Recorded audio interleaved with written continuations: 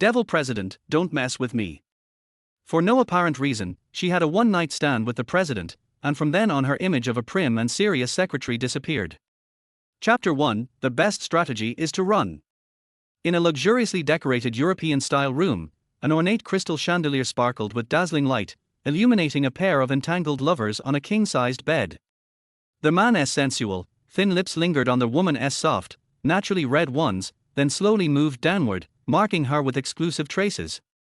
Hot. So hot. Song Qingyu weakly closed her eyes, feeling as though an inexplicable fire was burning inside her, leaving her unbearably uncomfortable. The man's touch felt cool to her, like a parched traveler in the desert stumbling upon an oasis. Her body instinctively pressed closer to his. The atmosphere in the room grew even more heated. As the burning sensation inside her eased slightly with the man's touch, Song Qingyu let out a soft, pleasurable sigh. Her hands gripped his broad, slightly sweaty shoulders. Sweat trickled down the man's face, past his cheek and chin, finally dripping onto her body. After a moment of pain, Song Qingyu couldn't help but let out a moan, her soft body arching in invitation as her fingers dug into his muscles. The room was filled with sensuality. Sunlight streamed into the presidential suite of the most luxurious hotel in S City. The heat in the bedroom had yet to dissipate, and the air still carried the scent of passion. Clothes were scattered chaotically from the doorway to the large bed, a testament to the intensity of last night's battle. Song Qingyu shifted slightly.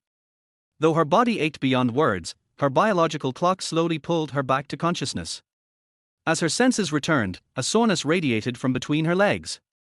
She opened her eyes slowly, only to be greeted not by the pale pink ceiling she was familiar with, but by a white, ornately carved vaulted ceiling and a blindingly bright crystal chandelier.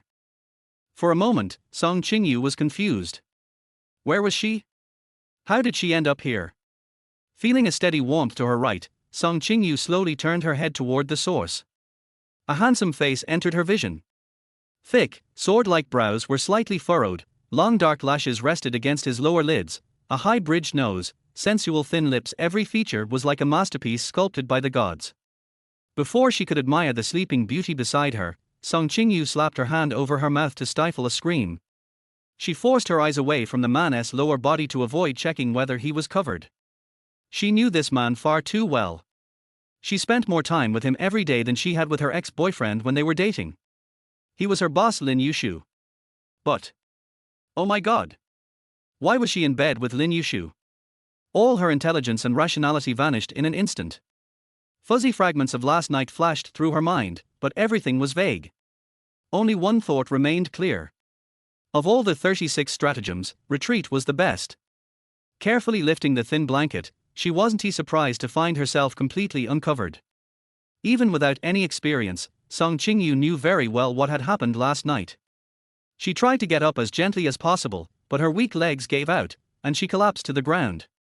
Fortunately, the thick carpet cushioned the fall, and the noise was barely a dull thump. However, her movement caused a slight shift in the mattress, which startled the sleeping Lin Yushu. He stirred uneasily. Song Qingyu instantly held her breath, not daring to make a sound. Luckily, the man simply turned over and continued sleeping deeply. Song Qingyu quickly gathered her scattered formal gown and plain high heels. But after searching around, she couldn't find her undergarments no matter how hard she looked. Thankfully, the dress was conservative and not form-fitting. Fearing the man in bed might wake up at any moment, she gritted her teeth and slipped into the dress completely bare underneath. Finally, she grabbed her handbag and broken gold-rimmed glasses at the door. Glancing at the bed to make sure he was still asleep, she breathed a sigh of relief. She carefully opened and closed the door, then crossed her arms and fled the hotel as fast as she could. Chapter 2. I'm really tired. When I opened the door of the small suite, I felt like all my strength had been drained away. Song Qingyu threw her bag on the ground and dragged her tired body straight to the bathroom.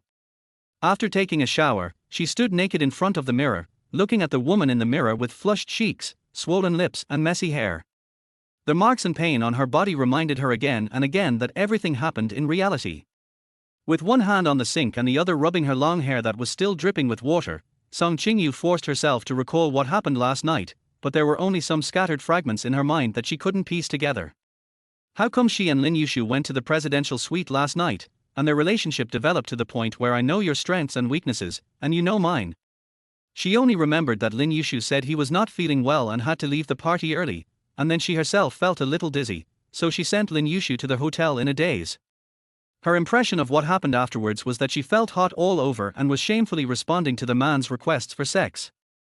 Song Qingyu shook her head to get rid of these shameful memories, and suddenly realized a problem and her face turned pale.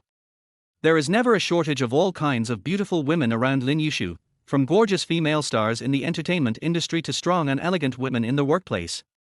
At the same time, he is also a boss with great principles and a clear distinction between public and private affairs.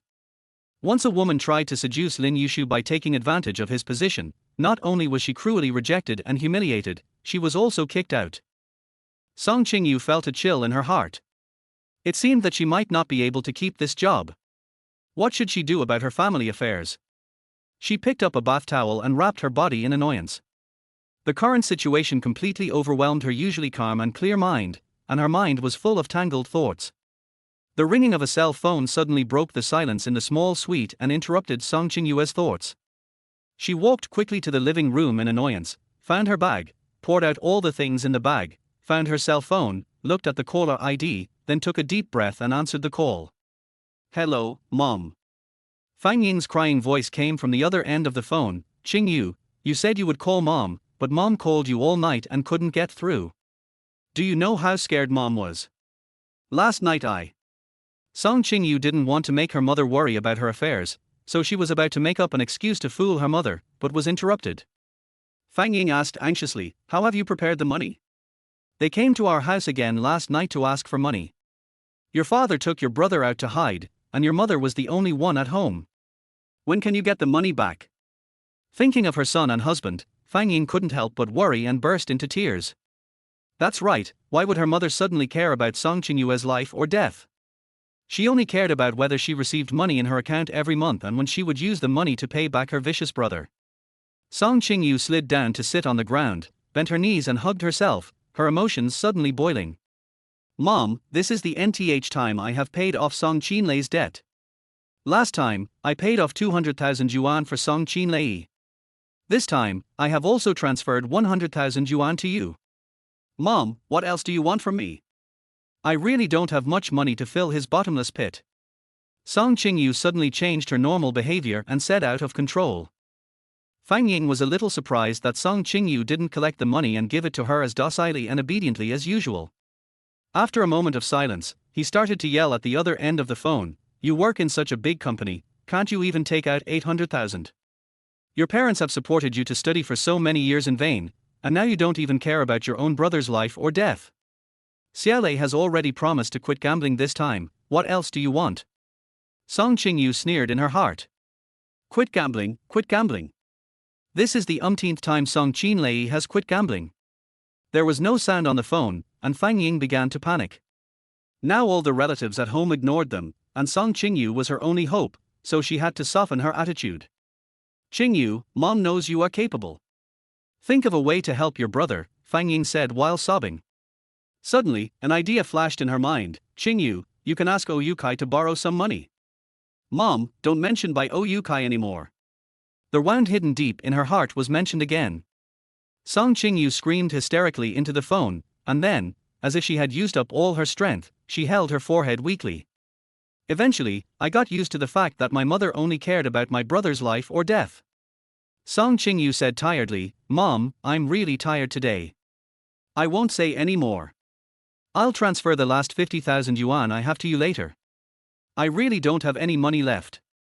After saying that, he turned off his phone and threw it aside without caring about Fang Ying's reaction. He then casually fell to the ground, letting his wet long hair spread out and closed his eyes tiredly. She is really tired. Chapter 3, Feeling Out of Control. Song Qingyu was awakened by a chill. The aches in her body did not ease but became more severe. Even her throat began to ache and her stomach was growling with hunger. He barely supported himself, got up, changed his clothes, and cooked himself a bowl of instant noodles to fill his stomach. She drew aside the curtains and opened the window. The sky outside was already pitch black, and the night wind blowing into the room made Song Qingyu shiver. She glanced at the alarm clock on the bedside table and saw that it was already past 1 a.m. It turned out that she had slept for so long. After eating a bowl of steaming hot noodles, Song Qingyu finally felt that her physical strength had been restored a little and her sanity was gradually returning. The memories of last night came flooding back. As a well-educated person, Song Qingyu suddenly realized something and touched her lower abdomen. Shit, she couldn't remember if they had used birth control last night. She really couldn't bear it if a little life was added to her already chaotic life. He grabbed a set of clothes and put them on. He zipped up his coat all the way to his chin to cover the ambiguous red marks on his head and neck, picked up his keys and wallet that were scattered on the ground, and prepared to go out. Song Qingyu suddenly thought of something and took out a hat and mask from the closet and put them on. Finally, she dressed up like a thief and went to a nearby drugstore. After facing the scrutiny and questioning of the aunt on night duty, Song Qingyu bought the emergency contraceptive pill. She breathed a sigh of relief, took off the stuffy mask and hat, and walked home. Not far away in the night, a black luxury Lincoln was parked, and a pair of deep eyes stared at Song Qingyu's every move through the darkness. CEO, according to the materials, Secretary Song lives in a 31-square-meter small suite on the 4th floor of that building. Zhang Ruohan, who was sitting in the front seat, looked at the materials on his mobile phone, found the target building, and pointed it to Lin Yushu in the back seat while reporting. Lin Yushu's deep gaze was fixed on the woman in jeans and a sports jacket. The dimly lit street made it hard to see clearly, but he could tell at a glance that the woman in the distance was Song Qingyu. Her long, slightly curly black hair was a little messy, but the slim-fitting jeans and sports jacket outlined her beautiful curves, making her look youthful and pretty. It turns out that his secretary, who wears conservative black suits and old-fashioned glasses every day, has this side of her in private. Just like no one could have imagined that under that outdated and uninteresting black dress, there would be such a passionate body. The few clips from last night have resurfaced. Song Qingyu's long hair spread out on the white bed sheets, she bit her lips, narrowed her eyes and couldn't help moaning. The image appeared in Lin Yushu's mind. A warm current surged uncontrollably to his lower abdomen, forcing him to admit that Song Qingyu was extremely charming and made his blood boil. Song Qingyu entered the building. Lin Yushu withdrew his gaze, looked around, and frowned. This is a slum. On such a dark night, there are only a few street lights in such a large residential area, and there is not even a security guard. There were often women walking around in revealing clothes, and he even saw a few drunks walking by swearing.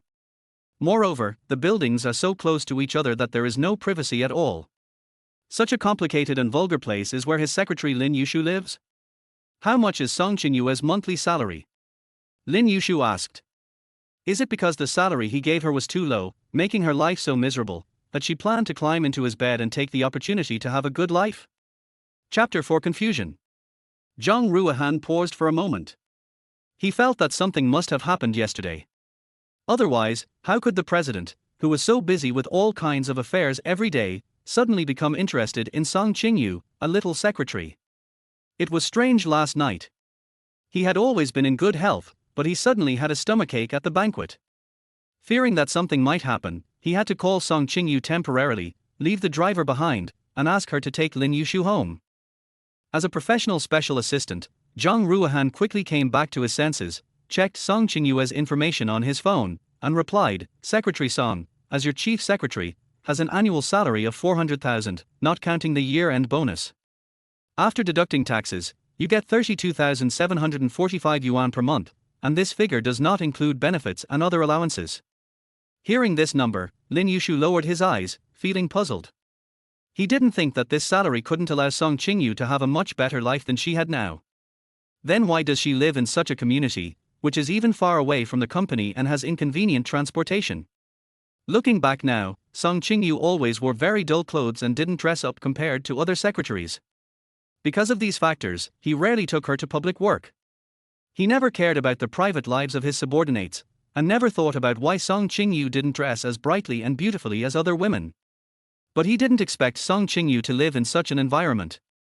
Lin Yushu suddenly had a lot of questions about Song Qingyu, but he couldn't get any answers. He didn't like the feeling of not being in control. It was nearly 2 a.m., and Zhang Ruohan, who was called out in the middle of the night, could hardly resist the call. Seeing Lin Yushu still looking thoughtful, Zhang Ruohan couldn't help but ask, President, does Secretary Song have any questions? Originally, Lin Yushu wanted to confront Song Qingyu directly tonight, but after calming down and actually seeing Song Qingyu, he suddenly changed his mind. There are still many doubts about what happened last night, and there are many things he still can't figure out. He only drank 2 glasses of wine at the banquet yesterday, one of which was handed to him by Song Qingyu. Then he began to feel hot and weak and could not control himself. He had sex with Song Qingyu and slept until midnight today. He was well aware of his alcohol tolerance, so all the symptoms indicated that he had been drugged. Is the person who drugged Song Qingyu? Based on her rigorous and responsible performance in her daily work, his intuition told him that it was not the case. But after seeing Song Qingyu's living environment, he suddenly became interested in her and wanted to know the story behind her. He wanted to understand her before making a decision. Want to know where she spent all her money? I want to know if she is deliberately getting close to me because of money. In short, no one can plot against Lin Yushu and get away with it. Go to the banquet and their hotel and check the surveillance footage from last night. I want all the footage of Song Qingyu. Lin Yushu thought for a moment and added, by the way, check out Song Qingyu's other background information. Yes, President. Although he didn't understand the reason, Zhang Ruohan still agreed obediently. It seems that the problem still happened last night. Judging from the king's tone, he wants to investigate Song Qingyu thoroughly. Zhang Ruohan sighed in his heart. It seemed that he would have no time to sleep tonight. Let us forget about it tonight. He will wait until he understands everything about Song Qingyu and resolves the doubts in his heart, then he will decide whether this matter has anything to do with this woman. Let's go. Lin Yushu had an idea in his mind and finally spoke. Chapter 5, Deep in Debt. When she woke up again, Song Qingyu felt even more dizzy, her whole body was weak, and her throat was so that she could only make hoarse sounds. After hesitating for a while, she decided not to go to work. Having not gone to work yesterday and after what happened with Lin Yushu, she might as well just wait to be fired. After a quick wash, Song Qingyu went to the bank and transferred 50,000 yuan to Fang Ying, although this was probably just a drop in the bucket compared to Song Qinlei's huge debt. Before leaving the bank, Song Qingyu couldn't bear it anymore, so she walked to the door and then turned back to the counter. Before she was fired, she borrowed a loan from the bank. However, she had no property in S City, and although she had a well-paid job, she had no savings. Only because of Illinois Technology's reputation and her good credit record did the bank reluctantly lend her 500,000 yuan. He transferred all the 500,000 yuan to Fang Ying. Song Qingyu looked at the balance in her bank account and thought about the fact that she still had a debt of 500,000 yuan. Song Qingyu lamented that she had to start all over again. But even so, there was still something missing to pay off Song Qinlei's debt. I bought a loaf of bread and sat on a bench in the park. It was a weekday morning and there were almost no people in the park. Song Qingyu lowered her head and looked at the old sneakers on her feet that were about to come apart. Tears were about to fall, but she forced herself to hold them back. What is her current situation? A month ago, she caught her boyfriend Bai Oyukai, whom she had been dating for 7 years since college, and his female boss in Bai Oyukai's apartment. 2 weeks ago, her younger brother Song Qinlei owed another 800,000 yuan in gambling debts. Her mother Fang Ying forced her to pay back the money for Song Qinlei. Today, she has drained her last savings and still owes the bank 500,000 yuan. She had originally put all her energy into work to numb herself and stop thinking about those annoying things. But she slept with her boss yesterday, and it is very likely that she will lose this high-paying job, and even because of the bad reputation, she will not be able to find a job in the industry in the future. Now she has no money, no boyfriend, and may even lose her job. How should she live in the future? Song Qingyu buried her face in her hands, biting her lips to let the pain drive away her tears, her long black hair draped down on both sides, covering her face. After a while, she raised her head and wiped her face, but no tears came out. Her stubborn character forced her to face the reality instead of crying. When she turned on her phone again, her mother's text messages flooded in. She didn't read any of them, thinking that they were just those messages, so she just replied, "The money has been transferred." Just as I was about to throw my phone on a chair beside me, it suddenly started ringing loudly. Song Qingyu glanced and saw that it was her office phone. Her palms began to sweat from nervousness, and she sat up straight and answered the phone.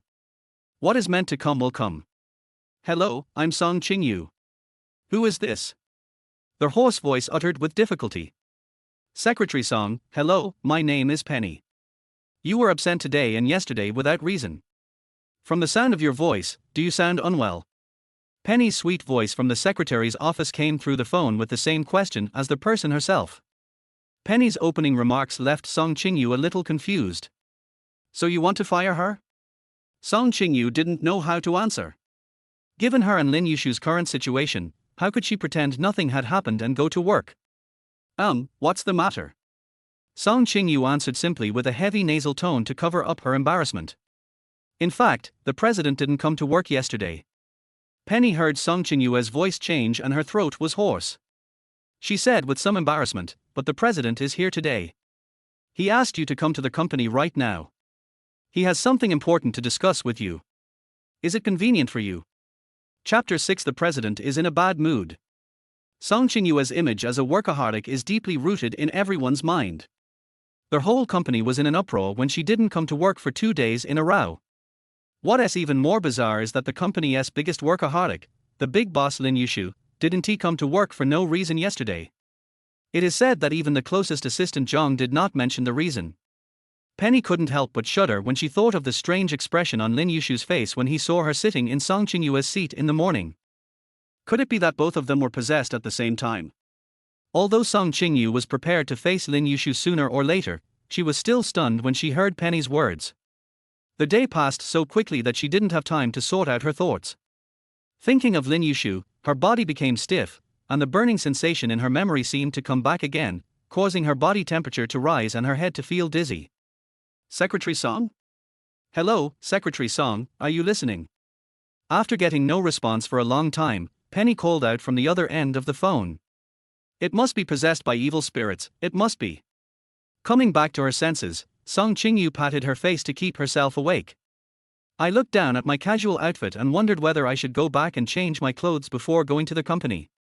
But then I thought, I was going to be fired anyway, so what did it matter? Song Qingyu replied indifferently, I'm here, I'll come to the company now. Looking up at the clear blue sky, there are few fluffy white clouds floating in it. Song Qingyu's mood also suddenly became clear. What needs to be faced will have to be faced sooner or later. Looking up at the tall glass curtain wall building of Illinois Company, it reflects dazzling light under the sunlight. Song Qingyu couldn't help but sigh in her heart. This might be the last time she would come to this place where she has worked for a year. There are not many people in the lobby during working hours. Considering the privacy of the company's senior executives, Lin Yushu built the elevator leading to their high-level office area behind the water curtain wall. There is no need to go through the front desk. Only authenticated chip cards and facial recognition can go up directly, which reflects IL's high-end modern technology and the company's theme of intelligent. Standing in the elevator, although she was prepared to face being fired calmly, she was still nervous. Although she and Bai Oyukai had been dating for so many years, they had only gone so far as kissing and holding hands. Frankly speaking, she didn't know how to face the other party after this happened, especially since the other party was her boss who clearly distinguished between public and private affairs. Lin Yushu is wise, calm, and decisive. He is the eldest son of the world-class wealthy Lin family, but he does not rely on his family. At the age of 25, he obtained a doctorate degree at Harvard and took a course in information technology.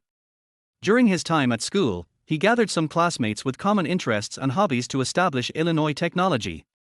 In just 2 years, Illinois, relying on its advanced technology and reputation in the industry, coupled with Lin Yushu's outstanding leadership, quickly went public and became a world-class leader in intelligent technology. Although Lin Yushu has not yet taken over the Lin Group and is only taking on some duties, the success of Illinois has doubled Lin Yushu's net worth and the stock price of the entire Lin Group. Moreover, he is not married yet and has publicly announced that he is single. Lin Yushu is such a man standing at the top of the world, an excellent man, and a top diamond-level bachelor in the eyes of women.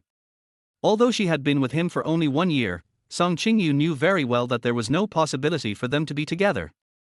This is also the reason why she can be by Lin Yushu's side. She has self-awareness and knows when to advance and retreat. Just when Song Qingyu was still thinking about all sorts of things, the elevator reached the top floor with a ding sound. As she stepped out of the elevator, Song Qingyu immediately saw Penny sitting at her office. Secretary Song, you are finally here.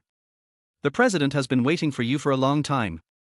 There was a surveillance camera in the elevator, and Penny had known that Song Qingyu was coming. She stood up as if she had been pardoned and greeted her happily. Great, Secretary Song is finally here. Lin Yushu is very handsome, but the air pressure on the 66th floor is too low today. Several department heads are already squatting on the ground picking up reports. Secretary Song, you look really good in this. Penny said sincerely as she saw Song Qingyue's eyes light up. Suddenly, she looked around mysteriously and whispered to her, "The president is not in a good mood." Chapter 7 Who is at a disadvantage? Song Qingyu had been nervous all the way and now felt the burning pain in her throat getting worse. She wanted to go drink a glass of water first. The intercom on the table rang, and the man's sexy and deep voice came out without warning. "Song Qingyu, come in." Lin Yushu ordered simply and directly, with a strong sense of displeasure in his voice. Song Qingyu was caught off guard and was shocked. After all, she had worked for Lin Yushu for a year, and she knew very well when not to provoke this boss. Now is not the time. But there was no way to avoid going in, so he could only go in and die under Penny's sympathetic gaze.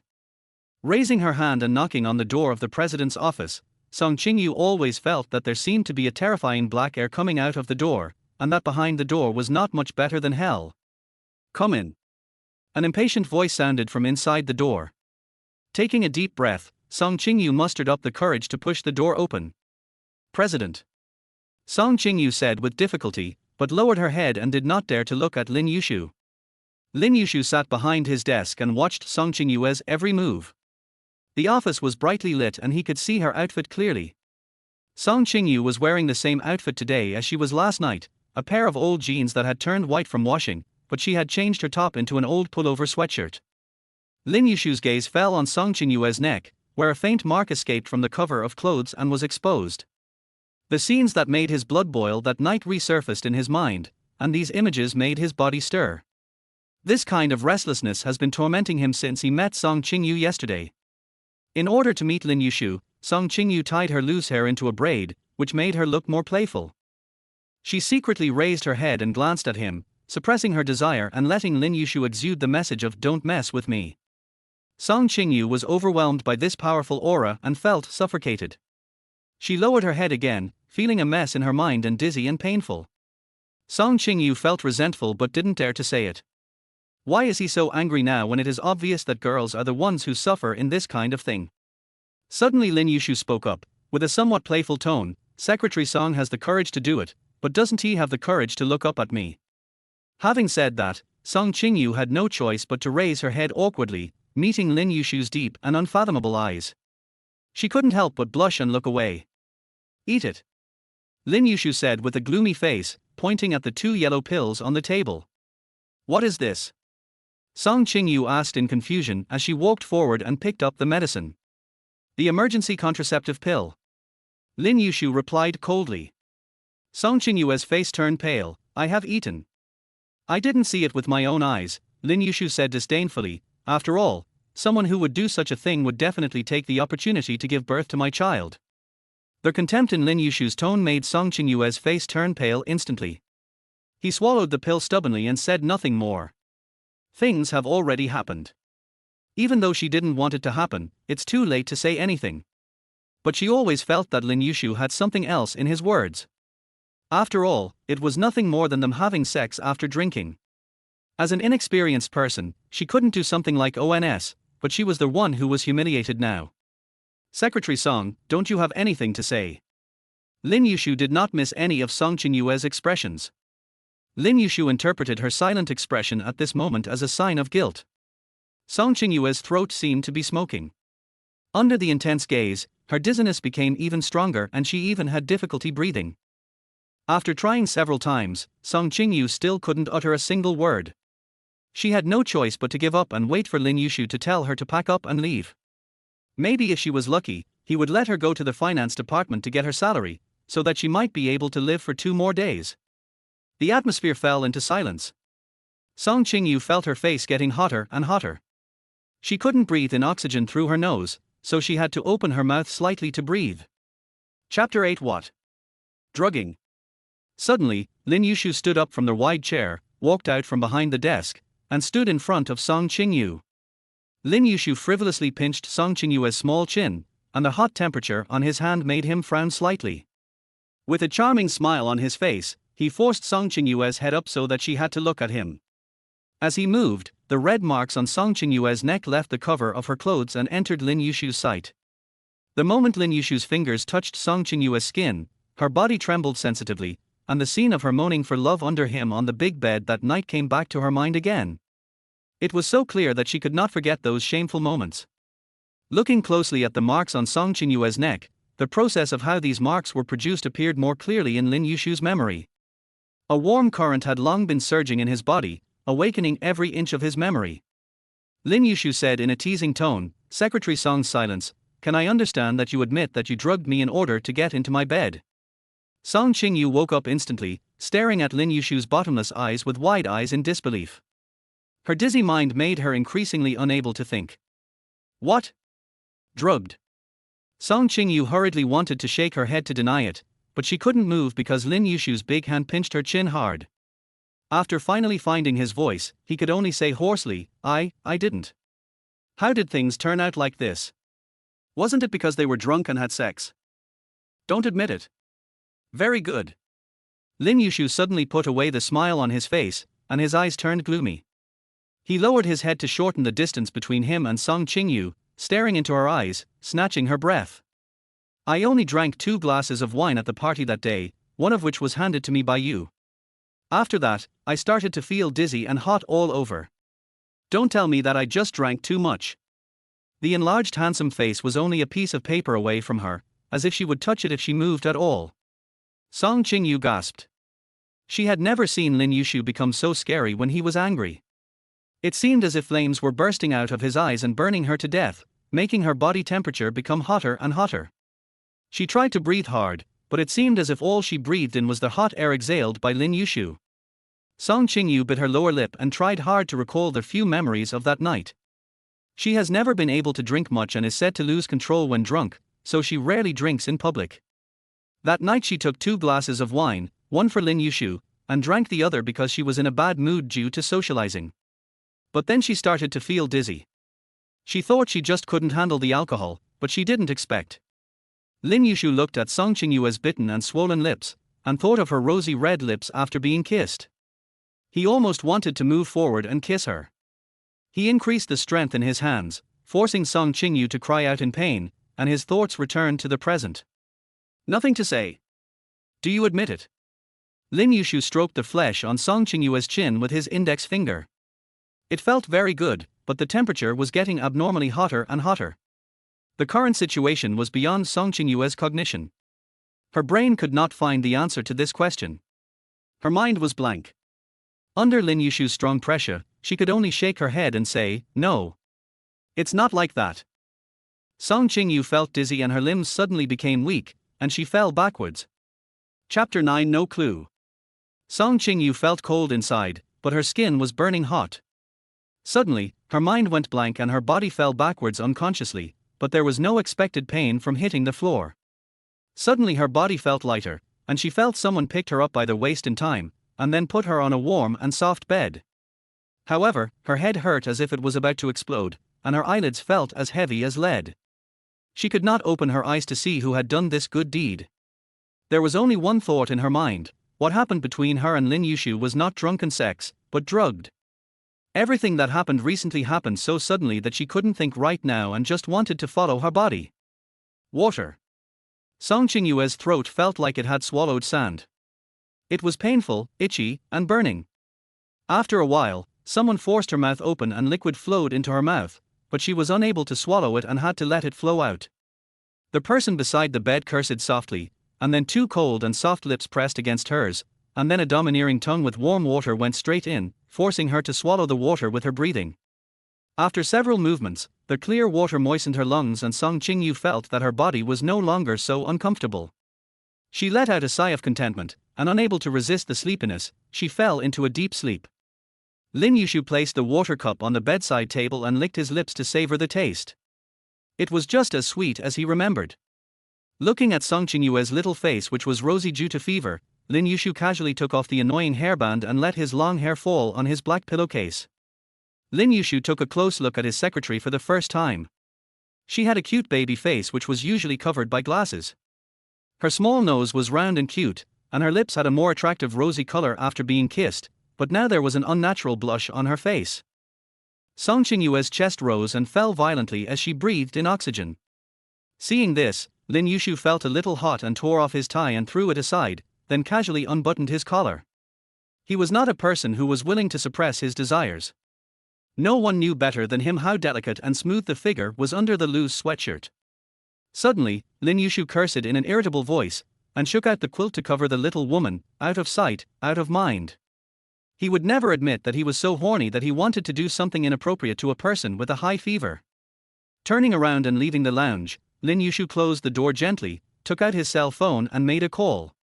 Hello. The person on the other end of the phone spoke unclearly, obviously being woken up from his sleep. Yuchen, come to my office, there is a patient.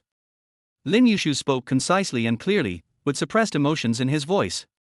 Lin Yuchen had surgery last night and lasted until this morning. He had slept for less than 2 hours, but now he was suddenly awakened. Boss, are you sick? Their voice did not sound right, and the mainstay of their Lin family could not have any mistakes. Lin Yushu helplessly bent his arms and slightly supported his forehead. It's not me, come as soon as possible, it should be a fever. After making it clear that Lin Yuchen would not be given time to ask questions again, he hung up the phone. Lin Yushu opened the video file sent by Zhang Ruohan and watched Song Qingyue's family background again. The video was damaged and then urgently repaired, and a section was cut. In one section, Song Qingyu walked to the terrace with 2 glasses of wine, and there was no surveillance on the terrace. Lin Yushu had reason to suspect that it was Song Qingyu who went to the terrace to do something. He originally wanted to use high pressure to force her to tell everything, but looking at her expression, it seemed that she knew nothing about it. If this little woman really didn't know, then it was just that his secretary was pretending too well. It is true that Song Qingyu has aroused his great curiosity. Her family background and her younger brother who owes a huge amount of money give her enough reasons to explain why she lives such a life with a not so low salary. It also gives her a perfect reason to do this, but he believes that the damaged surveillance is definitely not a coincidence. He even suspected that Song Qingyu was pretending to be sick, but after testing her, he found that she was really delirious due to fever. In the past, he never minded the way Song Qingyu dressed at work: a conservative black uniform, a knee-length suit skirt, black mid-heeled leather shoes, a conservative bun, and gold-rimmed glasses. Now it seems that this kind of dress has perfectly ruined her beautiful facial features and concealed her exquisite figure. The reason why he hired Song Qingyu was because he was fed up with his secretaries who dressed fashionably in low-cut and backless clothes, so he chose Song Qingyu who dressed conservatively and stiffly. Facts proved that his vision was good. Song Qingyue's work performance was well organized, efficient and fast, which saved him a lot of trouble. But what if all this was just a means to attract him? Lin Yushu glanced at the woman sleeping on the big bed. Because of the dizziness, the woman made an unconscious moan. Suddenly, his mind was filled with beautiful pictures and he couldn't think. I walked to the desk irritably and rang the phone on the desk. Bring in a glass of ice water. Chapter 10. Very frustrated. Lin Yuchen put away the stethoscope and neatly injected a powerful antipyretic injection into Song Qingyue's vein. Because of the sudden pain, Song Qingyu couldn't help but frown slightly and groaned incoherently. Looking carefully at the woman lying on his eldest brother's bed, Lin Yuchen felt that she looked familiar. It took him a long time to realize who she was. Isn't this the secretary sister who usually sits at the door? Wow, I didn't expect she is such a fresh little beauty. Suddenly his eyes fixed on some marks on Song Qingyue's neck. His strict elder brother and his little secretary. Is it possible? Lin Yuchen, I advise you to retract your obscene gaze. The big boss who had been leaning against the door and staring at him while he was seeing the patient spoke coldly to Lin Yuchen. Lin Yuchen quickly withdrew his gaze in fear and pointed outside the door, indicating that they should talk outside so as not to disturb the patient. Hearing this, Lin Yushu walked out of the lounge first, followed closely by Lin Yuchen carrying the medicine box, closing the door and letting the patient have a good rest. Boss, don't worry. It's just overwork and a cold. Just take medicine on time and have a good rest for a few days and you'll be fine. Lin Yuchen took out some special cold medicine from the medicine box and said in a flattering manner. Walking to his office chair and sitting down, Lin Yushu picked up a document on the table and said as he read it, "That's fine, you can go now." Boss, you are really destroying the bridge too much. He is the leading authority in neurosurgery in the medical field. The queue of people waiting for him to operate on their brains is long, and it depends on whether he is in the mood. Today, he was called to treat his secretary's fever, and after the treatment, he was criticized for being in the way. Lin Yuchen really couldn't swallow this. Thinking of Song Qingyue's look, Lin Yuchen couldn't help but said with pity, "Boss, you are too abusing your secretary. You still want her to come to work even though she has such a fever. Look, she has fainted due to exhaustion. And look at how thin her arm is. You talk so much nonsense. It's a waste of your talent to stay in the hospital. Why don't you go back to Lin's and be the general manager of the public relations department?" Lin Yushu said casually without even raising his eyelids. When thinking of Song Qingyue's thin arms, the big hand holding the pen paused for a moment on the document, then circled a few places without anyone noticing and threw it away, then replaced it with another one. Lin Yuchen took a breath of cold air. It seemed that the king was in a bad mood today and could not be teased. No, I am very happy to be in the hospital and make contributions to society." Looking at the document in his hand, Lin Yushu's brows furrowed deeper and deeper, and suddenly he threw it out, scattering the report all over the floor. "Boss, why don't you settle the medical expenses first, and I can leave? Brothers should settle accounts clearly." This is the bottom line of Lin Yuchen, a money-loving man. But looking at the expression on his brother Lin Yushu's face, Lin Yuchen couldn't help but swallow his saliva to calm himself down. "How much?" Knowing that inviting Lin Yuchen would cost a lot of money, Lin Yushuor said indifferently without even raising his head. "Physical exhaustion. Did this little woman work too hard that night?" Thinking back to when he woke up and saw blood on the sheets, this was the first time for this woman, and he seemed to have no mercy on her. But her taste is so sweet and addictive. Next time he would control himself and be more careful not to exhaust her. Lin Yushu was shocked by his own thoughts. He actually wanted to have another relationship with this woman who was suspected of drugging him? Lin Yuchen carefully raised 2 fingers, looked at Lin Yushu's face, and said carefully, 200,000. He opened the drawer, took out the checkbook, tore off a check, and threw it to Lin Yuchen in annoyance. "Get lost." "Thank you, Lord." Lin Yuchen skillfully used this huge piece of paper. "I thank you on behalf of the children of the third world." After saying that, he took the medicine box and turned to leave. When he was out of the door, Lin Yuchen carefully poked his head in and said, "Brother, as a doctor, I want to give you some health advice. Holding back too much is really bad for your health." After saying that, he slammed the door and Lin Yuchen ran away. Lin Yushu looked up at his reflection on the computer screen with a grim face. He was so damn unsatisfied. Chapter 11: A Clear Conscience. Song Qingyu felt like she had slept for a very long time. When she woke up, she no longer felt dizzy, her body felt light, and her throat wasn't as painful anymore, but her voice still seemed a little hoarse, and her limbs felt a little weak. There was a bedside lamp on next to the bed, illuminating the surroundings with dim light. Sitting up with great effort and leaning against the head of the bed, Song Qingyu looked around. This is Lin Yushu's lounge. The simple black and white style is very similar to him, domineering and flamboyant. It is the place where he usually rests when he works overtime. It is his private space with excellent sound insulation and privacy. Few people have the opportunity to come in without his consent. As his secretary, she had only come in once before. There was a crack in the door of the lounge, and the bright light outside the door shone through the small crack, casting a ray of light on the ground. In the quiet air, Song Qingyu could clearly hear the tiny sound made by Lin Yushu turning the paper outside. In this case, if she makes the slightest move, the people outside the door should know it first. There was a cup of warm water on the table. Song Qingyu was feeling very thirsty. She picked up the cup quietly and drank most of it in one gulp. The feeling of water flowing through her throat seemed to stir up some events when she was unconscious. She really couldn't remember them, but she just felt that the feeling was a bit ambiguous and made her heart beat faster. Her throat was itchy and she covered her mouth, but she still couldn't help coughing. There was a sound of something being put down outside the door, followed by footsteps approaching from far away. Before she could react, a big hand pushed open the door of the lounge. "You're awake." Lin Yushu looked at Song Qingyu expressionlessly and said coldly. Song Qingyu struggled to get up from the bed, but fell back weakly and had to hang her head in embarrassment. In her memory, who else could it be other than Lin Yushu who carried her to the bed? Kindness. The two of them sharing a bed always made her feel uneasy. The shyness of the little woman in front of him aroused the devil in Lin Yushu's heart. Picking up a chair and sitting beside the bed, Lin Yushu said with an evil smile, "Secretary Song, what are you thinking of to seduce me again? Are you trying to resist but still welcome me? In fact, I won't refuse if you throw yourself into my arms." After regaining her normal thinking, Song Qingyu was unable to reconcile Lin Yushu's teasing and sarcastic way of speaking with his usual calm and composed image. Perhaps it was because she had been suppressed for too long and had endured too much. Song Qingyu suddenly ignited with indescribable anger in response to Lin Yushu's repeated accusations. Not knowing where she got the courage from, Song Qingyu looked up at Lin Yushu and said word by word, "Boss, I don't know what you are talking about.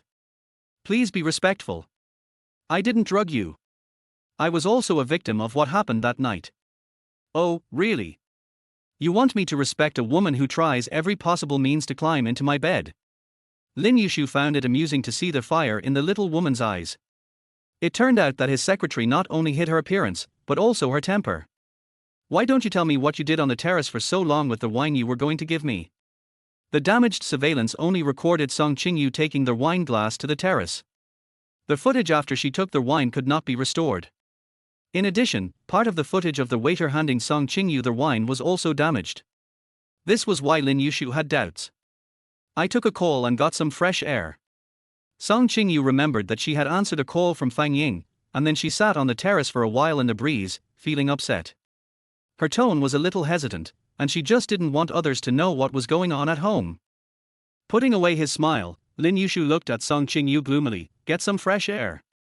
Secretary Song, are you trying to fool me with this?" He just fainted deliberately and secretly observed Song Qingyu's expression. "I felt embarrassed and didn't want to tell anyone, but I didn't feel guilty." Song Qingyu felt helpless because of Lin Yushu's misunderstanding, but she still forced herself to hold her head high. The worst that could happen was that she would lose her job, but her dignity could not bear such a false accusation. "It was my mom's call. I really didn't drug her. I think you must have watched the surveillance video. You should have seen that I also drank." After that, Song Qingyu blushed as she recalled what happened later. She suppressed her shyness and continued, "After that, I also felt dizzy and had a fever. I think the 2 glasses of wine were the problem." "How do I know that you didn't drink the drugged wine on purpose in order to clear yourself of suspicion?" Lin Yushu said calmly with his arms folded across his chest. Feeling powerless in her heart, Song Qingyu simply leaned back against the head of the bed. It's easy to find a pretext to accuse someone of a crime. Since he is convinced that he did it, he can refute any explanation she gives. "I tell you, I didn't do it. I didn't drug you. Believe it or not, I am also a victim and I have a clear conscience." Song Qingyu couldn't control her emotions and shouted hysterically at Lin Yushu. Chapter 12 Stockholm Syndrome. The air froze instantly after she shouted. Song Qingyu also felt that she had lost her composure, but she turned her face away stubbornly, stopped explaining, and held back her tears. Too much has happened during this period of time, far beyond what she could bear. But what can she do? She is still the only one who has to bear everything silently. What if one more thing happens? Lin Yushu just calmly watched Song Qingyu vent her emotions and then put on a strong face. He read all the information about Song Qingyu. He couldn't believe that this petite woman had so much on her shoulders and yet she was still trying to be so strong. Can't a woman use her softness to make a man submit? Maybe if she shows weakness and acts coquettishly, he will soften his heart. Lin Yushu suddenly stood up and left his chair. Song Qingyu simply closed her eyes to hide the tears of grievance flowing in her eyes, waiting to be judged by him. After a while, Lin Yushu returned to the room and threw a pile of things on Song Qingyu. "Take it." Song Qingyu opened her eyes, looked at the small boxes on the bed, and picked up a box at random. "It's cold medicine." She looked at Lin Yushu in confusion. Lin Yushu looked down at her, the dim light cast beautiful shadows on his face, making his whole face seem somewhat devilishly seductive. "Secretary Song, since you keep saying you're innocent, I'll give you 10 days to prove your innocence. During this time, I'll keep your position." Ignoring Song Qingyue's surprised expression, Lin Yushu continued, "Special Assistant John will cooperate with you. If you don't get any results by the time, I'll make you pay. This is the only chance I'll give you. I'll give you 3 days to recover and then look for evidence. I never wrongly kill anyone. Lin Yushu didn't quite understand why he did this. No one had ever been able to get away with yelling at him in this manner. So after saying this, he didn't want to think about it anymore and simply left the lounge without looking back, leaving Song Qingyu behind who hadn't reacted yet. It turns out that he didn't exactly want the death penalty for himself, and he gave her a chance to prove it. Song Qingyu wondered if she had Stockholm Syndrome. Even though she was clearly misunderstood, she was actually happy because Lin Yushu trusted her a little bit. His sudden grace made Song Qingyu, who had been in a gloom, suddenly see a ray of light. Things have been getting worse and worse recently, and this might be the only good thing that has happened to her recently. Looking at the bed full of medicine, a warm feeling surged into Song Qingyu's heart. What Zhang Ruohan saw when he entered the room was that Song Qingyu, who was usually a smart, calm and composed working machine, was looking at a bed full of medicines with a confused look on her face. It was just like when he first came in and saw Lin Yushu explaining things to him with a somewhat aggrieved and weird expression on his face, which made him feel creepy. Zhang Ruohan also got a general idea of the matter during the investigation. Although he usually admired Song Qinyue's work ability and performance, and did not want to believe that Secretary Song would do such a thing, he had seen too many women in the company trying to attract Lin Yushu's attention, and he felt somewhat suspicious of Song Qingyu and even a little more disgusted. Zhang Ruohan stretched out his hand and waved it in front of Song Qinyue's eyes, and said coldly, "Secretary Song, are you okay?" I couldn't help but worry that Song Qingyu might have been frightened by the president's cruel methods. Song Qingyu came back to her senses. She didn't know when Zhang Ruohan appeared, and looked at him with empty eyes. "The president is leaving first," Zhang Ruohan said seriously with a weird expression. Seeing Song Qingyu as fragile as a porcelain doll, Zhang Ruohan softened his heart a little and said in a soft voice, "Can you get up? The president asked me to take you back." Chapter 13, Panic Assistant Zhang. After taking some medicine last night, I fell asleep again and it was already past lunch time. My whole body felt weak as if it had been crushed, but Song Qingyu still felt that everything that happened was a little unreal. Lin Yushu clearly insisted that she was the one who drugged her, so why did he agree to give her another chance to prove her innocence? Originally, when Zhang Ruohan sent her back last night, she wanted to ask him for the surveillance video of the banquet, but he insisted that she recover first, probably under the instructions of Lin Yushu. After eating some bread and taking medicine again, Song Qingyu felt that after last night's rest and the help of these medicines, her body had gotten much better. She no longer had hot and cold spells, and her limbs were no longer as weak as when she just woke up. Her fever had also subsided. But her throat was still hoarse from the high fever. Now that she was no longer in danger, Song Qingyu decided that she could not just sit there and wait for death. She could not really do nothing in these 3 days. She was eager to find evidence to clear her name, resume her original peaceful life, and draw a clear line between herself and Lin Yushu. Thinking of Lin Yushu, Song Qingyu couldn't help but shudder. He was like a cheater staring at its food, sharp and dangerous, and she didn't want to be his food. So, Song Qingyu quickly packed up and planned to try her luck at the company hosting the banquet to see if she could find the waiter who gave her the wine that night. Maybe she could get some clues from him. Just as she was about to go out, the cell phone in her pocket rang. Song Qingyu saw it was a call from Zhang Ruohan. "Hello, Special Assistant Zhang, this is Song Qingyu." Song Qingyu was stunned for a moment before answering the phone. Zhang Ruohan's tone was filled with indescribable embarrassment. "Hello, Secretary Song, I wonder if you are feeling better." Song Qingyu couldn't think of what Zhang Ruohan could want from her now. The only possibility was that Lin Yushu wanted her to complete the investigation quickly, so that's why he asked him to call. This is exactly what she wanted, to clear her name as soon as possible. "I'm fine now. The investigation can start at any time." Song Qingyu tried her best to make her voice sound less hoarse. Zhang Ruohan seemed a little hesitant, and said hesitantly, "No, it's not about this. I just don't know if it's convenient for you." Before he could finish his words, there was a burst of angry roar on the line along with the sound of a door opening, and the sound of a folder hitting the ground. "Assistant Zhang." Penny's resentful cry came from the phone from far away. "Sorry, Secretary Song, I'll call you back later." After saying that, he hung up the phone without waiting for Song Qingyu's reaction. Listening to the beep sound coming from the phone, Song Qingyu felt confused, but vaguely felt that the person who just cursed seemed to be Lin Yushu. She shrank her head and became more determined to find evidence to prove her innocence. Lin Yushu was not someone to be trifled with, and it would do her no good to get entangled with him. As soon as I walked out of the house, my cell phone rang again. It was Zhang Ruohan again. Before he could open his mouth, Zhang Ruohan said, "Secretary Song, I'm sorry to disturb your rest, but things are very tricky. Please come to the company as soon as possible." Zhang Ruohan's tone was almost pleading at the end.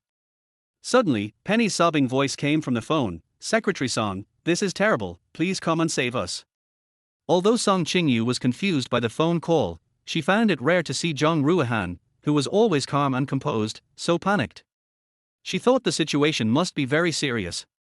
45 minutes later, Song Qingyu hurried to the 66th floor of Illinois Company, where she worked. As the elevator door opened, she was surprised to see an unprecedented crowd of department heads gathered in front of the secretary desk, whispering to each other. Song Qingyu then remembered that today was the company's third quarter business analysis report meeting. However, the faces of those responsible for the tens of millions or even hundreds of millions of businesses, who usually look calm and composed without even batting an eyelid, now all have worried looks on their faces. Chapter 14, The Savior. Today has been hell for department heads. The king was burning with anger from nowhere the whole day long, and he was dissatisfied with everything. Some of the supervisors who came to the meeting had their reports thrown at them for no reason, and some were scolded for no reason. Vice President Xiao Yunfeng, who was rarely seen, was afraid of being affected by the king's anger when he heard about this situation. As soon as he stepped into the company, he claimed to be sick and hurriedly ran away with his bag, leaving his poor little assistant and the group of people who didn't dare to run away to be vented by the king. As soon as they saw Song Qingyu, everyone's eyes lit up. Wow, it turns out Secretary Song looks so beautiful after changing out of those damn suits. Being stared at by so many people, Song Qingyu became nervous, but she forced herself to stay calm and face it with a professional attitude. All the people surrounded Song Qingyu without saying a word, as if they had seen a savior. "I'll go first. I came here first. Hey, don't grab it. Take your time, each of you." Song Qingyu felt dizzy from being snatched and pulled around, and couldn't help but say. The usually calm and efficient social elites were all in a mess, completely losing their usual aloof image. Lin Yushu just threw the report at them without explaining why and asked them to redo it. In the past, Song Qingyu would review it before the meeting before showing it to the king, and such a problem had never occurred before. Now they had no choice but to give it a try and put all their hopes on her. "Secretary Song, please help me check what's wrong with my report." The head of the finance department squeezed to the front with the first half of the year's report in hand, looking at Song Qingyu with a look as if he was about to cry. Normally, Song Qingyu would circle the problems for them and revise them before showing them to the president. Today, without her, her report had been thrown out by the king 3 times. Secretary Song took the report and flipped through a few pages, pointing to a few places and saying, "The data in the charts here and here are the same, but the data in the report is the same. You may have forgotten to change it." The head of the finance department woke up as if from a dream, thanked the management profusely, and took the report back to the office to revise it. The head of the HR department quietly lined up behind the head of the finance department, looking at the documents in her hands with a bitter face. How could the resume of a high-level job application be thrown out? What happened to the resume that made the king unhappy? Song Qingyu looked at one of the resumes and felt that it looked familiar. Suddenly she remembered something and pointed at one of the resumes with some embarrassment. She whispered in the ear of the HR manager, "This person is good in other aspects, but he seems to be gay, and he treats the president." During the business meeting, I gave the room card to Lin Yushu. The HR manager looked at Song Qingyu in disbelief, then came to his senses and tore the resume into pieces and threw it into the trash can like a hot potato. "What about me?" Zhu Dowei, the technical director, happily squeezed to the front, and suddenly seemed to remember something and cried out in tears, "My report is all about technical issues. Secretary Song, do you understand? Show me." Zhu Dowei handed the file to Song Qingyu with a try-it attitude. Song Qingyu took the report and glanced at it briefly. Looking at Zhu Dowei, who was scratching his hair, she said in a friendly manner, "Manager Zhu, I don't quite understand the technical issues, but I think the problem with your report may be the inconsistent capitalization, and the format is too bold." Zhu Dowei followed Song Qingyu's slender fingers to look at the place in the report. A hint of joy appeared on his sad face, and he quickly let go of his hair. Hey, when it comes to technology, who cares about 1234, ABCD, as long as you have fun? Zhu Dawei looked at Song Qingyu as if he was a fairy descending to earth. Secretary Song is so stunning today. Thank you, Secretary Song. Zhu Dawei excitedly gave Song Qingyu an unexpected big hug, and then happily went to revise the report. Chapter 15 Come in. All department heads found the problems and left satisfied to do their final revisions. The 66th floor suddenly became a lot quieter. After working for a year, Song Qingyu was very familiar with Lin Yushu's fussy and picky temper. She would usually read the report before the meeting, adjust the format and font to be unified before giving it to him for review. She was familiar with all the minor problems in the reports of various departments. Just when she was about to breathe a sigh of relief, Song Qingyu turned around and saw Penny with tears in her eyes and Zhang Ruohan with an embarrassed expression. Penny ran over with her arms open and hugged Song Qingyu tightly. Her proud breasts almost made her breathless. Secretary Song. The president is so scary. Penny cried with tears in her eyes. Her delicate eye makeup had smudged, making her look a little disheveled. Everyone in the secretarial office envied her for being able to come up and serve the president whom she usually interacted with, but Lin Yushu wanted to drink coffee, and she made dozens of cups of coffee for the whole morning, but he was still not satisfied. She smiled like she would to other men, but was scolded even more severely. After crying for a long time, Penny finally let go. She looked Song Qingyu up and down and saw that she seemed to be fine. Then she asked pitifully, Secretary Song, when can you come back to work? Without Song Qingyu, she would really die. After finally catching her breath, her throat felt itchy. Song Qingyu couldn't help coughing a few times before she could answer. Zhang Ruohan hurriedly handed her a cup of warm water with a guilty look. The 66th floor was like a slaughterhouse today, and all the supervisors were slaughtered by Lin Yushu. As the king's special assistant, he was ordered to read all the reports, but he only found some minor problems that were insignificant. If it weren't for this, he wouldn't have bothered Song Qingyu, who was still sick, to come to the company, not to mention that the order for her to rest was given directly by the king. Although their work overlapped, Zhang Ruohan never seemed to have taken a serious look at Lin Yushu's secretary. He only knew that she was diligent and reliable. Some documents from department heads would pass through her hands before being handed over to Lin Yushu for review, which was enough to show his trust in her. Besides, Song Qingyu usually does her work silently, rarely saying anything, and has no sense of existence. Zhang Ruohan just thinks that she is always working and is more like a work machine than Lin Yushu, so he doesn't take her seriously. Compared to Song Qingyu, he stayed with Lin Yushu longer and was also responsible for the coordination work in Lin's company, but he was not as meticulous as Song Qingyu. If it weren't for Song Qingyu's carefulness today, there would have been chaos in the world. Zhang Ruohan couldn't help but have a better impression of Song Qingyu. Thank you, Song Qingyu said gratefully. He drank a glass of water in one gulp, thinking about handing over his daily work to Penny later to avoid a situation like today. Secretary Song, I'm really sorry to bother you today. You should go back and have a rest, Zhang Ruohan said sincerely. Assistant Zhang, you don't have to be polite. These are all my responsibilities. Since she was here, Song Qingyu planned to fulfill her duty and complete her job. I'd better hand over to Penny before leaving. Zhang Ruohan thought about it and decided not to refuse.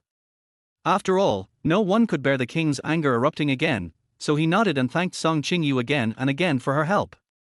Song Qingyu was just about to start handing over her work to Penny, but before she could open her mouth, the internal line on the desk suddenly rang.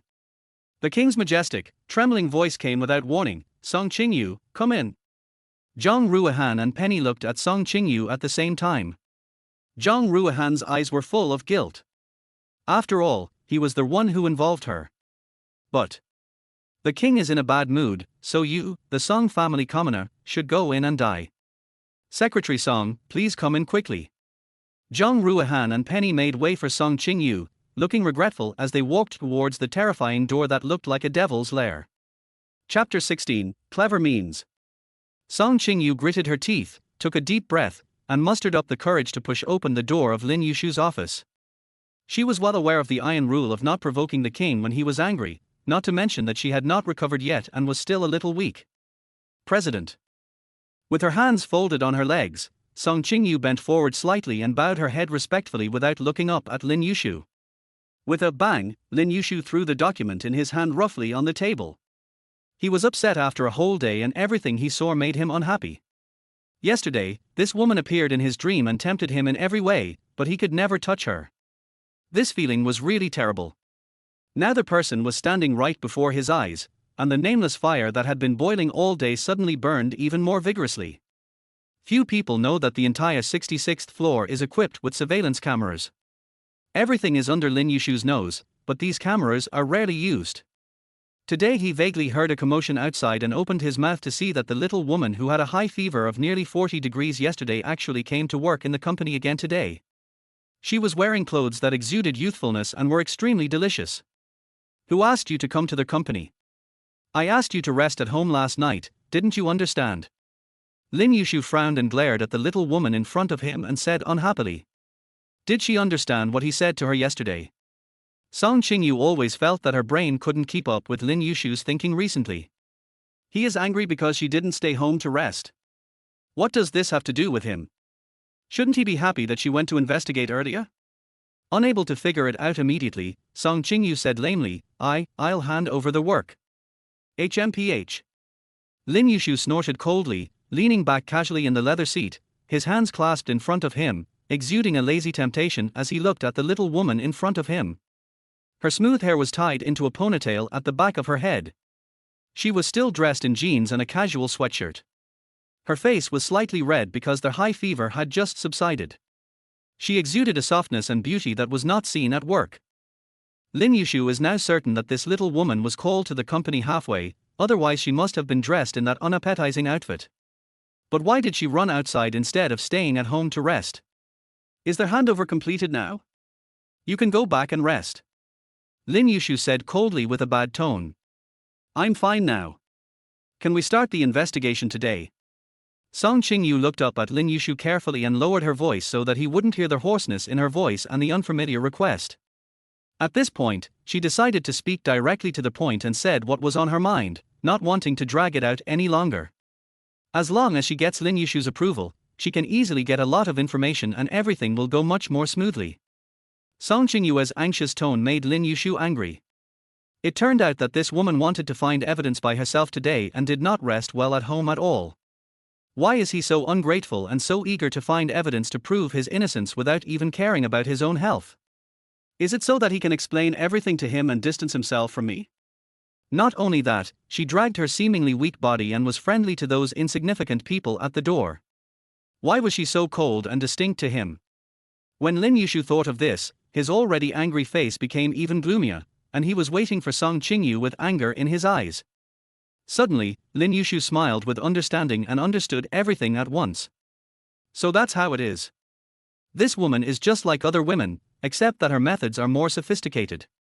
Chapter 17. You want to see me?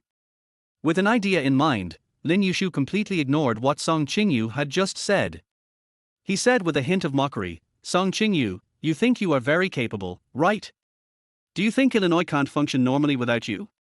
If so, why do I pay so much salary to those losers? The gaze cast at her was too scorching, causing Song Qingyu to lower her head instinctively. Song Qingyu was confused by Lin Yushu's irrelevant answer. They were clearly talking about the investigation, so why did they bring it up with the company? Just as I was about to deny it, he interrupted me again. I told you to rest, but you didn't understand. The expression on Lin Yushu's face became more and more gloomy, as if he would explode at any time. He used to like people who were quiet, proactive, calm, and committed to their duties, just like Song Qingyu. This is also the reason why he gave up those highly educated and beautiful women and chose her as his secretary. But now he particularly hated her sullen personality. She would not cry out in pain even when hit with a stick, but would just endure it, keeping everything in her heart. She would act tough even though she was clearly uncomfortable, just for the so-called innocence and so-called dignity. Perhaps she was just trying to get his attention.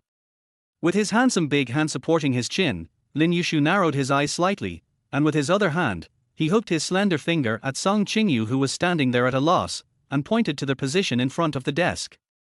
Come here. Upon hearing this, Song Qingyu looked up at Lin Yushu's expression, and her intuition told her that she couldn't go over there. Lin Yushu saw the fear and anxiety in the woman's heart, and raised his lips in a friendly manner. The tone of his voice revealed an order that could not be refused. "Come here, don't make me say it again." Although she was still timid in her heart, the man's smile was as beautiful as a devil's smile. She knew it was dangerous to go there, but due to Lin Yushu's arrogance and human nature, Song Qingyu chose to obey his wishes. She slowly walked to his designated position in front of the desk and stood cautiously. Lin Yushu waited patiently for the prey to slowly approach, watching with satisfaction as the little woman stepped into his trap step by step, looking obedient and submissive. "Are you reluctant to leave the company?"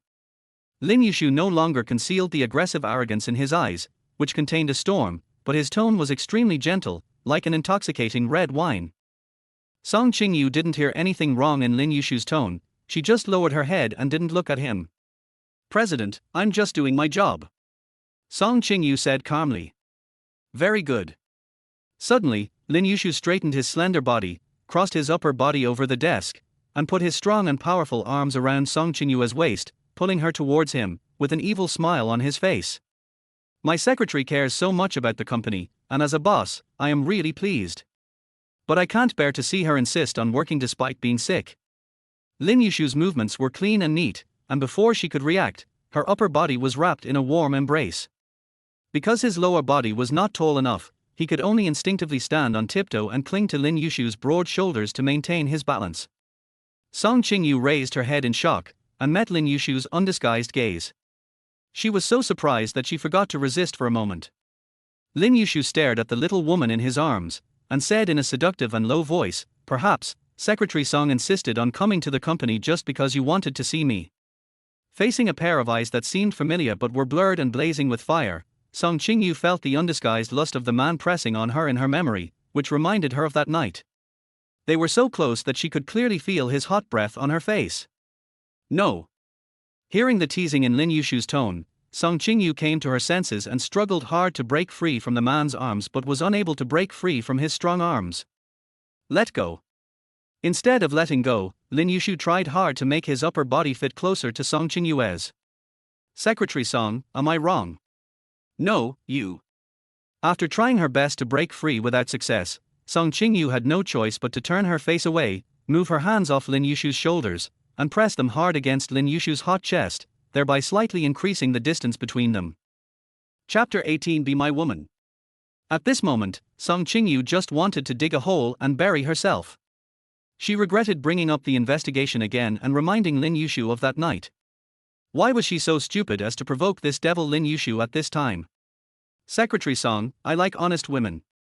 If you want to see me, I allow you to speak honestly." Song Qingyu's resistance made Lin Yushu more certain that this was just her trick of playing it safe. Woman. Now thinking about it, if it wasn't the case, why would she change her usual serious image and come to the company dressed in youthful and casual clothes repeatedly, just to arouse his interest again? He knows women's methods best, and he is not resistant to them using some tricks sometimes. Even if she wasn't the one who drugged him, she kept appearing in front of him now, just to make him look at her more. This woman put on such a big show and came to the company even when she was sick, just to win his sympathy. Her ultimate goal was to become his woman. The temperature in the entire office was rising, and a small spark could ignite it in an instant. Through their clothes, Lin Yushu felt satisfied that Song Qingyu's body temperature was not as abnormally hot as last night, and her resistance was not as weak as last night. It seemed that Lin Yuchen's medicine was still effective. With the beauty in his arms, his anger seemed to disappear instantly. Lin Yushu was unwilling to suppress his body's desire for Song Qingyu any longer. This woman had succeeded in making him extremely curious and desire about the side of her that was different from what he did at work, and he couldn't ignore it. The frustration of not getting what he wanted directly affected his work and mood. For the sake of his mood and work status, he suddenly felt that it was a good idea to keep this little woman by his side. Although his consciousness was not under his control that night, he clearly remembered the wonderful taste of this little woman. He was willing to keep her in captivity, just like his female companions, to let her become a flower in a greenhouse, no longer having to be ravaged by the wind and frost of the outside world. Even if she really drugged him to get close to him, money was just the simplest thing to him. He could let bygones be bygones for the sake of this little woman, as long as she behaved herself and didn't cause any trouble in the future. This posture made Song Qingyu feel more and more awkward. She twisted her body restlessly in Lin Yushu's arms, trying to escape from this increasingly hot embrace. Please let go, President. This woman was still putting on an act for him at this critical moment, and Lin Yushu couldn't help feeling a little disgusted. Song Qingyu, you succeeded.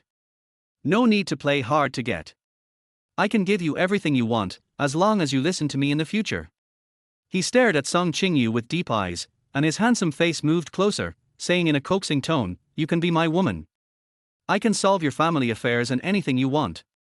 I will not pursue the past anymore. His current interest in this woman can accommodate everything she has done in the past. He just wants to keep her by his side and savor her. This is simply a heaven-sent gift to him that he has never had before in his love for women. Her face turned pale instantly, and Song Qingyu felt as if she had been stripped naked and humiliated. Not knowing where she got the strength from, Song Qingyu pushed away Lin Yushu's grip. Her body suddenly lost support and she took a few steps back. He thought she was just one of those women who deliberately tried to get close to him. He still felt that she was the one who drugged him. Song Qingyu's face turned pale, and she said sternly, President, I think you misunderstood. I am only here to hand over my work, and I want to prove my innocence as soon as possible. I have no intention of getting close to you, not now and not in the past. Chapter 19 Speechless.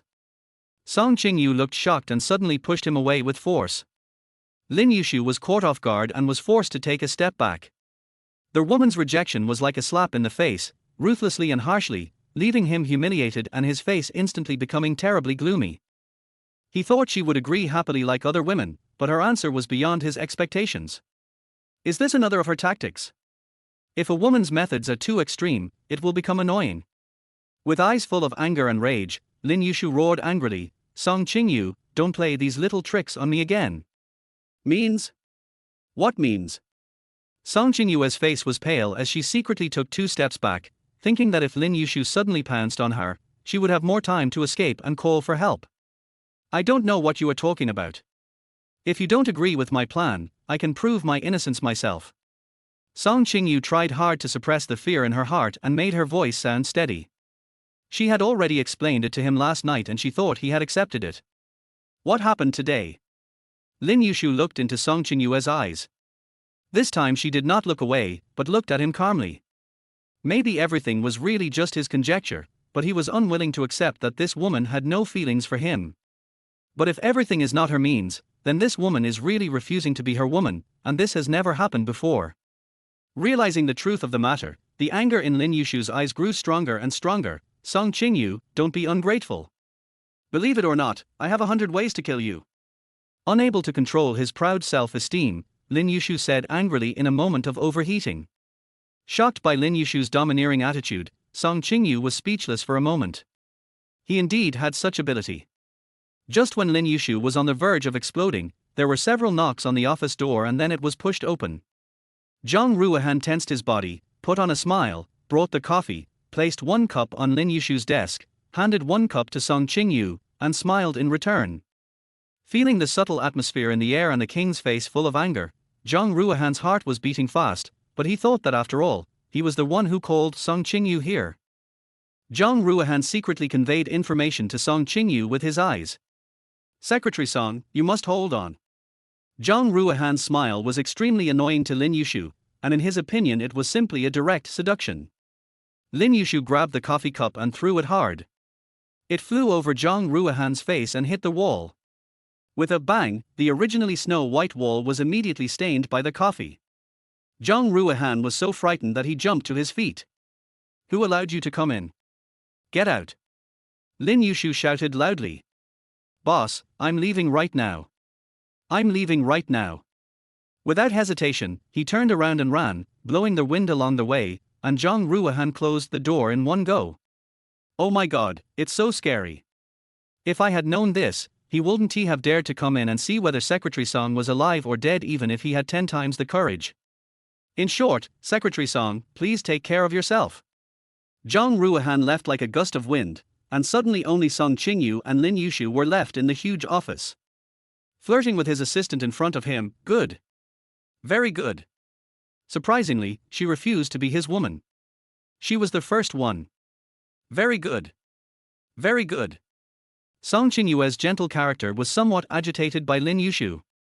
She had no intention of seducing him, so why did he misunderstand her again and again? But she had to bow her head. The man in front of her was the powerful Lin Yushu. How could she compete with him? I believe it. Song Qingyu said calmly, but I don't accept it. She doesn't have the power to confront Lin Yushu, but she can always maintain her composure and not do things she doesn't want to do. Song Qingyu's emotions have been completely aroused by Lin Yushu. She was obviously a victim, so why was she misunderstood by him? The air was so quiet that it seemed to be frozen.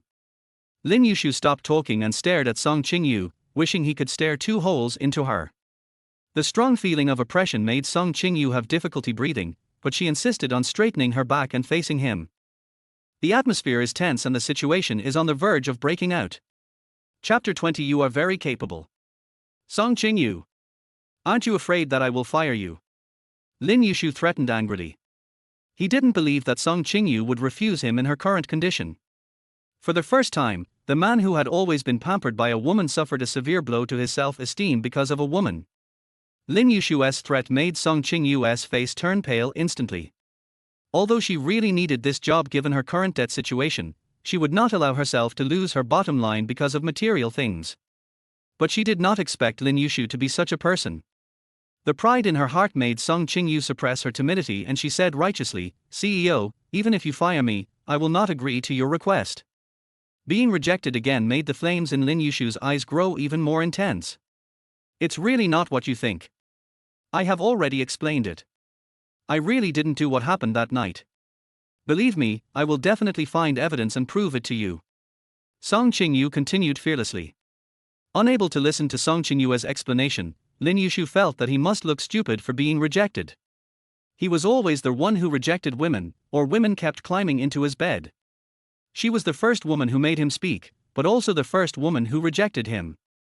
Sitting back in the leather seat, Lin Yushu pursed his lips tightly, feeling very uncomfortable with the way Song Qingyu looked down at him. Then, he pointed to the chair in front of the desk. Sit down. Boss, I'll just stand. Yu Shushu shot a cold look over. After hesitating for a while, Song Qingyu finally moved forward step by step with weak legs under his stare, while carefully observing Lin Yushu's movements and reactions. Such an action undoubtedly angered Lin Yushu's arrogant heart again. Song Qingyu, I'm not so hungry that I want to eat you. Lin Yushu growled angrily. He loosened his tie in annoyance, took off his expensive black suit that fitted him well, and threw it on the ground. He suddenly became decadent and violent. Although he really wanted to possess this woman right away, her eyes seemed to be guarding against an unsatisfied rapist, which made the charm that he was proud of even more frustrated. Moreover, when did he fall to the point where he had to force women to satisfy his desires? This woman's look was damn annoying to him. Song Qingyu sat uneasily on the chair designated by Lin Yushu. She felt very uncomfortable being stared at, so she secretly moved the chair back a little. Seeing Song Qingyu's unconscious little movements, Lin Yushu was completely sure in his heart how much this woman wanted to stay away from him. Unfortunately, the more she thought about it, the less willing he was to follow her wishes. No woman would reject him, Lin Yushu. It's just that she hasn't realized how good he is. Song Qingyu, you are very capable. Suddenly, Lin Yushu chuckled, contrary to his usual behavior, and deliberately emphasized his tone. Song Qingyu looked at the man in front of her in confusion. He suddenly became calm and smiled harmlessly. He was completely different from the man he was just a second ago, but she felt more and more uneasy in her heart. I think there may be some misunderstandings between us. Why would I fire such a capable secretary like you? Lin Yushu said with a smile, as if he had completely changed into a different person. He didn't want to scare her again. Song Qingyu was so shocked by the sudden change of attitude that she leaned back as far as she could in her chair. The man's strange behavior made her retreat instinctively. Did he mean to believe that she had no intention of seducing him and decided to let her go? Is that so? Song Qingyu asked tremblingly. She had hoped to stay in Illinois and return to her old ways. After all, Lin Yushu was indeed a generous boss, and he had never done anything out of line like this at work. On the contrary, he hated women who took advantage of their official duties to get close to him. It was said that his last secretary was fired because of this. After what happened today, she hoped to clear her name as soon as possible and escape as far away as possible. Lin Yushu's undisguised interest and desire made her feel fearful and uneasy. However, seeing Lin Yushu's slightly softened attitude, Song Qingyu was still very conflicted. She was afraid that what happened just now would happen again, but she also wanted to keep the job as much as possible. Of course.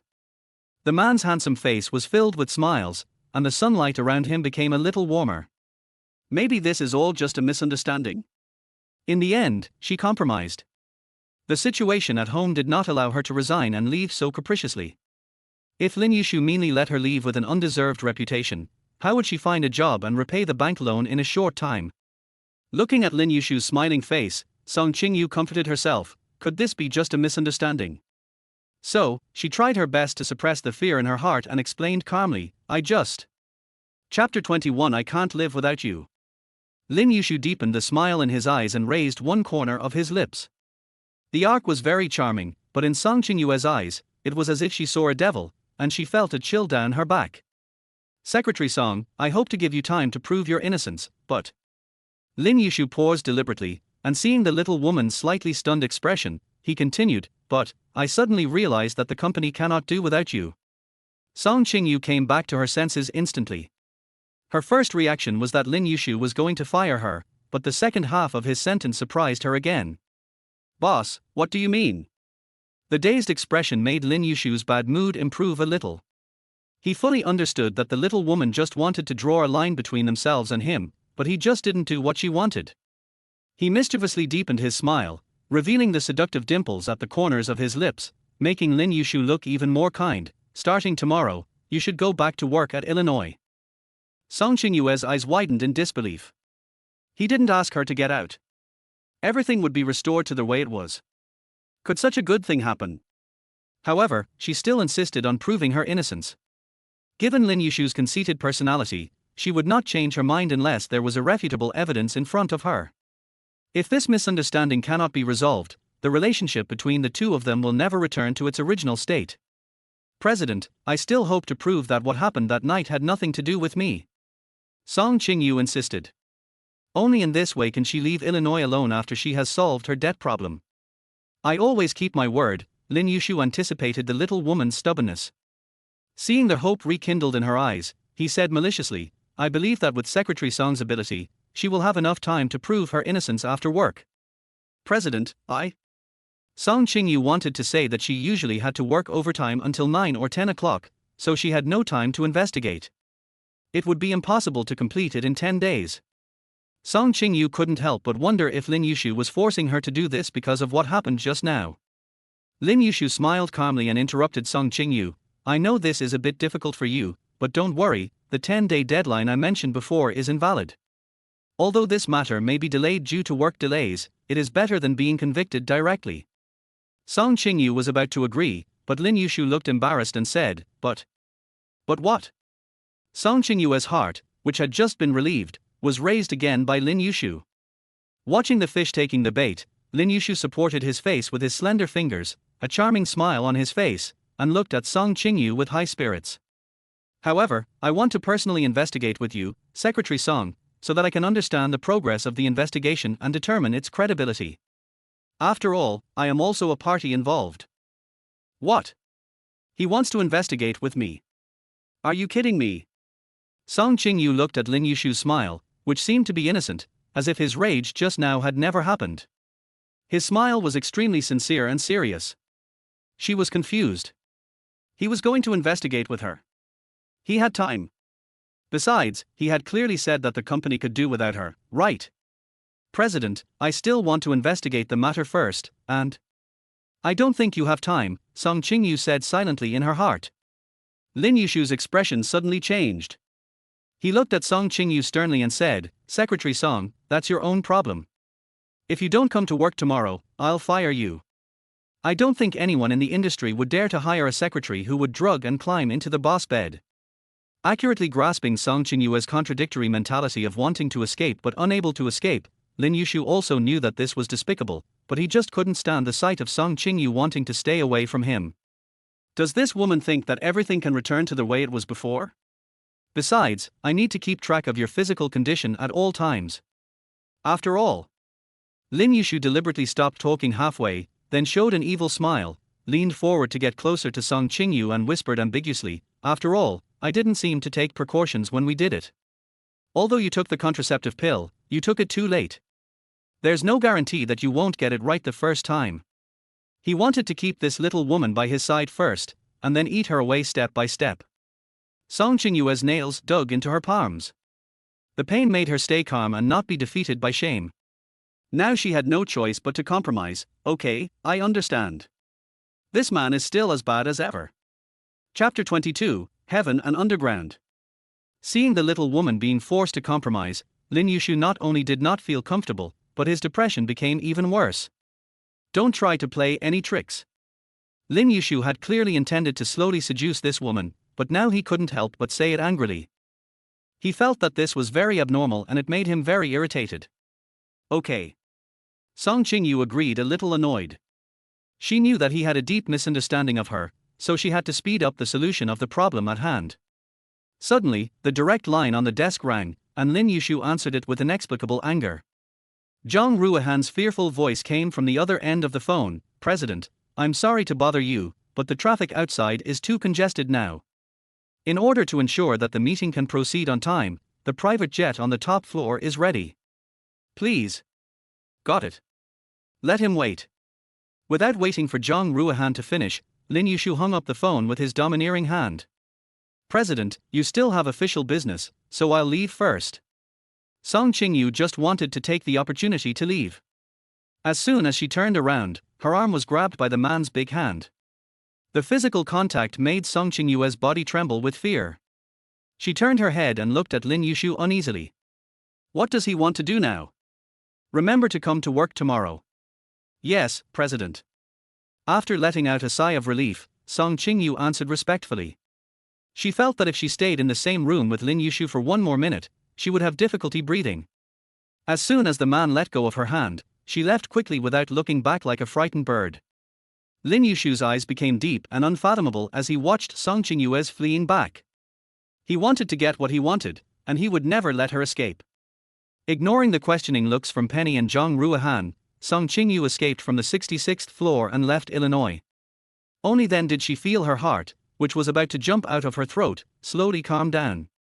At this time, the sky above was already burning red, and the setting sun painted all the clouds above into a charming red. An airplane took off with a roar from the apron on the top floor of Illinois, and flew over the sky above Song Qingyue's head at dusk, flying into the distance. Song Qingyu knew that Lin Yushu was on that plane. In fact, she felt that Lin Yushu didn't need to worry at all that she would have any improper thoughts about him. One is in heaven, the other is underground, this may be the distance between her and him. Shaking her head and no longer thinking about her relationship with Lin Yushu, Song Qingyu felt a little annoyed. It seemed that she didn't have time to find the waiter to investigate today. She was hoping that Lin Yushu would not have time to go with her on the investigation, so she still had to make time to do it herself. "I took out my cell phone and found several missed calls. In addition to Fang Ying, there were also several calls from Bai Oyukai."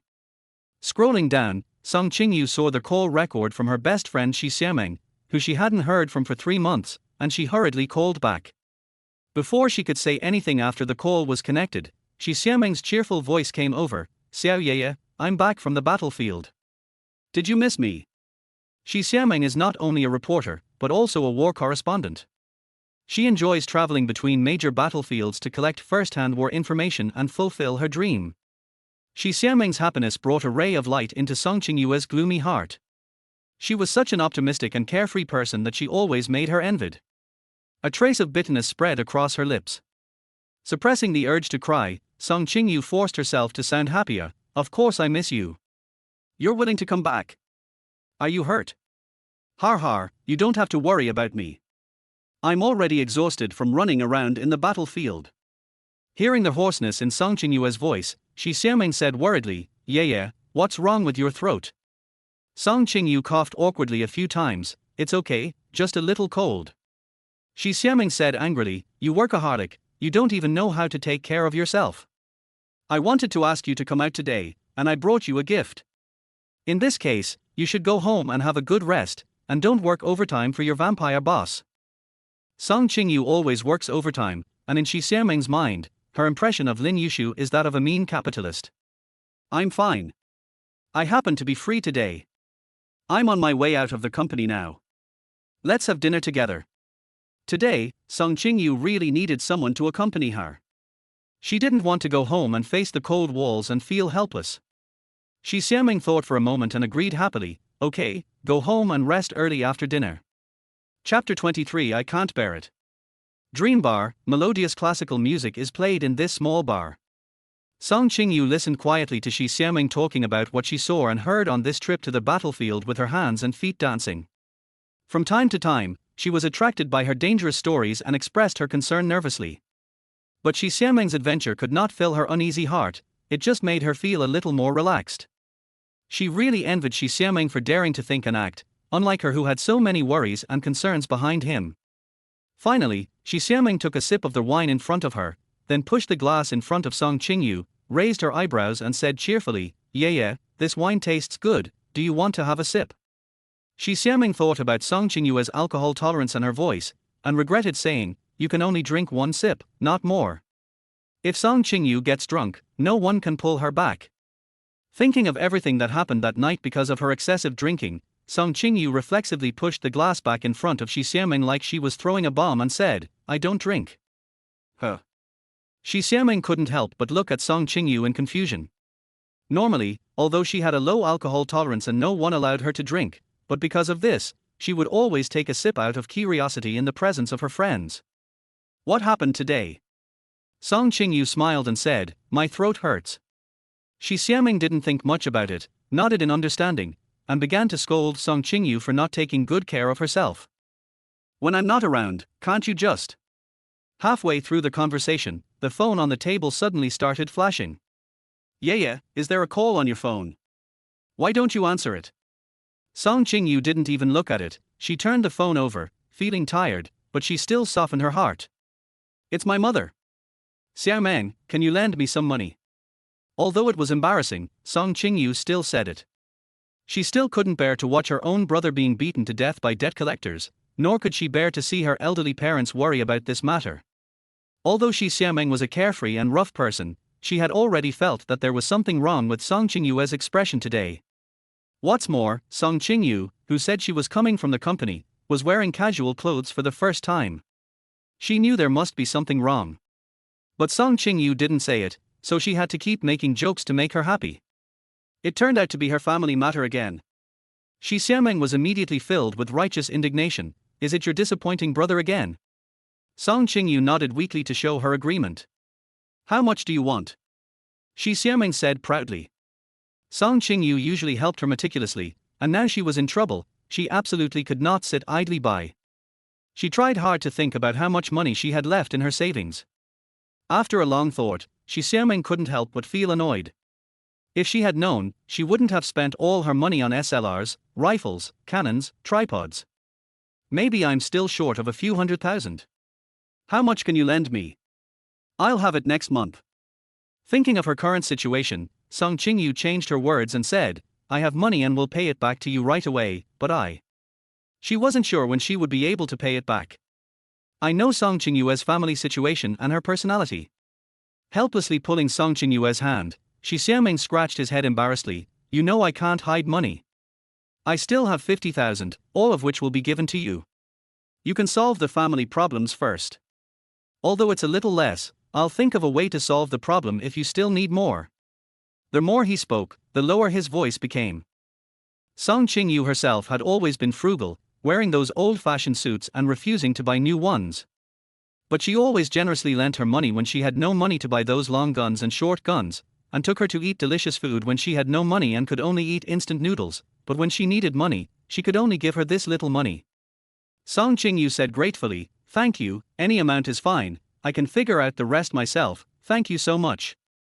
Song Qinlei is a bottomless pit, and she can only do her best. Yeah, you don't have to be polite to me. Suddenly, Shi Xiaming thought of something, yeah, you can ask Bai Okai for a loan. He works at Kuyue and should have quite a bit of savings. Maybe. Before Shi Xiaming could finish her words, she was interrupted by Song Qingyu. Xiaoming, Bai Oukai and I have broken up.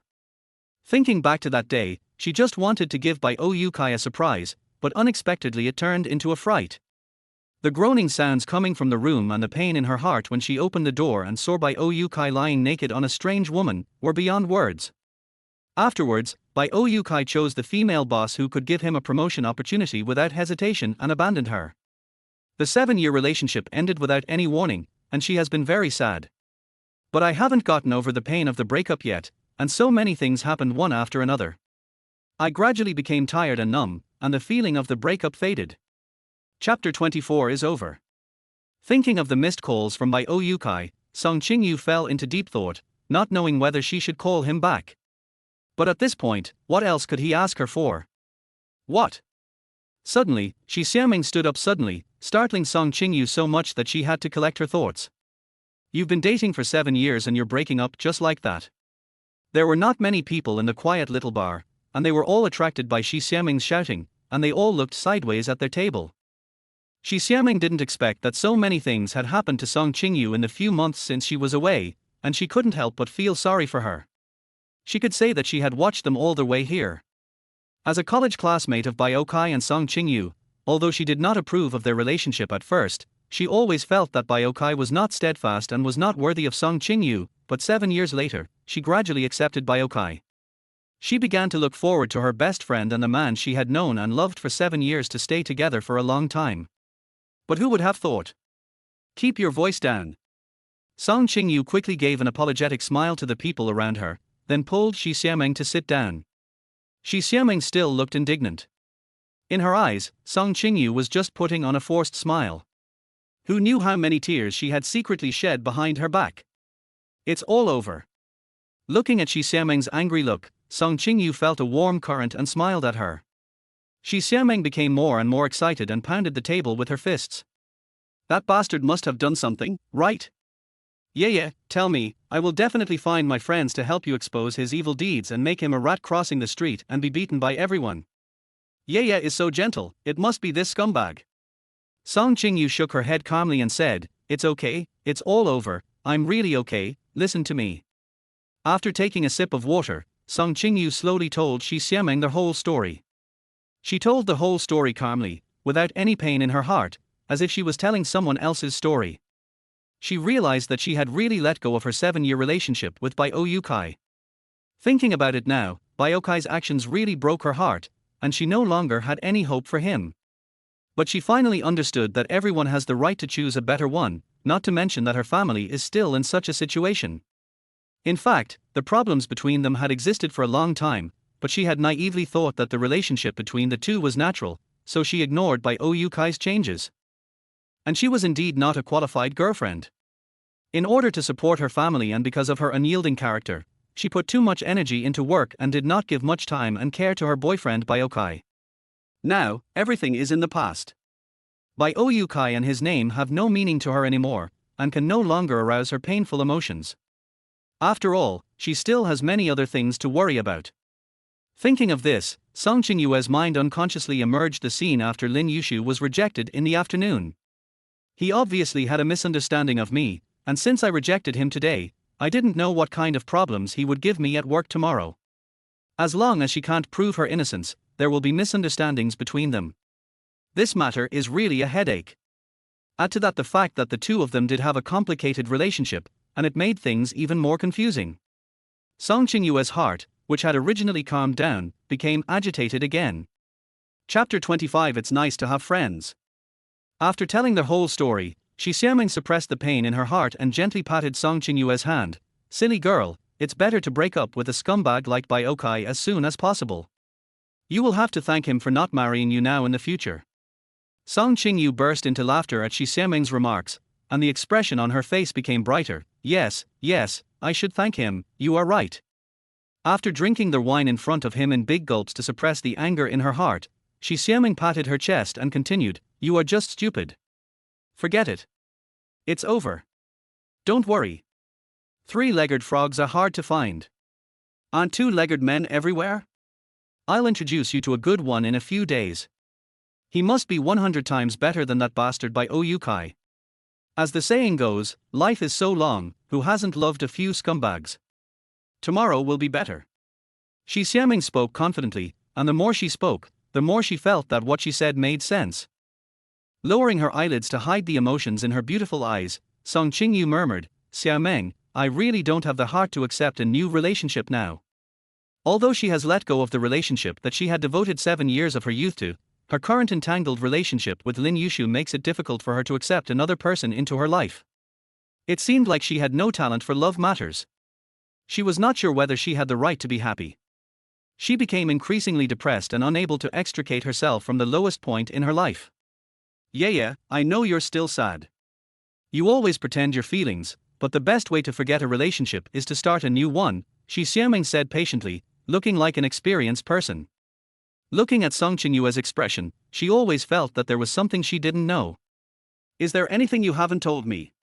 Don't keep it in your heart. I can help you share it. What she feared most was that Song Qingyu would hide her emotions too deeply and shoulder everything by herself, which made her feel so sorry for this good friend. She really had too much to bear alone, but she didn't want others to share her burden. Looking at Shi Xiaming's worried eyes, Song Qingyue's words were about to spill out of her mouth, but in the end she chose to swallow them back and not tell her what happened between her and Lin Yushu. It's okay, I'm really okay, I just suddenly realized that it's good to be alone. Why should she let others worry about her? Okay, then if you have anything, you must tell me. Shi Xiaming said again and again with a solemn promise. If Song Qingyu didn't say anything, she wouldn't force it. She just thought that it was because of Bai Ouyukai's matter that made Song Qingyu disheartened. She sincerely hoped that she could get over it on her own. After all, no one else can get involved in matters of the heart. The two chatted for a while, and Song Qingyu looked at her watch. It was almost 9 o'clock. Xiaomeng, I'm really fine. Don't worry about me. It's getting late.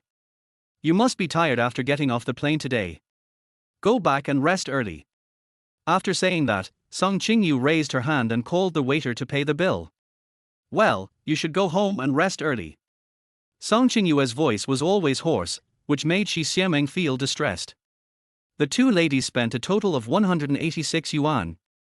The waiter said respectfully while holding the bill. Shi Xiameng snatched the bill from the waiter's hand. Her posture scared the waiter so much that he thought she was trying to steal something. Let me pay the bill. Shi Xiameng said to Song Qingyu with a smile. She is so short of money now, how can I let her pay the bill? Song Qingyu looked at Shi Xiameng in a daze, then she came to her senses and said sincerely, "Thank you." What are you thanking me for? You should treat me next time. A big-time white-collar like you who makes so much money should treat me to a big meal. I can just pay for this small bill. Shi Xiameng made a naughty face, then stood up and prepared to pay with the waiter. Passing by Song Qingyu, Shi Xiameng casually rubbed Song Qingyue's hair and said with a smile, "Silly girl, why are you being so polite to me? Don't be so stubborn. If you have any difficulties, you must tell me." After that, she jumped away. Song Qingyue's heart was instantly touched. It was so nice to have friends. Chapter 26. How could it be you? Shi Xiameng's liveliness made Song Qingyu temporarily forget the troubles in her mind. After leaving Dream and saying goodbye to Shi Xiameng, Song Qingyu put her hands in her thick pockets and walked home slowly, and those trivial things came to her mind again.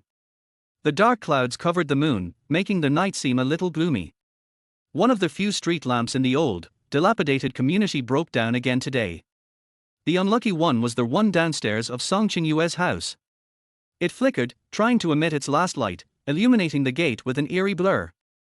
As they were almost at the residential building, Song Qingyu saw from afar an unfamiliar car parked outside the building. Although the security in their community is not good, there are only a few cars coming and going.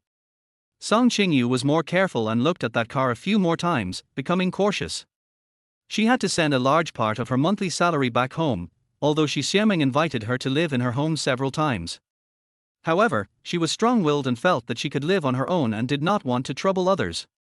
She also considered moving to a relatively safer place, but she had no spare money, so she tried to save as much as possible by living in such an old community. Although the people here are scattered and mixed, fortunately she is extremely careful and usually does not go out at night unless she works overtime. Fortunately, nothing has happened so far. There was a faint light coming from the car parked in front of the door, and the street lights flickered and were dazzling. Song Qingyu felt dizzy and unreal, so she just wanted to walk over quickly. She walked quickly past the car and was about to open the heavy iron door on the outside of the building, when suddenly a figure rushed out of the car, behind Song Qingyu and grabbed her. R. Song Qingyu was frightened by the sudden action and screamed loudly. She had lived there for several years without any problems. Could it be that she was unlucky enough to be robbed downstairs of her own house recently? And she really had no money. Yeah, I finally waited for you. The male voice behind her made Song Qingyu seem indescribably familiar. Thinking about how she was in debt and had encountered robbers, and how she had been misunderstood by Lin Yushu for days, Song Qingyu suddenly mustered up the courage to resist and punched the other person in the face. A petty thief wants to bully her. Song Qingyue's hand was so sore from the punch she threw with all her strength. She only regretted not bringing her usual bag, which contained the anti-wolf spray that Shi Xiameng had repeatedly reminded her to carry with her. Oh! Shit! The person behind him was completely unprepared for the attack from the petite Song Qingyu. He screamed in pain, let go of her hand and took a few steps back. Song Qingyu still didn't stop, and continued to beat the newcomer violently out of fear. When the neighbors in the building heard the noise, many of them cautiously stuck their heads out to look around curiously. You bad guy, what do you want to do? You bastard! Bastard! Bastard! Help! Song Qingyu saw several heads sticking out of the window, and she cried for help with a glimmer of hope, hoping that someone would come to save her, but the only response she got was the indifference of many people quickly closing the windows. Living in such a community, there are also many idle elements in society who cause trouble and fight from time to time. The residents are afraid of getting into trouble, so they are used to just watching the fun. Yeah, calm down, it's me. I'm Biokai. The man was defeated by Song Qingyue's random attack and begged for mercy. The fear in Song Qingyue's heart made her lose her mind. When she heard the person saying such words, she felt that the voice was really familiar.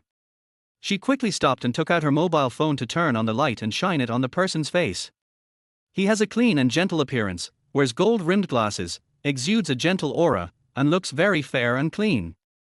Song Qingyu was very familiar with this man's face.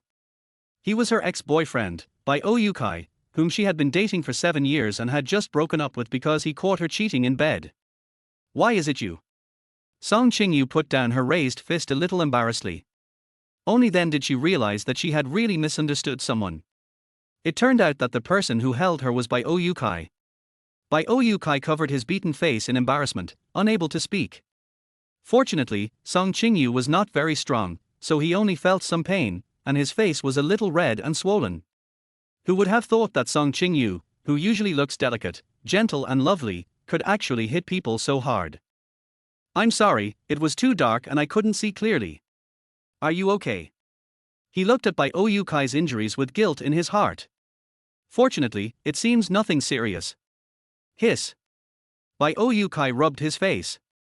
Seeing Song Qingyue's worried look, he didn't care about the pain on his face and the embarrassment of being beaten, and asked hurriedly, Yeah, why didn't you answer my call today?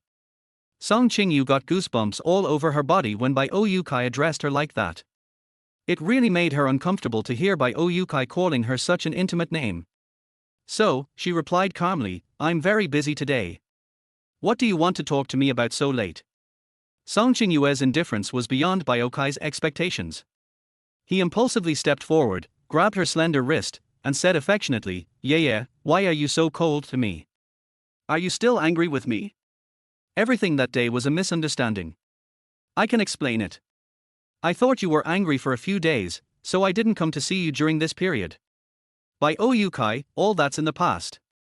Song Qingyu tried to break free from Bai Oyukai's restraints with disgust, but he held her tighter, even more tightly. What was there for him to argue about when the facts were right in front of him? Moreover, so much time had passed and she could still remember what he had said to her that day about how the female boss was more suitable for him. Let's reconcile, okay? She and I were just impulsive. You know she's my boss and I can't do anything about it. Everything I do is for our future. Originally, he thought that he could rely on his boss to get a promotion and a raise, leading to a successful life and saving 10 years of hard work, so he chose Song Qingyu without hesitation between his boss and the former.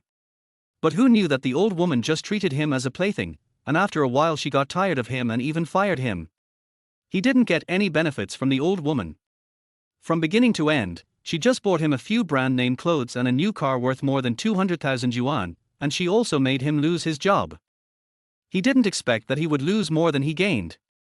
He knew that Song Qingyu was a sentimental person, and the 7-year relationship still had a lot of weight in her heart. After thinking about it, she was still the best. So now he wanted to get back together with her. However, even after he had said so much, Song Qingyu still did not respond, which was unexpected to him. Bai Kai's heart sank. Soon, he put on a face full of affection, and spoke softly and lovingly, "Everything I said to you before is true, and I still remember it clearly. Do you remember, when we were in school, we worked together, and I said that I would make a lot of money in the future so that you wouldn't have to work so hard? We saw a child on the street, and you said he was very cute. We said that we would have a child together who would be cuter than him, and then raise him with all our heart." Chapter 27. Don't say anything. Bai Kai is very clear about Song Qingyu's family situation and circumstances, and understands that what she wants most is her own family. He recounted his memories of the two of them in the past one by one, just to create all the fantasies she wanted, and pointed out her weaknesses with certainty, waiting for her to change her mind. Song Qingyu had a complicated expression on her face as she was lost in memories of the past. But in the end she calmed down and listened to Bai Kai recounting their past vows. Just when Bai Kai thought he had won and moved Song Qingyu's heart, she interrupted him coldly. "That's enough, stop talking." Bai Kai stood there in a daze, looking at Song Qingyu in confusion. Song Qingyu frowned and looked at the man in front of her who she had been in love with for 7 years. She felt only strangeness and disgust. Although they have come to the point of breaking up, their memories of the past are still pure and beautiful. She didn't expect Bai Kai would use these memories to save the relationship. She only felt that the beautiful fragments of the past had become an excuse for Bai Kai to try to soften and kidnap her to cover up his cheating behavior, and it became dirty. Yeah, everything I do is for our future. I want to give you a home." Bai Kai still tried to influence Song Qingyu without giving up. Since graduating and entering society, he has seen a colorful life that is different from campus life. He likes all these beautiful things and yearns for a high-standard life. And all of this requires the foundation of money and power. On the other hand, Song Qingyu didn't pursue dressing up. In order to save money, the clothes she bought after entering society were still as old-fashioned as when she was in school. She was also very stubborn and insisted on leaving all the good things for after marriage. She couldn't satisfy his young and energetic physical needs. He couldn't help but taste the enchanting and beautiful feasts outside, so he felt more and more unpleasant to her. Although he came from a relatively backward small city, he felt that he was young and outstanding. What reason did he have to stay with a woman like this who came from a poor family and whom he couldn't take out? But now it's different. Looking back, he found that even though she was not as beautiful as those women out there, she was still as obedient, sensible and gullible as she was when she was in school. This is enough. He still needs to be with a woman who is willing to devote herself to him wholeheartedly. I served him tea and water when he was sick, saved money for several months to buy him what he wanted, and stayed up all night to look for project information for him. Why would he break up with her just to please that old woman? Yeah, everything I do is for us, please believe me. Now, he could only try his best to make amends. Based on his understanding of Song Qingyu, as long as he coaxed her a little, she would definitely change her mind foolishly and continue to silently give to him.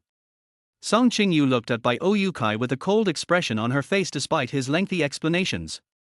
If he chose a better platform for his own future, Song Qingyu could not look down on him and respected his choice.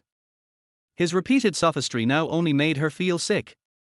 She suddenly shook off Bai Kai's hand and said, "Are you okay? I want to go home." It was useless to explain for a long time. Bai Kai anxiously stood in front of Song Qingyu, not believing that she would face his request for peace so calmly.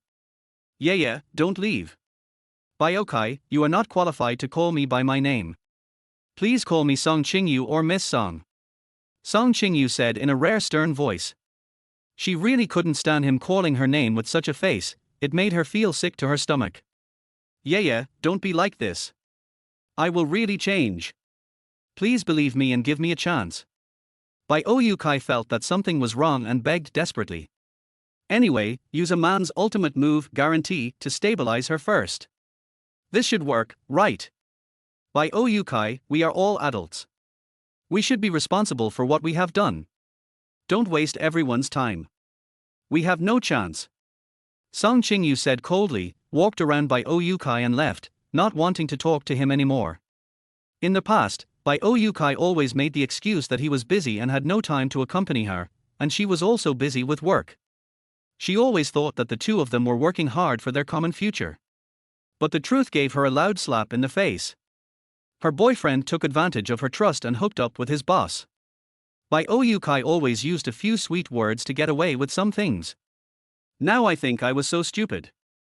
In fact, there were already signs that he had cheated on me. It was just that I trusted him too much. There were some things she had to face. Bai Oyukai was no longer the well-mannered, simple and kind boy who loved to wear t-shirts and jeans when he was in school and was willing to ride a bicycle to accompany her to the night market for snacks. He had seen the colorful and corrupt side of society and envied those who drove luxury cars and went in and out of high-end places. Greed and desire had long since changed him. So he used all means to climb up step by step, which was contrary to Song Qingyue's worldview and values. What was past, but now he was so shameless that he wanted to say that his cheating was for her own good. Song Qingyu felt that she really couldn't stand it anymore. Seeing that Song Qingyu never even looked at him, Bai Oyukai simply hugged Song Qingyu from behind to stop her from leaving. Yeah, don't go. Listen to me. Please give me a chance and let's start over, okay? I beg you. I really love you and I can't live without you. Bai Oyukai's almost crazy courtship. Bai Oyukai, what are you doing? Frightened by the sudden action, Song Qingyu screamed and struggled. It was not too late, and Song Qingyu saw some people walking home on the road under the street lights in the distance, all looking sideways in this direction. Yeah, please don't be angry with me. I really know I was wrong. Please forgive me, okay? He hugged Song Qingyue's waist tightly and refused to let go. When the pedestrians on the roadside heard what Bai Oyukai said, they just thought that the lovers were having a quarrel. They were too lazy to care about it and just walked away as if they didn't see anything. Song Qingyu was panicked now. In her memory, Bai Oyukai was always gentle and polite, but now he was pestering her like a madman. Bai Oyukai, let go. I won't be with you. Don't say such disgusting things to me again. Our relationship is over. Song Qingyu tried her best to pull Bai Oyukai's hand away but failed, so she just confessed her thoughts directly, hoping that he would see the reality. Instead of letting go, Bai Oyukai angrily turned Song Qingyu around, forcing her to face him with madness in his eyes. He explained so much because he had lost everything and could not lose Song Qingyu again. Yeah, I know you are just angry for a moment. We were so good in the past.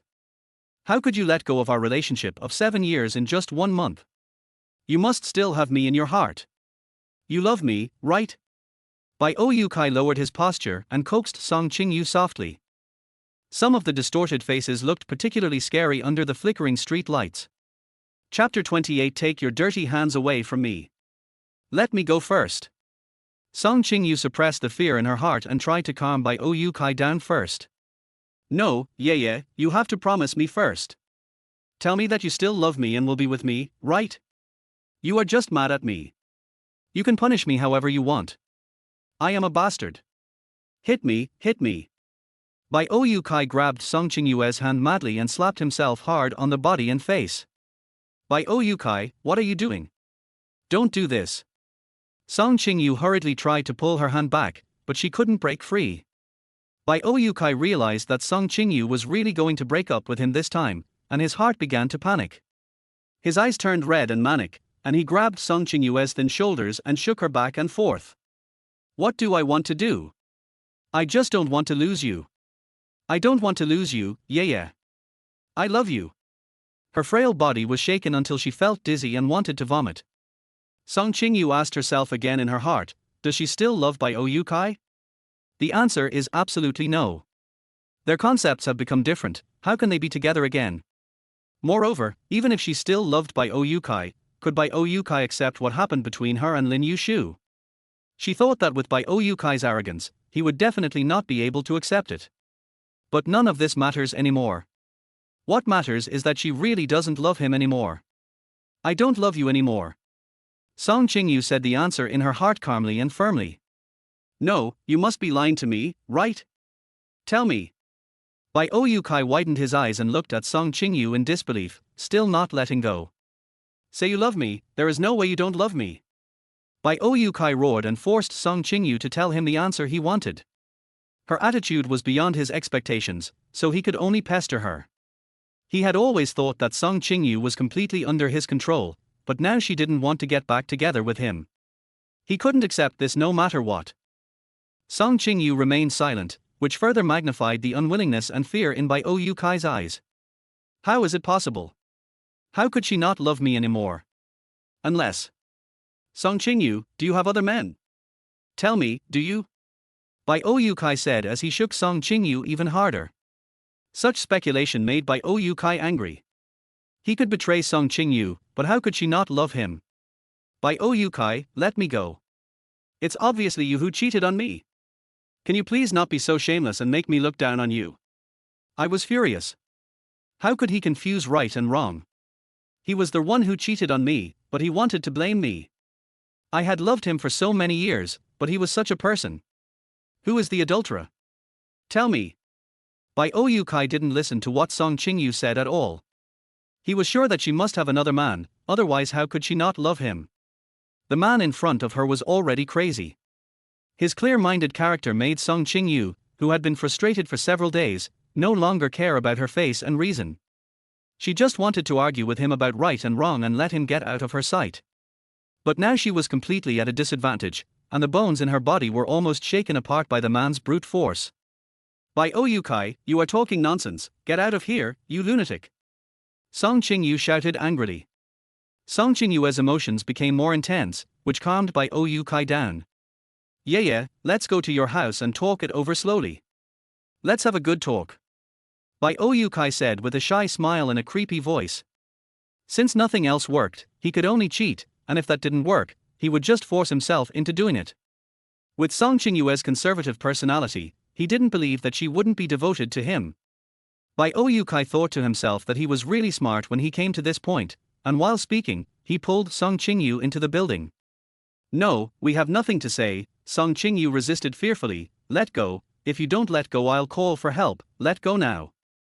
Although she said that, she knew the probability of calling someone out was almost zero. Trying hard to keep herself calm, Song Qingyu recalled the methods of dealing with perverts that were taught on TV, and considered which one was applicable to the current situation and would allow her to escape, but she was at a loss. There is a huge disparity in their strength. If I fight him head-on, I will definitely not be his match. The same thing happened to her twice in one day, but the person was different and the feeling was completely different. Bai Kai's coercion made her feel scared and disgusted from the inside out, and although Lin Yushu seemed domineering on the surface, she felt that he would never force herself. Song Qingyu's strenuous resistance made Bai Kai unable to pull him away for a while. He could only express his love for her wildly, hoping to soften her and distract her. Yeah, I love you, say it, say you love me too, say it. Other men can have sex with her, so why can't he?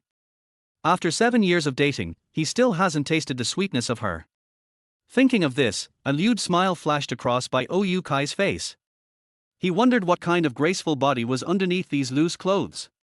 Song Qingyu felt nauseous being looked at, or maybe it was because the effect of the medicine had worn off. She seemed to have a fever again, and the fear made her body weak. Bai Kai took the opportunity to drag Song Qingyu towards his car. Are you crazy? Let me go. You.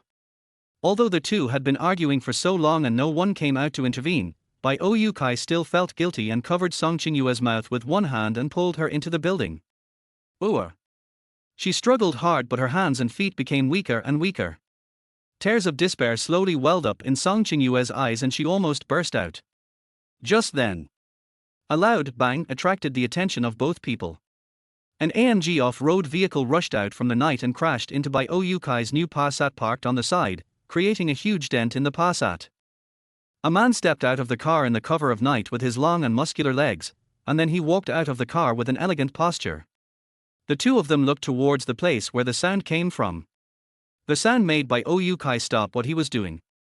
Song Qingyu came to her senses and bit Bai Kai's finger. Arr!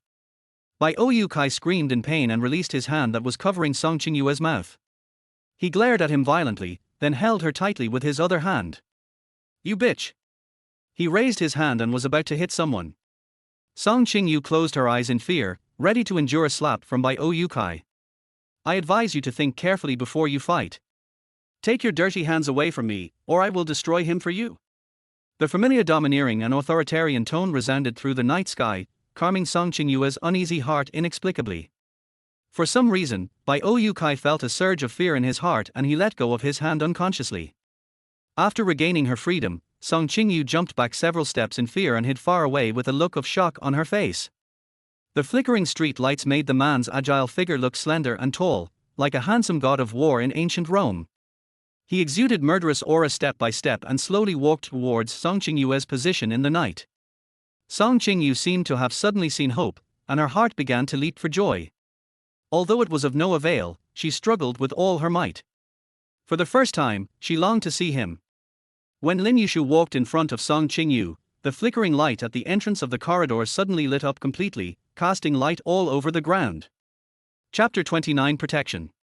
Under the dim light, his already handsome face looked even more handsome, with straight eyebrows and deep eyes that were as bottomless as an ink pool. The soft light hit his long eyelashes, casting a shadow on his lower eyelids, and his angular thin lips were now tightly pursed in anger. After Bai Kai's violent shaking, Song Qingyu was a little unconscious for a moment. After surviving the disaster, her body fell down weakly. Lin Yushu naturally put his arm around Song Qingyue's shoulders and held her in his arms, allowing her to put all her weight on him effortlessly and stand firmly on her own. One could clearly feel the little woman's body trembling uncontrollably, and her thick brows furrowed in dissatisfaction. "Are you okay?" He lowered his head, his eyes full of worry as he checked whether the little woman was safe. He would rather she was arguing like she was during the day and seemed particularly energetic, rather than looking pale and fragile like a porcelain doll that would break at the slightest touch. If he didn't come tonight, what would happen to this little woman? His sharp eyes shot like a sword at Bai Kai, who was still standing there stupidly. "Damn man!" Bai Kai was so frightened that his legs almost went limp. I'm fine." Restraining the trembling in her voice, Song Qingyu tried hard to hold back the tears that were about to burst out. She wanted to cheer herself up, try to calm herself down, and not expose her vulnerable side, but she found that she couldn't seem to do it. Shocked by Lin Yushu's aura, it took Bai Kai a while to come back to his senses. "I felt extremely distressed when I saw that one side of my beloved car was almost flattened after being hit in an instant, while the high-end AMG looked like it had no damage." A rage burned in his heart. This man who suddenly appeared not only crashed his car, but also hugged and flirted with his woman. "Do you think he is dead? Who the hell are you? Why did you hit my car?" Bai Kai roared with gritted teeth. His usual gentle temperament was completely gone, leaving only twisted anger. Lin Yushu smiled and said jokingly in Song Qingyue's ear in a voice that Bai Kai could hear, "Your ex-boyfriend. So you like this type? What a scumbag. It turns out that he has no taste, so he doesn't know how to appreciate the goodness of the eldest son of the Lin family." "What did you say?" Bai Kai instantly became furious and rushed forward to attack. Bai Kai's sudden approach made Song Qingyu subconsciously hide in Lin Yushu's arms. She hid deeper and trembled, and her little hands uncontrollably grasped Lin Yushu's clothes. I've broken up with him. We have no relationship." She is not a fool, so she understands what Bai Kai was trying to do just now. Now she feels particularly afraid of the man she has been dating for 7 years. He feels like a stranger and she doesn't want to have anything to do with him at all. Feeling the little woman's dependence and fear, Lin Yushu turned sideways to completely block Bai Kai outside. He gently patted the little woman's back to comfort her with one hand and pushed Bai Kai away with the other hand, not concealing the violent look on his face. "Stand back. I'm not in the mood to deal with those scumbags." Sure enough, Bai Kai took a few steps back without any effort, and the little woman in his arms felt a little more stable. The sudden force caused him to lose his balance and he had to step back repeatedly to keep his balance and avoid falling. Bai Kai was surprised that the man in front of him had such strong arms wrapped in a refined suit. "You," he growled in anger. The woman who was holding him crashed his car and pushed him. "Who the hell is this person?" Bai Kai barked like a mad dog, which made Song Qingyu sober up a little. Realizing that she was hugged by Lin Yushu, heat slowly rose on her face. She quickly stood up and shyly gave Lin Yushu a look of gratitude. Oh my god, how could she allow herself to hide in Lin Yushu's arms and enjoy this protection so comfortably? But if it weren't for him today. Thank you. Song Qingyu murmured shyly. The soft touch in his arms disappeared. Lin Yushu frowned and locked his eyes on the little woman in front of him, completely ignoring the surrounding environment. Fool. An impulse surged in my heart, wanting to pull this strong little woman back into my arms and shield her from all the wind and rain. Women are born to be loved, at least that's the case for the women he knows. When something happens, they will hide in a man's arms for support, but she is unexpectedly always very stubborn. Song Qingyu was deeply attracted by Lin Yushu's profound gaze. Her heart was shocked and she even forgot to look away for a moment. His eyes are really more beautiful than the night sky. It was like a black hole. Even though she knew it was dangerous to go there, she still wanted to find out. Looking at the two people being so affectionate with each other, Bai Yukai, who was completely ignored, was about to spit fire in his eyes. Song Qingyu, who is this man? Is he this wild man? Bai Yukai pointed at Lin Yushu and asked harshly. Could it be that his casual speculation about biting back actually happened? How dare this foolish woman who had always been so obedient to herself to hook up with a gigolo behind his back? As soon as Bai Yukai spoke, Song Qingyu remembered his existence and turned her head away in embarrassment. Bai Yukai, don't talk nonsense. You are slandering me. Her face turned red with anger, but because of her good training, she couldn't think of any words to fight back. You guys. Bai Yukai had a lot of words to vent in his mind, but he was choked back when he suddenly caught Lin Yushu's gaze. The man's sullen face and silence almost made him weak in the knees, let alone remember what to say. But he soon plucked up his courage again. What are you looking at? He just said it, but his voice lacked confidence. He's just a guy who dresses decently. Would he be afraid of him? Don't be fooled by Bayukasi's gentle and frail appearance as a scholar.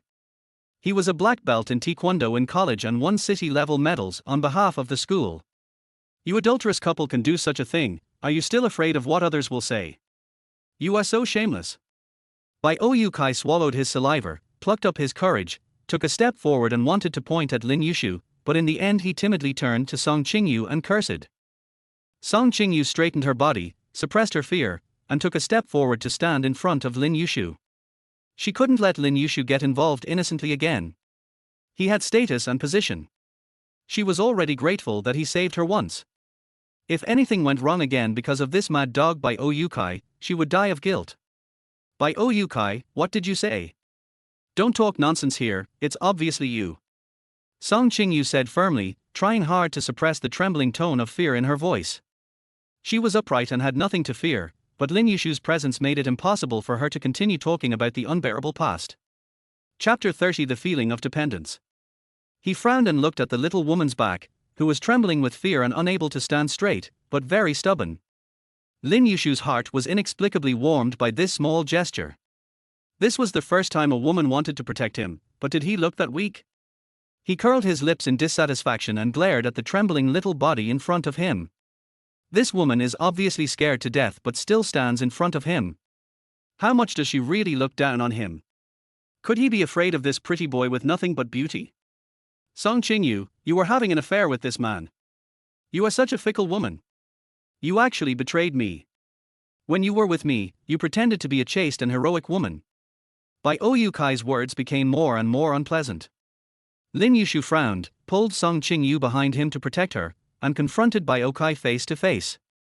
The investigation report found that Song Qingyu had a boyfriend who she had been dating since their student days and they just broke up recently, but he didn't expect that he would be such a despicable person. Don't. Song Qingyu was anxious and wanted to drag Lin Yushu behind. Now is not the time to show off. How could he, a rich young man who usually sits in the office and has water brought to him by others, be a match for a martial arts master like Bai Yukai? She tried desperately to push him back for fear that something might happen to him, but he didn't seem to appreciate it. Lin Yushu turned back with a look of disdain, and said in a very dissatisfied tone, "Can you just stay still? How useless is he in this woman's heart? If someone provokes you at your doorstep and you don't deal with him yourself, you're not called Lin Yushu." Being inexplicably despised, Song Qingyu calmed down as she looked at the strong back, and her anxious heart felt much more at ease. She didn't know why Lin Yushu appeared downstairs of her house, but his appearance unexpectedly made her, who had always been strong and independent, feel supported. Bai Yukai looked at Lin Yushu with disdain. He was too disdainful to attack such a powerless man. Besides, he looks very rich. What if his status is not changeable? Brother, you have to look carefully. Don't think that this woman looks innocent. She is just a slut I used before. Although he was ignored by the two people in front of him again, Bai Oukai actually kindly advised Lin Yushu. Since he couldn't get Song Qingyu, he couldn't let her live a good life.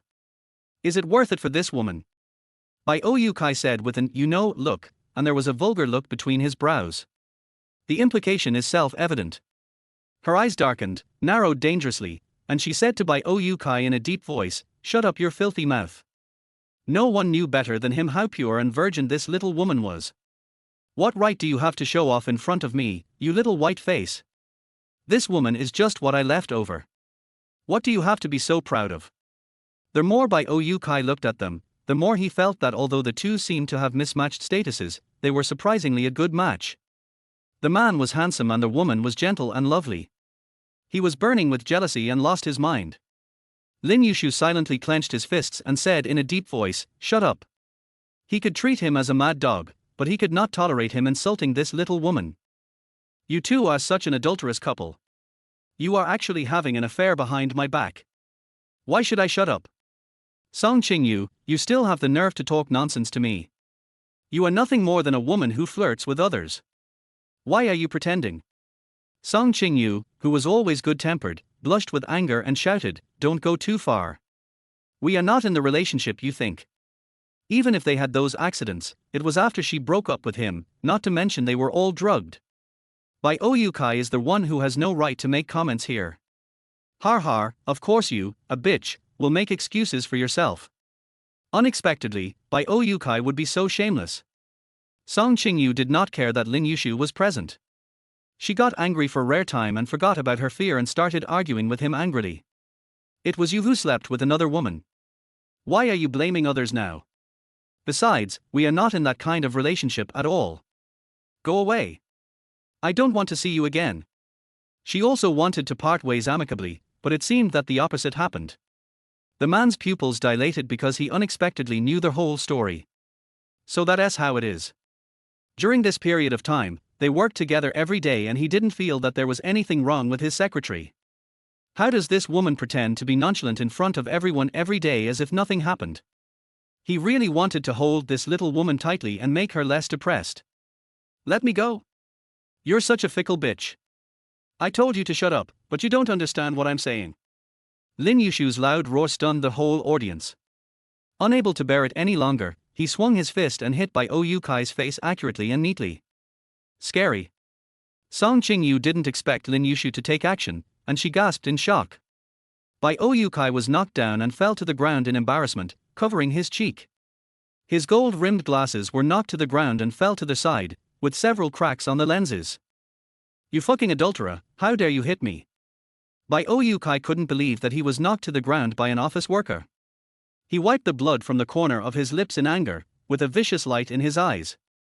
He didn't expect that the fist and speed of this second-generation rich man in a suit and tie were so fast that he had no time to react. No, this must be just a coincidence. He was just caught off guard at that moment. How could he, who has practiced martial arts for many years, not be able to beat such a pretty boy? Are you sick? Are you crazy? Can't you hear me? I told you to shut up, did you hear me? Lin Yushu said leisurely with a smile instead of anger. He looked at Bai Oukai with disdain, took out a handkerchief and wiped his hands as if to wipe away germs, and then casually threw the expensive handkerchief aside. Don't go over there, let's call the police. Song Qingyu nervously wanted to pull Lin Yushu to tell him not to get close to Bai Oukai. Although it was Bai Oukai who was knocked down, maybe it was just because he was not paying attention for a moment that Lin Yushu took advantage of the opportunity. After all, she had seen Bai's skills, and it was no problem for him to knock down several big men. The safest thing to do is to find the police if you have any problems. You go first before the police arrive. Song Qingyu added. He is the one who beat people up and he is also a public figure, so it would be better for him to leave first. Can you stay still while men fight? Looking at the little hands tightly grasping the sleeves, Lin Yushu sighed helplessly. This is the first time I heard that the person who beat someone up called the police himself. Is that turning himself in? He turned around, gently pulled away the tightly clenched little hands, and showed a concerned look in his eyes. I'm more reliable than the police. The man looked so confident and energetic that people couldn't help but trust him. The little hand slowly loosened. Chapter 31 The Weak-Handed Man. He slowly walked towards Bai Oyukai, who was sitting on the ground. Behind him was the dim yellow light, which made the smile on his handsome face look shining with bloodthirsty light, like a soul-snatching demon. What's the point of scolding a woman? Men like you are simply a disgrace among men. When dealing with a scumbag, don't force it if you can just take action. With his sturdy body wrapped in a black suit, Lin Yushu looks tall and slender, handsome in appearance, noble, elegant and domineering. Bai Oyukai's head was buzzing, and he felt that the punch and the wound on his face were just his illusion. But looking at the wrecked car and the robbed woman, coupled with the disdain in Lin Yushu's tone, he came to his senses and his anger was intensified to the extreme. What did you say? Bai Oyukai was so angry that he was shaking. He must give in. Suddenly, Bai Oyukai supported himself on the ground with his hands, flipped over and stood up, swung his hand quickly to deliver a heavy punch, and then used his leggings directly and swiftly to deliver a powerful blow. He must let Song Qingyu see that this pretty boy only has a pretty face. He wants this pretty boy to fall more humiliatingly than him. Song Qingyu was standing nearby. She was so shocked by Bai Oyukai's sudden action that her heart skipped a beat. She shouted anxiously, "Be careful." Compared to Song Qingyu's anxiety, Lin Yushu was very calm. He didn't even shake his body, but when Bai Oyukai's fist was about to hit his face, he grabbed his fist firmly and twisted it with his backhand. "R!" Bai Oyukai let out a scream. Before he could see how Lin Yushu made his move, his other hand had already firmly locked Bai Oyukai's throat, and one of his long legs was pressing firmly on Bai Oyukai's knees, forcing him to bend his knees and kneel on the ground in humiliation. No. This is different from what he imagined. Why is he the one who was knocked down? The situation reversed in an instant, and Lin Yushu subdued Bai Oyukai with just 2 moves, which made Song Qingyu break out in a sweat, and at the same time, she couldn't suppress her anger. With her eyes wide open, she still couldn't believe that Lin Yushu had such skills. She was just worried that he would suffer a loss, but who would have thought that a master who sat in the office reading documents every day could have such a neat method? The last person who dared to scold me to my face, the grass on his grave is now as tall as you. Lin Yushu said calmly, but Bai Oyukai felt creepy. In the light, there was an evil smile on Lin Yushu's handsome face. You, what do you want? Bai Oyukai said timidly. Because of the pain in his body, cold sweat appeared on his forehead and slowly slid down his cheeks. He was half kneeling on the ground, completely lacking his usual elegance. There was a large swelling on his face and a bruise at the corner of his mouth. Lin Yushu's right hand was tightly gripped by him, with just enough force to dislocate his wrist. What do I want? Lin Yushu looked like he was thinking seriously. Good question. I'll think about it seriously now. What do I want? Pulling it back slightly, Bai Oyukai's arms were forced backwards and he wailed again. R.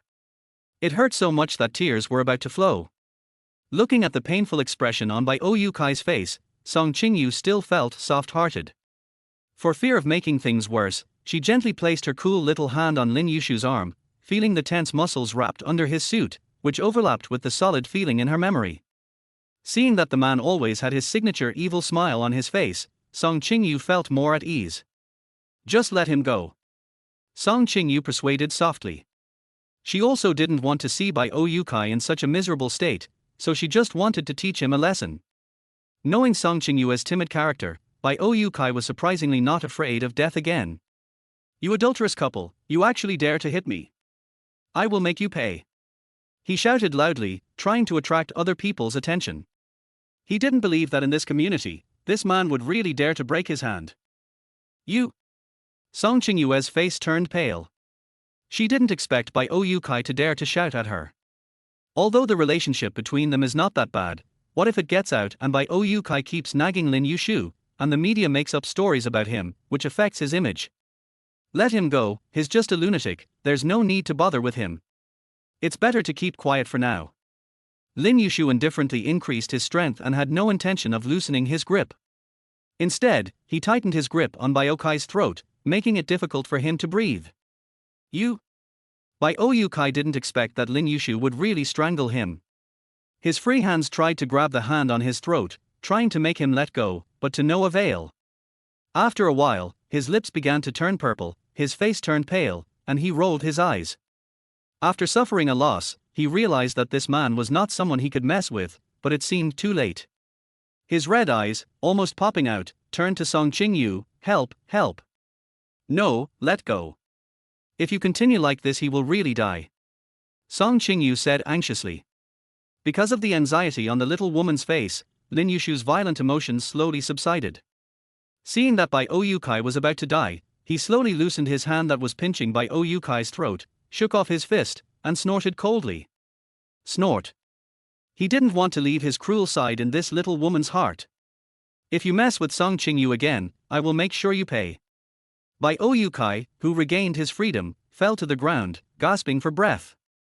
Having just escaped from the fear of death, he looked at Lin Yushu with horror, not daring to say another word, but just nodded continuously. I won't do it anymore, I won't do it anymore. This man is so cruel that he wants to kill him for Song Qingyu. Lin Yushu frowned slightly, curled his lips, and clapped his hands in disgust. He took out a checkbook from his suit pocket, wrote a check for $100,000, and threw it at Bai Oyukai's feet. The car you drive is only worth this much. Today, for Song Qingyu's sake, I'll let you go. Take the money and get out. Don't let me see you again. After picking up the check and taking a look at the number, Bai Oyukai's face turned pale and he trembled, but he didn't dare to say anything. Looking at Song Qingyu unwillingly, Bai Oyukai walked dejectedly towards the Passat that had a big dent in it. After taking 2 steps, he almost fell because of his weak legs, but he did not dare to delay. After getting in the car and trying to start it several times, Bai Oyukai, still with lingering fear, drove away at the fastest speed in the deformed car. If he didn't run away, he was afraid that this terrible man would change his mind. The car roared and drove away crookedly. Suddenly, only Song Qingyu and Lin Yushu were left under the dim street lights. The moths circled around the halo of the street lamp, feeling tireless. Song Qingyu breathed a sigh of relief, but quickly tensed herself up again. Lin Yushu's huge presence made her feel like her heart was about to jump out of her chest uncontrollably. Chapter 32, Crying Unbridled. Unable to withstand the high pressure above her head, Song Qingyu looked up and met Lin Yushu's gaze. She thought that if she drove Bai Oyukai away, he would definitely laugh at her with a gloating look on his face for not being able to recognize her and for having to rely on him to save her. But he didn't. Are you scared? A pleasant deep male voice sounded, with only concern in his eyes. Bai Oyukai's brutality has frightened the little woman. Originally he didn't want to resort to violence, but he couldn't tolerate the scumbag's constant bullshit, so he had to use force to knock him out. Oh. Song Qingyu was slow to react and shook her head to deny, no. Ever since Lin Yushu appeared, she was no longer afraid. I just didn't expect you to be so skilled. The little woman admired sincerely. The man snorted proudly. Needless to say, he has been practicing martial arts since he was a child to strengthen his body and protect himself. He has also learned martial arts from famous masters and is well versed in both Chinese and Western culture. How could he not be able to beat a cheating scumbag? The atmosphere fell into silence again. You haven't answered me yet. Lin Yushu suddenly spoke, and his deep voice broke the silent atmosphere.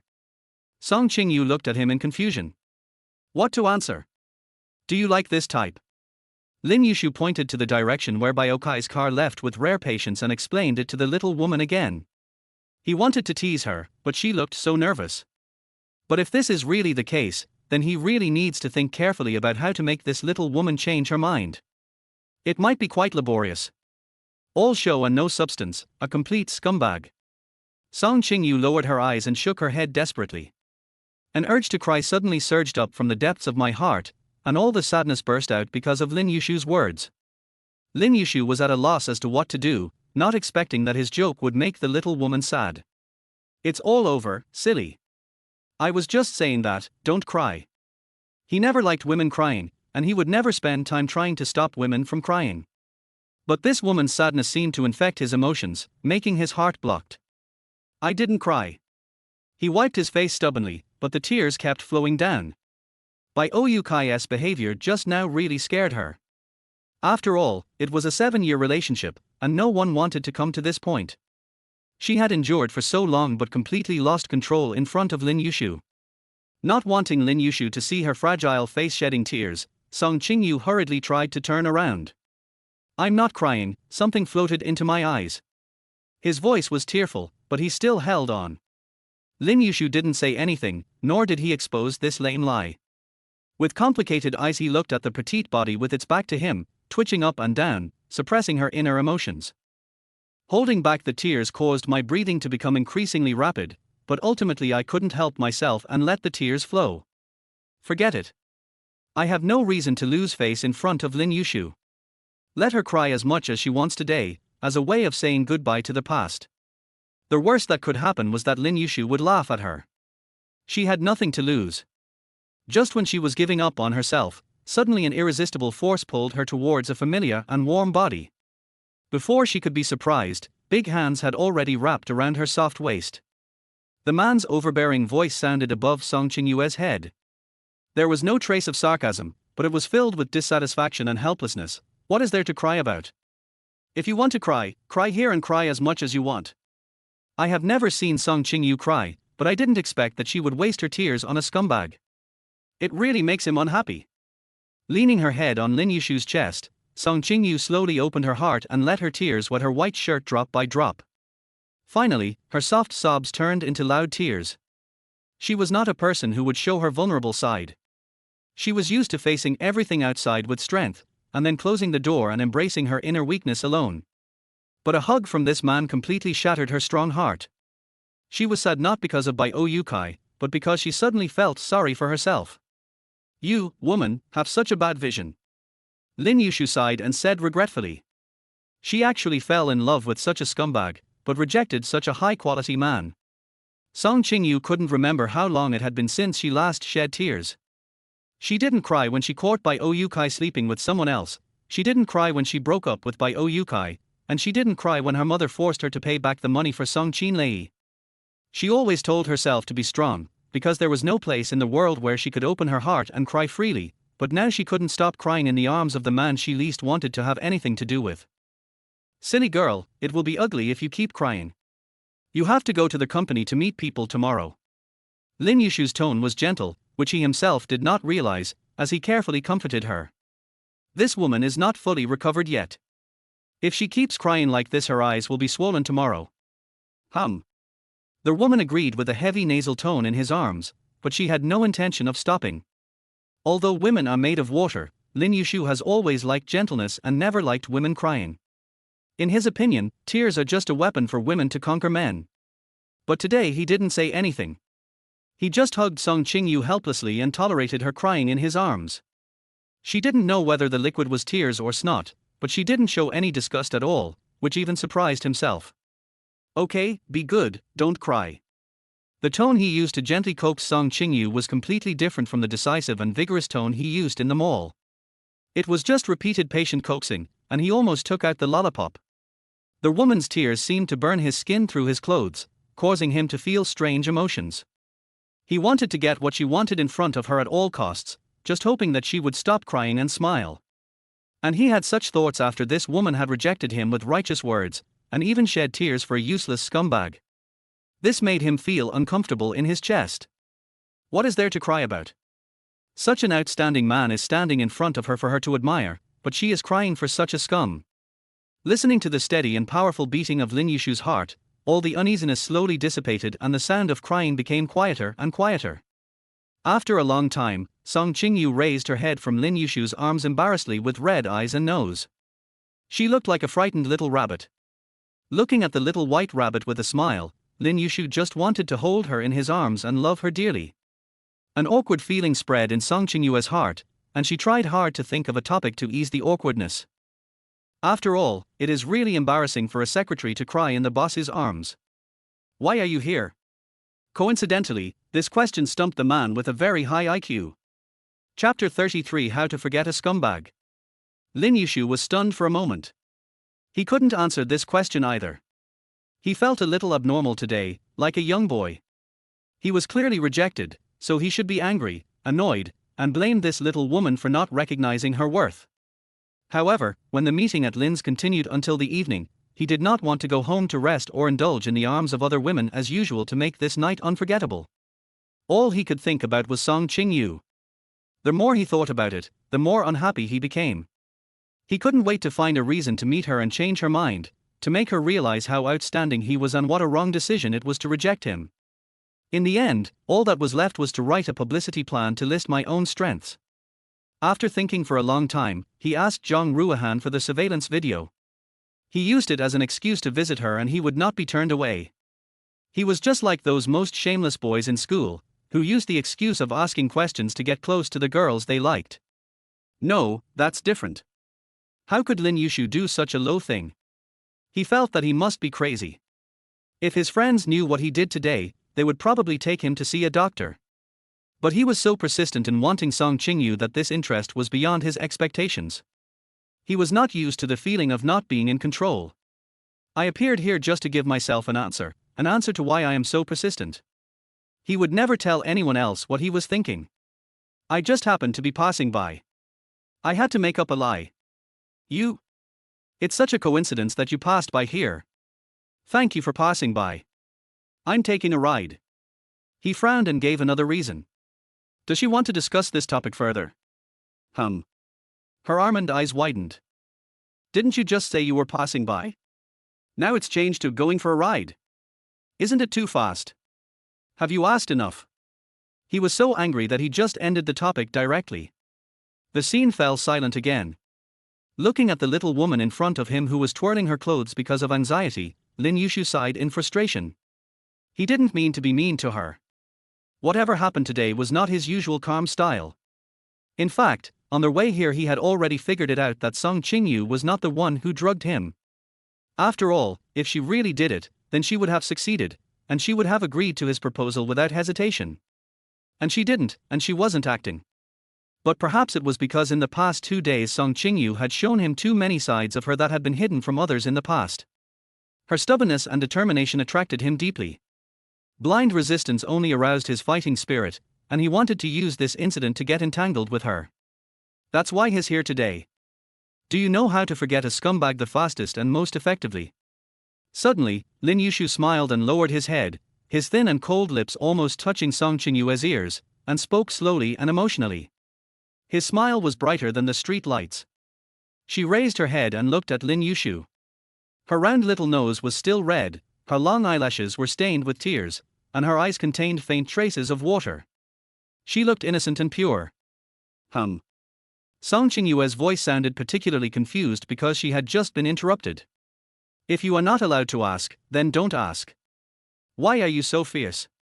Lin Yushu only felt a warm current rising in his lower abdomen, and Song Qingyu's fragrance broke into his body uncontrollably, igniting fire everywhere in his body. Standing up straight and keeping some distance, he controlled his body so as not to get agitated by the little woman in front of him. Find a handsome, rich, powerful and excellent man, and you will soon forget that loser. Their sexy voice was particularly attractive in the night. He threw down the bait and waited for the fish to take the bait. Their slender fingers hooked up the small chin, forcing the little woman to look at him with no way out. The street lights suddenly dimmed a little, and I was afraid they would not be able to hold on. A shadow covered Lin Yushu's face, making him even more charming and alluring. The sexy thin lips opened and closed as if inviting someone to taste him, and his deep eyes seemed to want to suck the person in front of him in. The originally cold and arrogant voice now sounded like a demon coming out of hell and making a deal with humans for their souls, charming and seductive. Song Qingyu was as fragile as a porcelain doll. She was almost bewitched by it and frantically offered her soul as a snack to the devil. His warm embrace was like the harbor she had always longed to find, firm and stable. In fact, she is not that strong, she just knows that she has no one to rely on. I am that person. Lin Yushu stared at Song Qingyu's innocent eyes like a deer, taking in her panic. The narrow and long phoenix eyes narrowed slightly and looked at Song Qingyu. Be my woman, and I promise you will never think of another man again. His eyes seemed to contain the entire universe, and the seriousness in them didn't seem like he was joking with her at all. Give me an answer, tell me you are willing to be my woman. Lin Yushu lowered his head and moved closer to Song Qingyu again, letting her breathe in the natural fragrance on her body again. Song Qingyu could feel his breath on her wet cheeks, so hot that she blushed unconsciously. The sexy thin lips gradually approached and almost kissed her plump lips. The evening breeze blew across Song Qingyue's skin, making her wake up instantly. The handsome man in front of her had a face full of tenderness, but it was a pity that such a man and she were destined to be impossible. What she wanted was a harbor and long-term support, not a momentary whim. She couldn't afford to play his games. Pushing away Lin Yushu's warm arms with all her strength, Song Qingyu exposed herself to the cold wind. After standing firm, she bowed sincerely to Lin Yushu. "Thank you so much for today." His tone was forced to be calm, but his eyes were still wavering and his heart was beating faster than a sprint. "It's getting late. Good night. See you at the company tomorrow." Song Qingyu finished speaking in one breath, and without waiting for Lin Yushu's response, she turned around and disappeared quickly behind the dark iron gate like a rabbit being chased by a hunter. Not getting angry at being rejected again, Lin Yushu looked at the wet shirt with amusement, greedily breathing in the aftertaste left by the little woman. Interesting. He did not gain nothing tonight. He did not feel that he had wasted his time. He was slowly getting to know this little woman more and more, and that was good. He will let this little woman know that being his woman is the best choice. She escaped once, but she will never escape next time. He looked thoughtfully in the direction the little woman left, until he saw a small window emitting warm orange light. The wicked smile on his handsome face and the dimples at the corners of his lips are enough to charm everyone. "My little woman, good night. I wish I could miss you so much that I can't sleep at night." Chapter 34, Sleepless Nights. Song Qingyue's face was as red as a ripe apple. She closed the door as if she was escaping and leaned against it, breathing heavily. What lingered in her mind were Lin Yushu's ambiguous expression and charming words. "Be my woman." She found herself with her little hands, trying to get rid of the heat on her face. Oh my God, why was her heart pounding non-stop? He must have been frightened, he must have been. I walked to the kitchen with weak legs and took out ice cubes from the refrigerator. I drank a glass of ice water on that late autumn night. My teeth were chattering with cold and my mind was instantly clear. She couldn't be Lin Yushu's woman, she absolutely couldn't. They were just boss and subordinate, nothing more, and his interest in her was only short-lived, so she couldn't be fooled. Wake up, Song Qingyu, you have to wake up." Although she thought so, after a long time, Song Qingyu couldn't help but walk to the window and look out carefully. Song Qingyu breathed a sigh of relief looking at the street lamp that was getting dimmer and dimmer but still insisted on providing the last ray of light. The downstairs was empty. The domineering AMG had disappeared into the night along with its owner. Collapsing on her little sofa, Song Qingyu hugged a fluffy pillow, her mind in a mess. She repeatedly warned herself not to fall. Maybe he would pamper her for a while, but what she wanted was a relationship of true love between each other, not a game. She couldn't imagine a situation where she gave her feelings but received no return. She didn't want to become like those women of Lin Yushu, waiting for his favor every day, living on him, respecting him, foolishly waiting for his true heart, but being abandoned by him in the end. She had experienced so much that day that it was beyond her ability to accept. Plus, she had just recovered from a cold, so she felt a little overdrawn.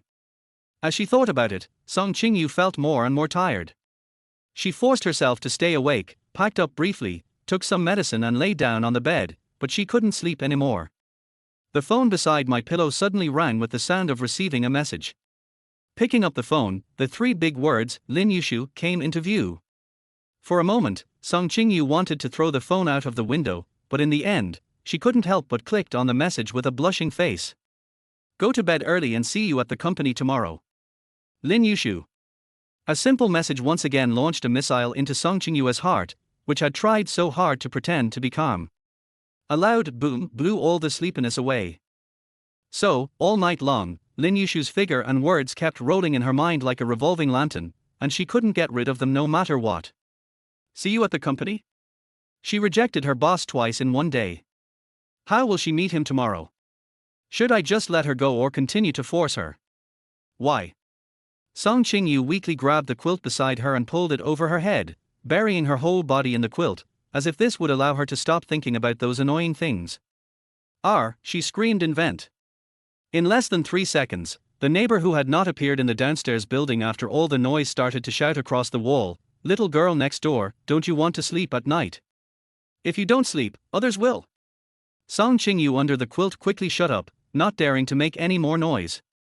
However, even when she was almost out of breath, she still couldn't forget Lin Yushu's every move. The night outside was getting darker and darker, and the air was becoming still and peaceful. The words, "Be my woman," seemed to be whispered in her ear all night long. I tossed and turned with my eyes open until dawn. Just like every day before, he was wearing a conservative black suit and had his hair neatly tied up. The only difference was that his usual black framed glasses were replaced by two huge dark circles that could not be concealed no matter what. Song Qingyu forced herself to step into the place where she had worked for more than a year, the core of Illinois, the 66th floor, the president's office. Sitting in her seat, she looked at the documents on the table, which were a mess just like her mood at the moment. A feeling of powerlessness surged into her heart, and Song Qingyu couldn't help but sigh. Penny stood by the table with her head down, fiddling with her fingers nervously, and said guiltily, "Secretary Song, I'm sorry, I really." She didn't want to, but she really couldn't handle it. Tilder. It's okay. Song Qingyu encouraged herself in her heart. Forget it, just be busy with work, at least she will have something to focus on and won't have any random thoughts. He raised his head and gave Penny a friendly smile. It's okay, you've done very well. She should have expected that she would not be at work for 2 days, and there was such a big scene yesterday. It was normal for Penny to be a little messy as she had no experience working in the secretarial office. Seeing that Song Qingyu had no intention of blaming her, Penny relaxed, smiled widely, and said sincerely, "Thank you, Secretary Song, you are so kind." In the past, she always felt that Song Qingyu was serious, old-fashioned and difficult to get along with. In addition, several senior sisters in the secretary's office were always gossiping about her.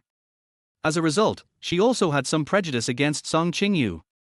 But after spending the past few days with her, I feel that Song Qingyu is very kind, she won't shirk her responsibilities, and she is very considerate of others.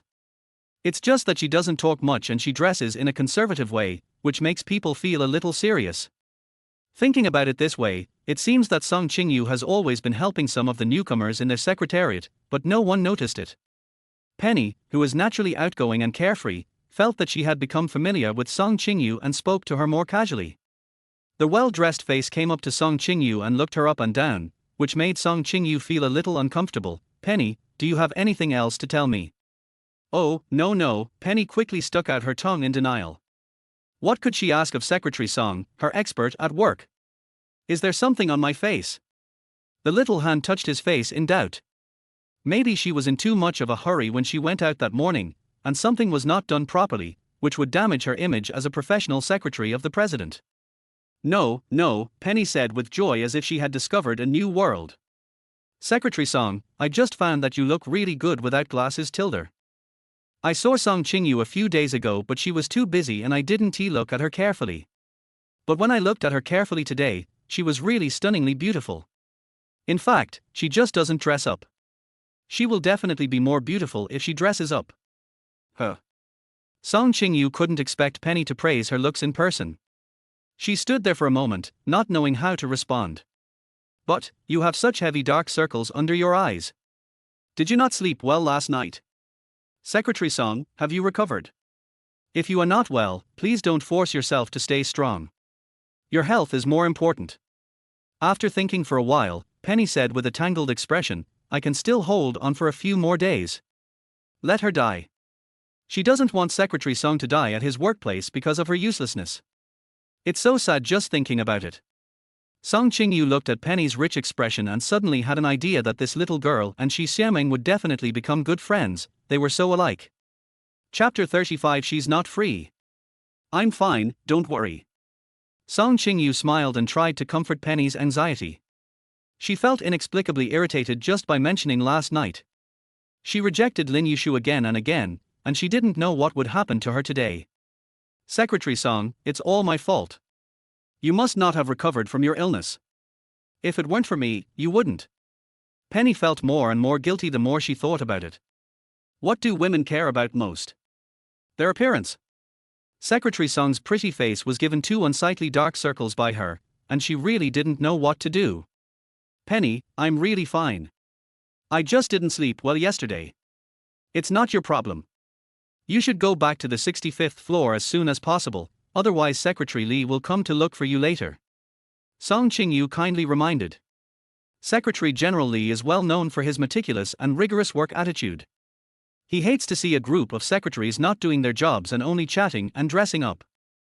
It's okay, Tilda, Penny said with a calm face. Secretary Song is really a good person. Not only did he not blame her, he also cared about her. Penny's liking for Song Qingyu grew even stronger. Secretary Lee knows I'm here, Tilda. Anyway, Secretary Lee also told her to hand over her work properly and not to cause any trouble to Song Qingyu, so it would be okay for her to stay here for a while longer. It was still early anyway and the president would not come to work that early. Subconsciously, Penny nervously looked at the closed door of the president's office. The president probably hasn't arrived yet. There didn't seem to be any movement, and Penny breathed a sigh of relief. Zhang Ruohan was sent out on a business trip and didn't know what time he would return to the company today. The president hadn't arrived yet, and there were only 2 of them on the entire floor. Penny became even more unscrupulous in her jokes. Taking a few steps back and examining Song Qingyue's outfit from top to bottom, Penny's little face wrinkled and she shook her head with a regretful expression. Secretary Song, why are you wearing such old-fashioned clothes again? I'm not saying anything bad about you, but look at the entire company. Even Manager Chen in the HR department, who is almost 50, doesn't dress as old-fashioned as you do. This beautiful, iconic little face paired with such old-fashioned clothes really perfectly hides all her advantages. Song Qingyu then lowered her head to look at her clothes. Shi Xiaoming often said that she dressed too old-fashioned. Was that really the case? Really? I think it's pretty good. The clothes were cheap, comfortable, and looked professional, especially with her glasses. Oh, Secretary Song, at least you're not wearing those glasses. Penny was slightly satisfied, but looking at Song Qingyue's bewildered state, she soon revealed an expression of disappointment. Let's go shopping together some other day. I'll pick out some clothes for you that will be so pretty that you'll stun. As long as Song Qingyu puts a little effort in, puts on some light makeup and picks some suitable clothes, and then she gives some pointers, this look will definitely be much better than some women in the company who think they are beautiful and always act coquettishly. Penny felt excited when she thought of this. She also has her own strengths, such as buying clothes, dressing up. No. Don't bother. Song Qingyu immediately refused politely. The reason she didn't wear glasses was because the lens was broken and she didn't have the time or spare money to buy new ones, let alone buy new clothes. In fact, she has never bought any new clothes since she can remember. When she was a child, she wore old clothes that her relative's daughter didn't want. When she grew up, she wore her mother's old clothes. After she had financial ability, she rarely bought clothes and picked out some cheap and practical clothes in small shops. After so many years, she has become accustomed to this. She had neither money nor free time, so going to the mall to buy clothes was a really unfamiliar thing for her. Really, no need. Song Qingyu politely declined again and again. Penny's big round eyes flashed with eagerness, and she thought Song Qingyu was just being polite. Hey, Secretary Song, it's okay. It won't take much time for girls to go shopping together, Tilda. Song Qingyu tried hard to think of a way to say something that would not dampen Penny's enthusiasm but could also completely dispel her thoughts. She's not free. A pleasant male voice came from behind the 2 of them, interrupting their conversation. Song Qingyu and Penny looked back in surprise when they heard the sound. Is there someone else on the 66th floor besides them? I don't know when the door of the president's office opened. A tall and handsome man with his arms folded across his chest, legs crossed, and a good figure leaned against the door like a clothes hanger. He interrupted their conversation with a leisurely tone and a relaxed smile. Secretary Song is very busy. I have a lot of things for her to do. His deep gaze was always fixed on Song Qingyu, whose eyes were evasive. Lin Yushu wore a vest of the same style under his suit, which made him look taller and more imposing. His mood was different from the gloomy mood of the previous 2 days, and there was a smile on his face that could melt everything. Step by step, he walked to the woman who lowered her head, and his magnetic voice lit up this beautiful morning, good morning. Song Qingyue's eyes wandered around, and finally fixed on the floor. She whispered uneasily, morning. Lin Yushu looked refreshed, as if nothing had happened yesterday, which was in stark contrast to her haggard appearance. She felt her breath freeze, and the scenes that had been rolling through her mind yesterday began to replay.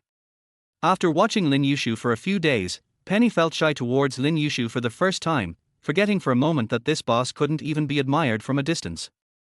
Good morning, President Tilder, Penny greeted with the shyness of a little girl. This is the real male god. Who was the big devil with a gloomy face the other day? As soon as Penny spoke, Lin Yushu realized her existence. His sharp eyes passed over Penny's face, which frowned in impatience. These 2 days she sat in Song Qingyue's seat and made a mess. Seeing that it was not him who was in that position, he felt confused. Penny had stars in her eyes as she enjoyed the handsome guy in front of her, forgetting about the danger. Boss, have you had breakfast? The president is really handsome tilder. Go back to the 65th floor and eat until you die, or go home and eat your own food. Lin Yushu's face suddenly turned gloomy when he looked at Penny. Familiar tone, familiar manner. After 2 days of hellish experience, Penny immediately woke up. Boss, I understand. I'll leave immediately. Secretary Song, I'm going back to the 65th floor first. Secretary Lee will be looking for me later.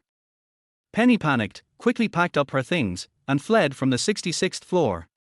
Damn, I almost got so immersed in the beauty of men that I almost forgot that this king was a Tyrannosaurus Rex, the kind that could eat people at any time. Wait, the voice of the devil from hell stopped Penny from running away. Song Qingyu is not available. The strong emphasis again surprised Song Qingyu, and she looked at Lin Yushu in astonishment. Is she that busy?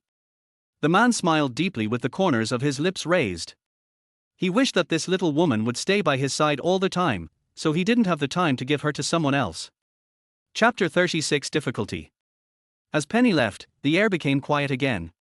Now she didn't have to think about how to reject Penny's enthusiastic invitation, but Song Qingyue's body became even more tense, just because she felt a pair of hot gazes beside her always fixed on her. In order to balance his duties at Illinois and Lin's 2 listed companies, Lin Yushu usually would not go to Illinois before 9:30. It was only 8:30 now, and no one knew why he showed up so early today. Originally, she planned to adjust her mood first, immerse herself in work without time to think, and respond to all changes with the same attitude. But he appeared without any warning, and she didn't have time to shrink back. Boss, do you have any other instructions? I'm busy now and I don't know if I'll be able to make it in time, but it's better than waiting for him to make things difficult for me. Song Qingyu pretended to be busy organizing the pile of documents on the table and deliberately ignored Lin Yushu's gaze. If you want to embarrass her, come on. Lin Yushu's gaze rested on the dark shadow under Song Qingyue's eyes, and his brows frowned unconsciously. Didn't you sleep well last night? You cried for that scumbag and lost sleep because of that scumbag? Song Qingyu secretly glanced at the culprit who caused his insomnia and stammered, not bad, not bad.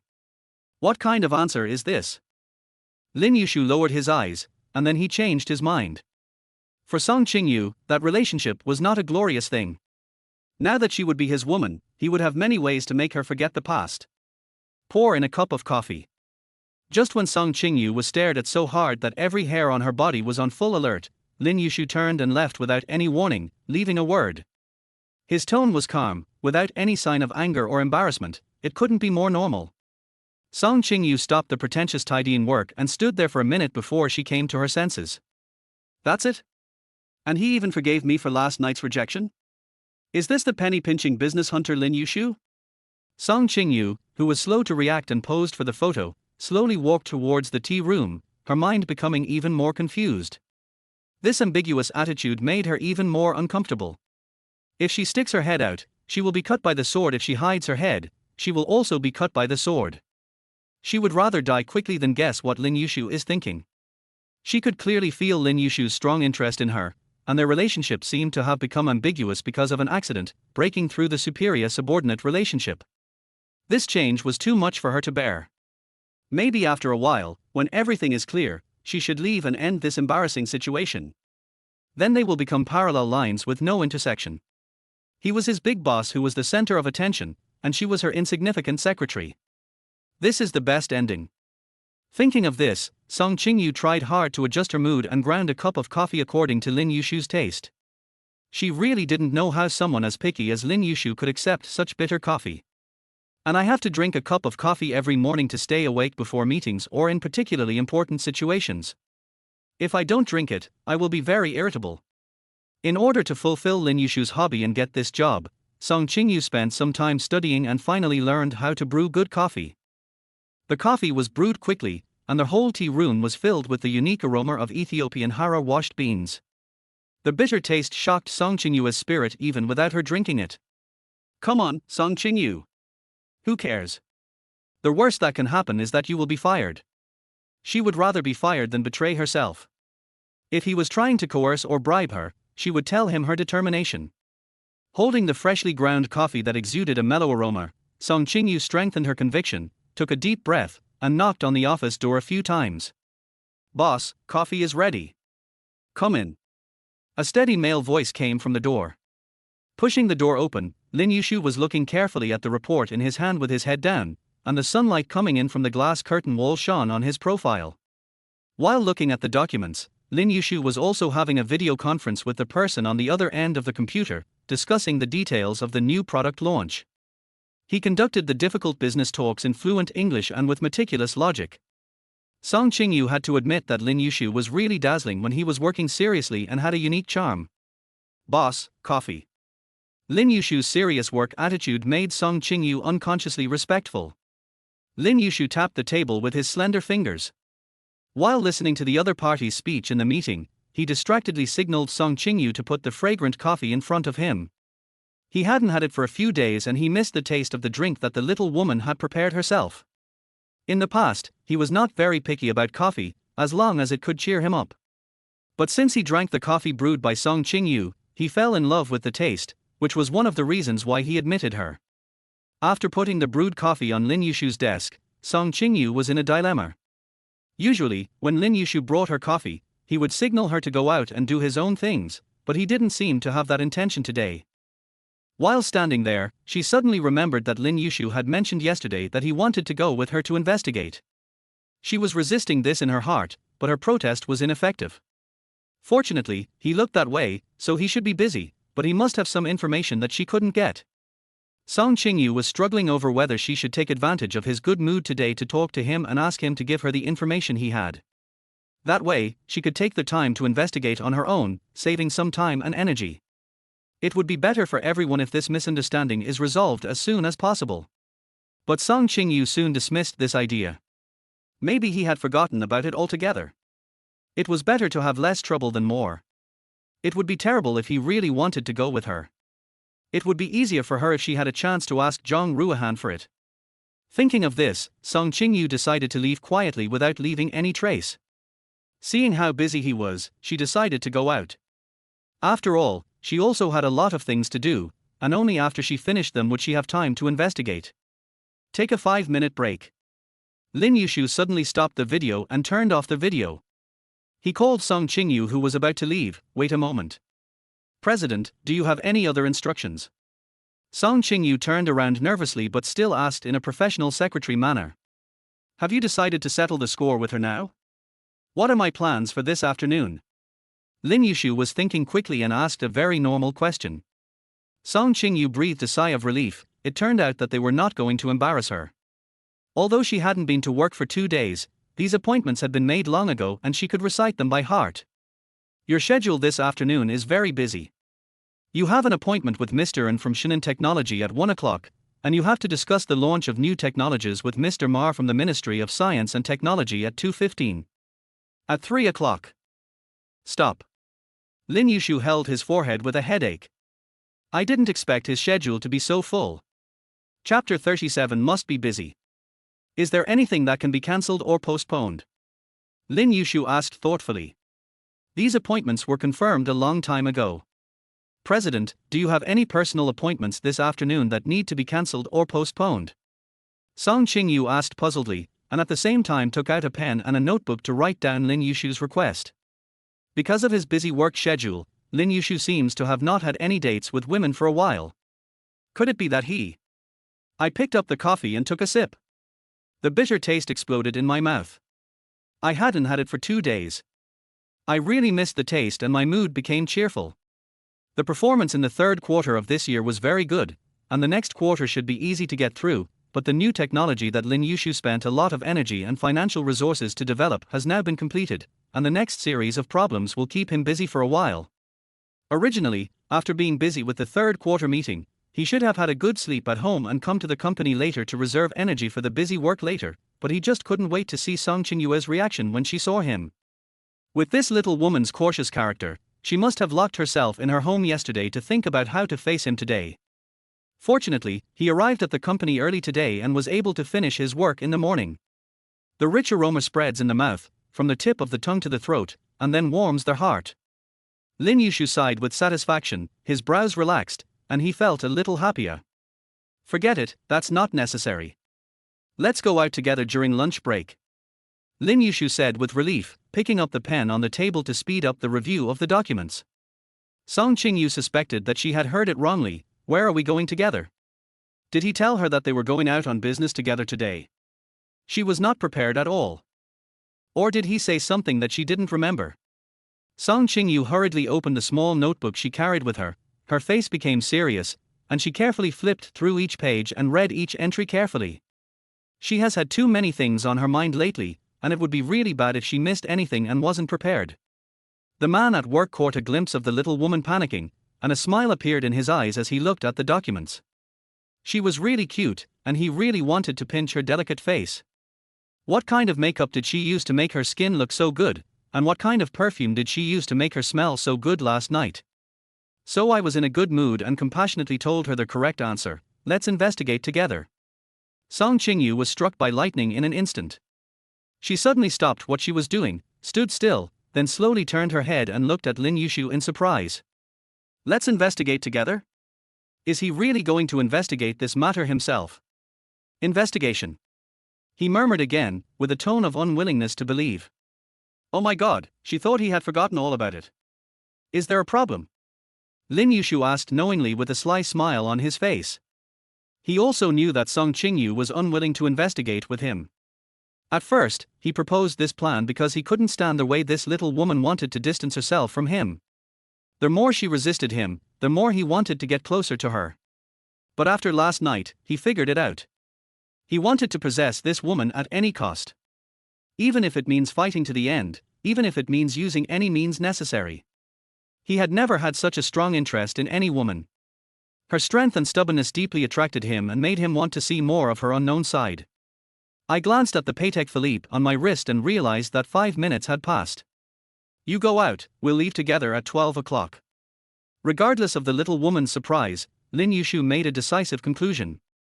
He wanted to always be in her world so that she could see his good side. After saying that, Lin Yushu opened the video again and continued to devote himself to the busy meeting. In order to free up time, he had to condense all the content into the essence. Coupled with the work at Lin's, the intensity of his work increased greatly. Lin Yushu, who has always regarded work as a challenge and gained happiness and accomplishment from it, felt a little bored with his work for the first time. But for the time he would spend with the little woman later, he didn't care. Song Qingyu didn't know how she got back to her seat. Her mind was filled with the bad news that Lin Yushu really wanted to go with her to investigate. He held his forehead with both hands and wailed silently in his heart. The more I don't want to have anything to do with him, why does he insist on causing trouble? He is obviously very busy, his calendar is full of Illinois matters alone. Even if he has the ability to shorten his schedule here, is it that there is nothing for him to do at Lin's, so he has nothing to do? The elevator in front of him dinged. At 9:25, Zhang Ruohan arrived late, holding a piece of toast in his mouth, greeted Song Qingyu, and walked slowly towards his office. Special Assistant Zhang. Song Qingyu stood up and called Zhang Ruohan. What's up? After Song Qingyu perfectly resolved the crisis that almost wiped out entire departments, Zhang Ruohan began to look at her with new eyes and admired her immensely. The president is so handsome, so there's nothing wrong with him sleeping with him, but Secretary Song's professionalism is amazing, he must learn from her. I just want to ask, is the president busy with his work at Lin's recently? Zhang Ruohan thought seriously and replied, he's quite busy. He has to go to Lin's for a meeting at 4:30 p.m. There may be another video conference at around 11 a.m. What's wrong? Is there any problem? Can't arrange the schedule? Do you want me to take a photo of him and find out when he is free? He is not like Song Qingyu, who writes down everything seriously and relies on her brain for everything. So what if he is just lazy? No, I was just asking casually. Song Qingyu denied hurriedly. She hoped that he would be so busy that he had no time, so how could she let Zhang Ruohan make time for him? Zhang Ruohan returned to his office with confusion. Secretary Song is acting weird today. Song Qingyu sat back in her seat in frustration. The sounds of heated discussions in Lin Yushu's office could be vaguely heard from time to time. His pronunciation was clear and articulate with a pure aristocratic accent, and his speech was fast but clear.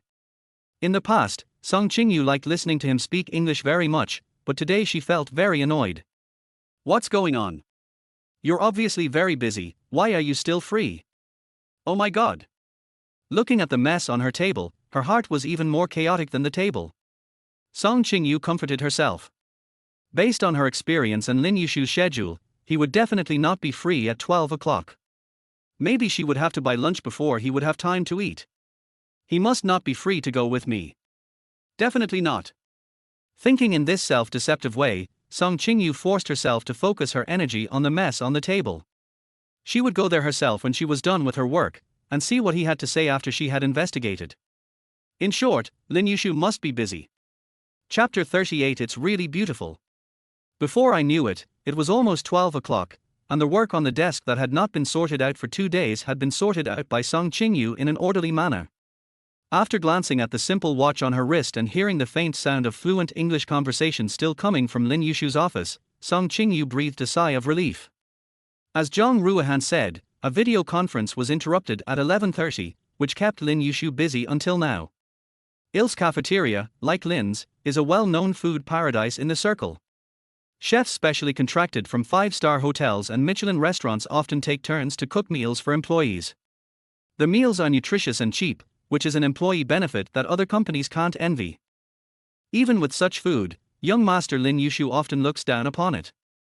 So Qin Jian and Zhang Ruohan, the butlers who had taken care of Lin Yushu since he was a child, came up with an idea. They set up a small kitchen in the cafeteria so that he could order whatever he wanted to eat. Sometimes the old butler would come to bring him meals. Of course, this young master would not waste time on trivial matters such as what he wanted to eat, so this important task fell on the shoulders of the young secretary Song Qingyu. Stretching lazily, Song Qingyu took out Lin Yushu's exclusive meal card from the drawer. She planned to go to the cafeteria to order food for him and eat something to cheer herself up. You know, Lin Yushu will be in a bad mood if he is not full. It was lunchtime and there were many people eating in the cafeteria. Song Qingyu politely nodded and smiled to her colleagues as usual, but she always felt that everyone looked at her differently. Song Qingyu touched her face. There was nothing, and nothing unusual, except that she was not wearing glasses today. Wouldn't anyone recognize her without her glasses? Just then, Zhu Dowei, the head of the technical department, came towards them. Song Qingyu didn't think any more about it and smiled politely at Zhu Dowei. Manager Zhu, are you coming for lunch? After thinking for a while, he added, I am Song Qingyu. Facing Song Qingyu's kind smile, Zhu Dowei turned around and ran away as if he had seen a ghost, saying as he ran, I didn't laugh, I didn't look, I didn't do anything. Zhu Dowei ran out of the cafeteria regardless of everything, knocking down the cafeteria aunt who was wiping the table and the neatly arranged dishes along the way. Amid the aunt's cursing, he got up and ran out without looking back. Colleagues who were eating nearby were attracted by the noise and followed the direction he ran in, looking and talking about it. Song Qingyu raised her hand and touched her face again in confusion. Was there something strange on her face that scared Manager Zhu? Zhu Dowei's subordinate Zhang Junqi's eyes were on Song Qingyu. Didn't he expect that, just as everyone said, the usually inconspicuous secretary Song is actually so beautiful. Seeing Song Qingyu's confused face, Zhang Junqi took the opportunity to move closer and explained, Secretary Song, yesterday our boss was punished by the CEO to hug a tree until midnight, and at night he asked assistant Zhang to loop the special effects of ghost movies for our boss to listen to. So today is very strange, maybe I am mentally disturbed. Why? Song Qingyu asked puzzledly.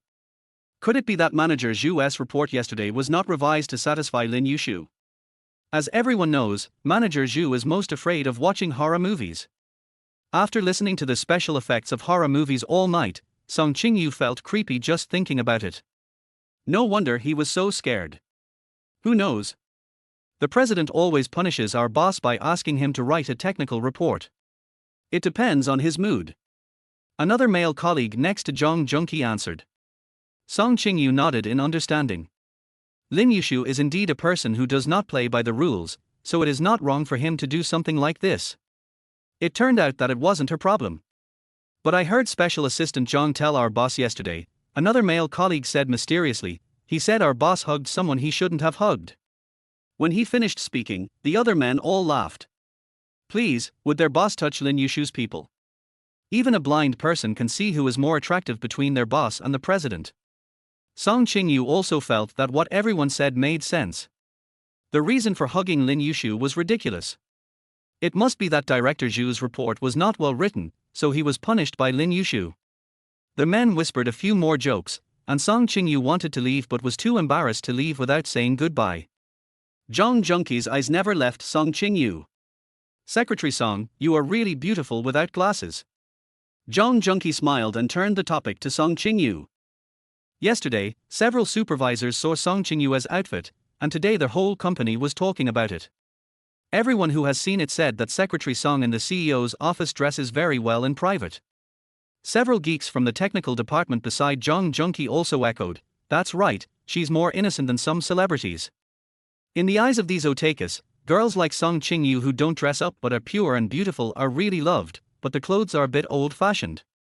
If she changes into a maid outfit or a cute cat outfit, it's really, wow. It's a pleasure to think about it.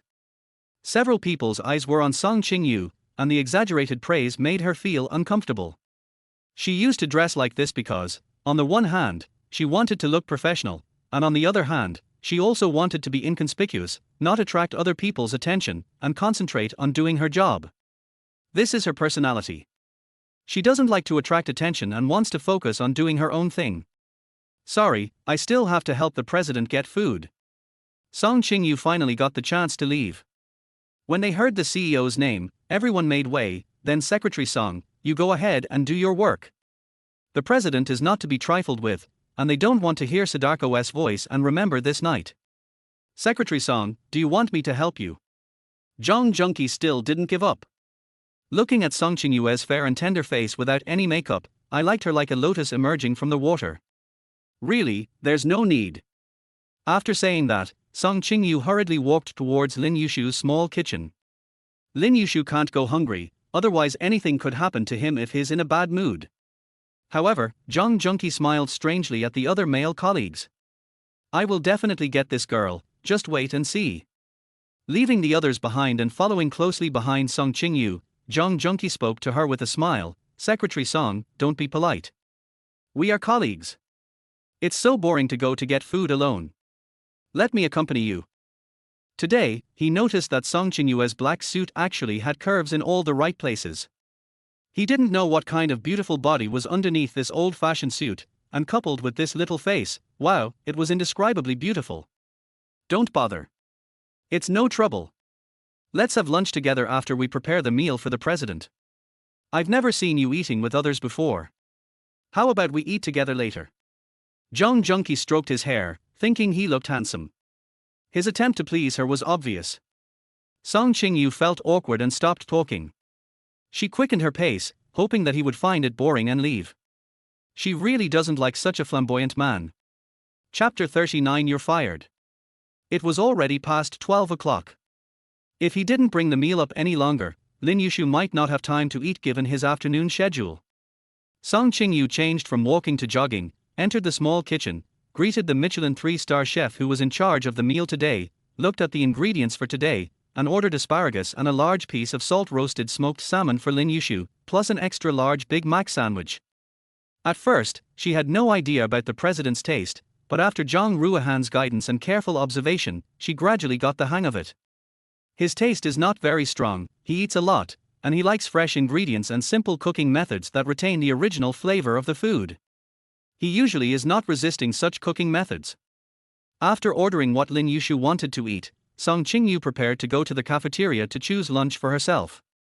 If she didn't go now, there would be nothing to eat. When she turned around, she saw Zhang Junqi's smiling face and realized that he had not given up and was still following her. Song Qingyu was shocked.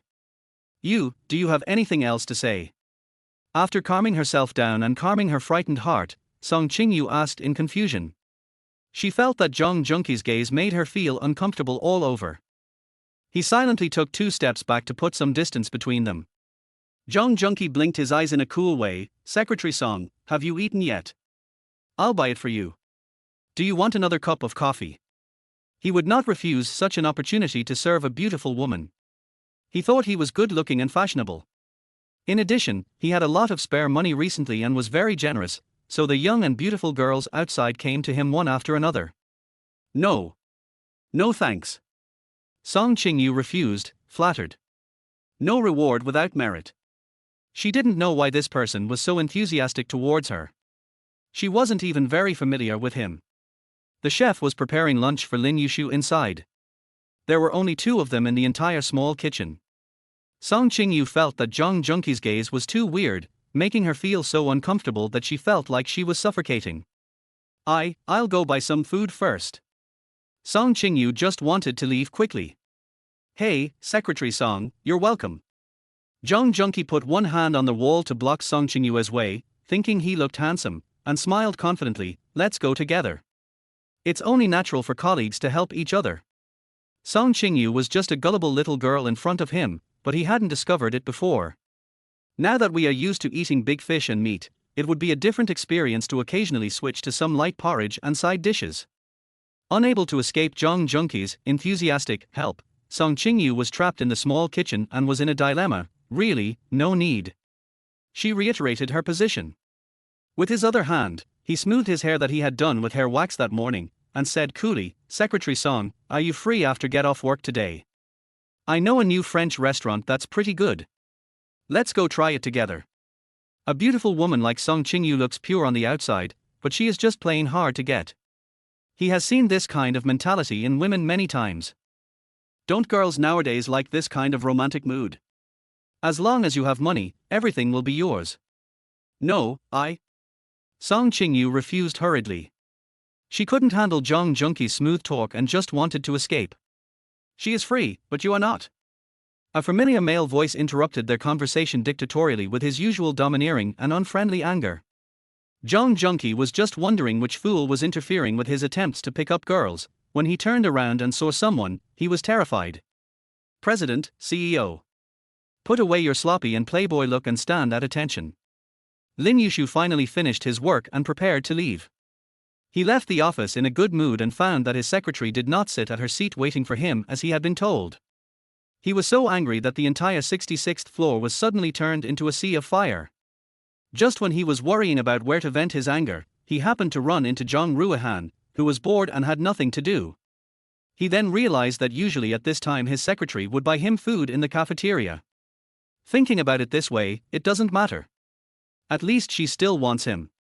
When the emperor arrived at the cafeteria in person and saw the situation, he was so angry that he exploded instead of calming down. Unexpectedly, his secretary is becoming more and more capable and even has time to make dinner appointments with other men. With a burning anger, Lin Yushu walked into the kitchen with his long legs. The gloomy look on his face made Zhang Junki's legs tremble inexplicably. Zhang Ruohan, who had nothing to do and was following behind curiously, closed the kitchen door to cover up the curiosity of everyone and to isolate the innocent people from watching the bloody scene. What's your name? Lin Yushu glanced at Zhang Junki coldly. Zhang Junki was so nervous that sweat soaked his back after being caught by this glance, but he still answered respectfully and seriously, my name is Zhang Junki, and I'm in the technical department. If Lin Yushu could remember his name, he might have a chance to move up in the future. He must seize this opportunity. Maybe I can reach the pinnacle of life and marry a beautiful, rich woman. It makes me happy just thinking about it, Tilda. You're fired. The ruthless words blocked all of Zhang Junki's beautiful fantasies about the future. Lin Yushu didn't even look at Zhang Junki after he finished speaking. He turned to Zhang Ruohan and said, get someone to watch him pack his things. He is not allowed to take any materials from the technical department out. Yes. Zhang Ruohan calmly accepted the king's edict. Zhang Junki still couldn't believe it, pointing at himself in confusion. CEO, you said I was fired. Looking at Zhang Junki sympathetically, Zhang Ruohan nodded in answer on behalf of Lin Yushu. As the third person on the 66th floor, he knew best that the king had been particularly concerned about Song Qingyu recently. The king is extremely angry this time. Why would you date Song Qingyu when you can date anyone else? Didn't you see that Zhu Dawei listened to Sadarko's example? Zhang Ruohan tilted his head and thought for a moment. Zhang Junqi. Zhang Junqi. This name seems familiar to me, as if I have seen it somewhere. Lin Yushu ignored Zhang Junqi and walked up to Song Qingyu and said, staring into her eyes, conveying his anger. Standing there, Song Qingyu found out that Zhang Junqi had been fired before she could accept the reality that Lin Yushu appeared in front of her. What is going on? I asked you to wait for me in the office at 12 o'clock, but you ran to the kitchen for me to find you? Do you think I am free to play hide and seek with you? Or do you think I changed my career to become a chef? He had compressed his time with great difficulty to go out with this little woman, but now it was wasted.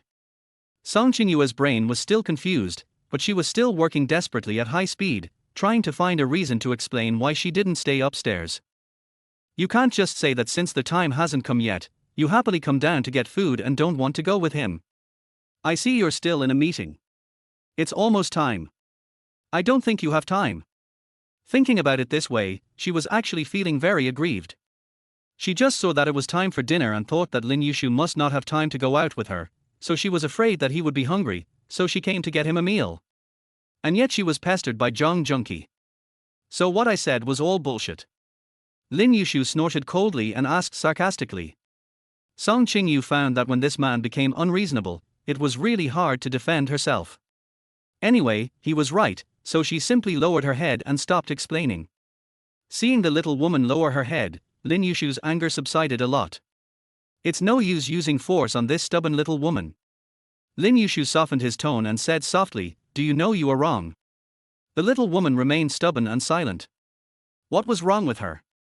Was it wrong to be afraid that he would starve to death? She herself hadn't eaten yet. Then let him starve to death. Chapter 48. Zhang Ruohan, who was watching from the side, was so worried about Song Qingyu that he broke out in a cold sweat. Secretary Song, it's okay for us to admit our mistake to the king, even though it sounds a bit unreasonable. But a real man can bend and stretch, and so can a woman. Zhang Junqi, who unexpectedly lost his job, had no idea what was going on. Why did he feel that there was something wrong with the relationship between Secretary Song and the president? When the chef prepared the meal and brought it out, he saw Lin Yushu coming in person, so he respectfully placed the food in front of Lin Yushu. The little woman was stubborn and said nothing, making silent protest. When she is in a bad mood, she will take revenge on others. She has been worried about retaliation all morning and now it is finally coming. At worst, she will be fired too. I raised my hand and glanced at the Patek Philippe on my wrist, which was precisely pointing to 12:30. After doing this to this little woman, it was indeed what she wanted. I didn't have time to go out with her during lunch break today. After a long while, Lin Yushu was unexpectedly defeated. He sighed, turned around and walked out. He was hungry after all the trouble. Take the food back to the office. He had never realized that this little woman could be so stubborn before. Never mind. It's his fault that he can't get her now. Song Qingyu was stunned for a moment. She thought he would be furious, so just let it go. After walking a few steps, he found that the person behind him didn't move at all. Lin Yushu said impatiently, "Why don't you catch up?" The clever Zhang Ruohan understood what she meant and moved closer to give Song Qingyu a push. Song Qingyu was caught off guard and stumbled, nearly falling. She turned around and looked at Zhang Ruohan in confusion. "Assistant Zhang, why are you pushing me?" "Miss, why don't you keep up?" After a few seconds, Song Qingyu breathed a sigh of relief. At least I don't have to go investigating with him today. After figuring it out, Song Qingyu's mood improved, and she decided not to argue with Lin Yushu. Her stubborn temper faded away, and she obediently picked up his lunch and followed. Zhang Ruohan winked at Song Qingyu and she finally obeyed him. Just when she was about to praise herself for seizing the opportunity, her eyes unexpectedly met Lin Yushu's deep gaze. Oops, he pushed Song Qingyu. A face that wants to cry but has no tears. Zhang Junqi had been stunned for a long time, and only came to his senses when he saw Lin Yushu was about to leave. Realizing the seriousness of the problem, he suppressed his anger and asked, "Boss, you have to give me a reason if you fire me. If you fire me without reason, not only will you have to compensate me for my salary, I can also sue you at the Labor Bureau." He had just felt that his career was on the rise, so how come it suddenly fell? Hearing this, Lin Yushu stopped walking and looked at Zhang Junqi with contempt, which made him feel uneasy. Not only will I fire you, I won't even pay you, and I reserve the right to hold you accountable. The man said arrogantly. What gives you the right? Aren't you afraid that I will publicize it? Do you think there is no law just because your company is so big? Zhang Junqi said angrily. There was a trace of guilt in my heart, but it was quickly covered up. Impossible, he couldn't possibly know that. Looking at Zhang Junqi's dying struggle, Lin Yushu snorted coldly. In that case, I will let you die with your eyes closed. Lin Yushu's eyes became deep and he saw through everything. Zhang Junqi suddenly lost his confidence. Is it enough for you to sell the company's peripheral technology? Zhang Ruohan suddenly realized it was this guy when he heard this. Lin Yushu has always had a good memory, but he didn't expect that he could remember the names of these little minions in the investigation report clearly. It seems that the king is preparing to make a show of force this time to completely eliminate the cancer in the company. He was too superficial and thought that the king was angry for the beauty. Zhang Ruohan felt that his admiration for the king had reached a new level. Long live our emperor! Lin Yushu glared at Zhang Junqi's waxed hair and wretched face with displeasure.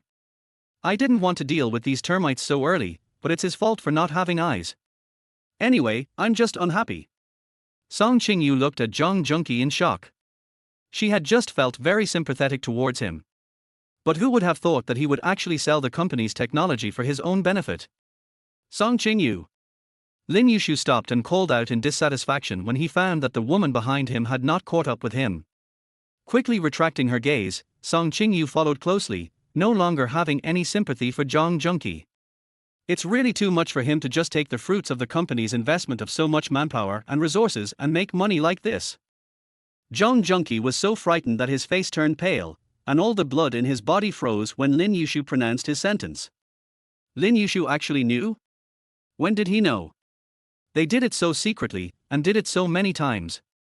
Moreover, they were all very marginal things, almost derivative products under development, but they were still discovered by Lin Yushu. What could possibly be hidden from his eyes? It was truly horrible. It's over, his life is over. Sitting on the ground, Zhang Junqi felt cold all over. With a record like this, which technology company would want him? And Lin Yushu will never let him go. Suddenly, a glimmer of expectation flashed in Zhang Junqi's eyes. No, he had to tell that person, because he was the only one who could save him. Mr. Zhang, can you go pack your things now? Zhang Ruohan stood aside with a serious face and urged in a deep voice. Following Lin Yushu closely, he returned to the president's office on the 66th floor. Song Qingyu was secretly happy that she didn't have to escape the investigation with Lin Yushu today. Boss, let's eat. Placing the still steaming delicious dish on the desk in front of Lin Yushu, and smelling the aroma of the food, Song Qingyu felt like she was starving to death. Because I couldn't sleep yesterday and didn't have time to eat a proper breakfast, I went to buy lunch for Lin Yushu and got scolded by him, and in the end I had nothing to eat. Song Qingyu frowned and wondered if there would be any leftover food in the cafeteria that would fill her stomach when she went there next time. The little woman in front of him was not wearing glasses, and all her thoughts were vividly written on her face. Lin Yushu could see all her expressions, and they were so vivid. He found that he had really missed a lot of the interesting side of this little woman in the past. Taking a quick look at the fragrant pan-fried salmon, Song Qingyu felt even hungrier and secretly swallowed her saliva. Sit down. Lin Yushu said, pointing to the chair in front of him. Song Qingyu glanced at Lin Yushu without knowing what was going on. Under the stern gaze, she finally chose to sit down obediently. She must be told something, so she just listened. After all, she had already escaped a disaster today, and she didn't want to provoke Lin Yushu to come up with any new ideas. She lowered her head and prepared to listen to Lin Yushu's instructions. A plate of steaming, juicy salmon was slowly pushed in front of her.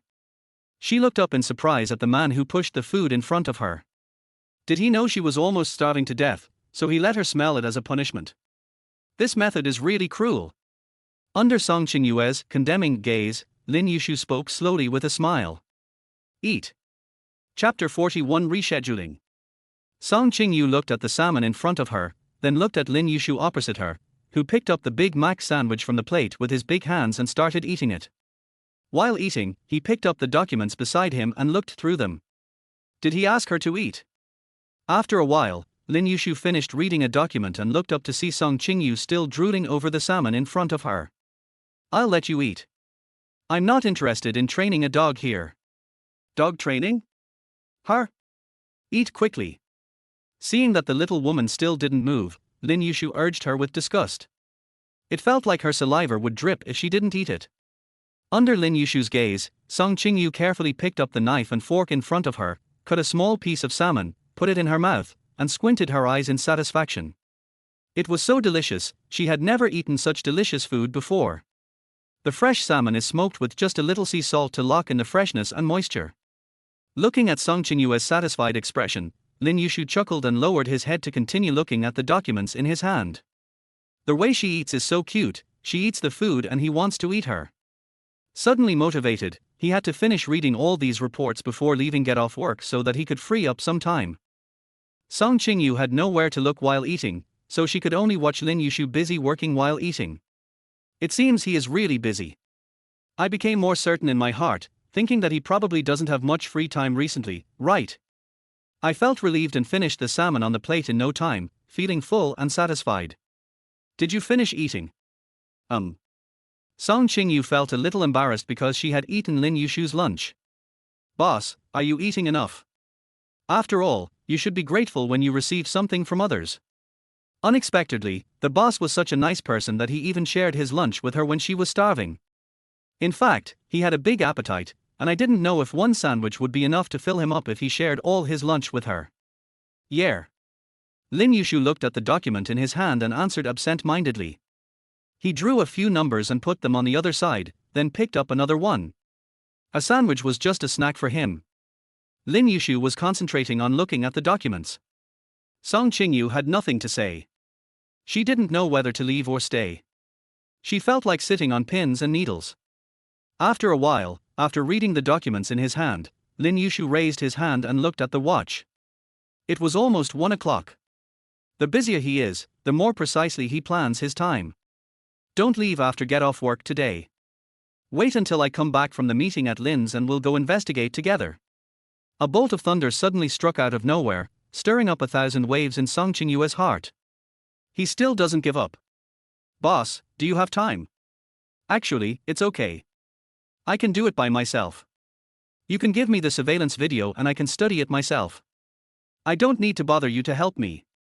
With his arms folded across his chest, he watched the woman in front of him change from a quiet and docile appearance to a noisy and talkative one.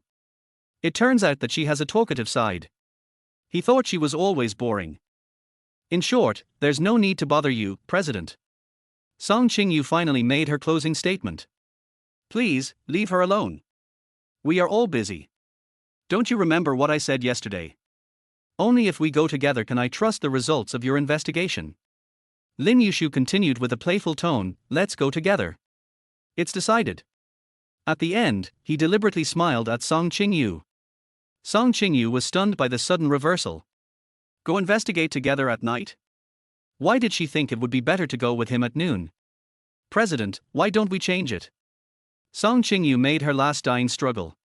The ringing of the phone on the table interrupted her words. Lin Yushu looked at her with a meaningful smile, giving her a chance to continue. President, please answer the phone. Sighing dejectedly, Song Qingyu knew that no matter how much she said, it would not change Lin Yushu's decision. The big hand turned on the speakerphone. President, Mr. An from Shinin Technology has arrived and is waiting for you in the reception room on the 65th floor. Got it, I'll be down now. Lin Yushu's eyes never left Song Qingyu, and she stood there at a loss as to what to do. You're done. Song Qingyu suddenly had an idea. At worst, she could go by herself and then tell Lin Yushu that she had something urgent to do and they could make an appointment another day. So I answered obediently, yes, President. Although she really wanted to find out the truth as soon as possible, she definitely didn't want to be with Lin Yushu. Be good and wait for me to pick you up. He stood up with satisfaction and adjusted his suit. When he passed by Song Qingyu, Lin Yushu stopped for a moment deliberately, which made her feel scared. Lin Yushu turned around and said in a deep voice, if you run away to other places for me to find, you just wait for me. My heart sank and I immediately gave up the idea. Does this man have the ability to read minds? She was planning to repeat what happened at noon. Song Qingyu nodded in frustration, her tone full of disappointment. I understand, President. Only then did Lin Yushu take a step forward and walk towards the door happily. Secretary Song, why don't you keep up? Generally, visitors who want to meet Lin Yushu can only go to the meeting floor on the 65th floor. No one without a special status or special invitation can go up to the 66th floor, not even ordinary employees of the company. Lin Yushu and Song Qingyu took the elevator down to the 65th floor, and Zhang Ruohan was already waiting at the elevator door. As soon as the elevator door opened, Zhang Ruohan hurried to greet it. President, Mr. An is already waiting in the VIP room, Zhang Ruohan reported to Lin Yushu, and then whispered, and Miss An. Lin Yushu frowned and looked at Zhang Ruohan with an ambiguous expression that was hard to describe. What's wrong? Nothing. Zhang Ruohan glanced at Song Qingyu, who was following behind him with an expression of understanding.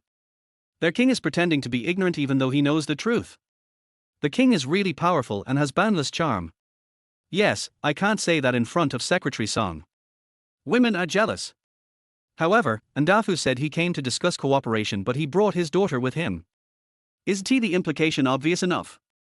This Miss An, with a soft and charming tone, kept pestering him about Lin Yushu's schedule and matters. Didn't he escape with great difficulty? President, Miss An. Zhang Ruohan still wanted to remind Lin Yushu in a tactful way. Don't get caught by the goblins and eaten in the spider cave. Lin Yushu raised his hand to stop him from continuing. I understand. I looked back at Song Qingyu. She had her head down, thinking about something, and didn't hear what the person in front of her said at all. Usually Song Qingyu only attended some formal meetings and conversations. In the past, such social meetings only required Zhang Ruohan to accompany her.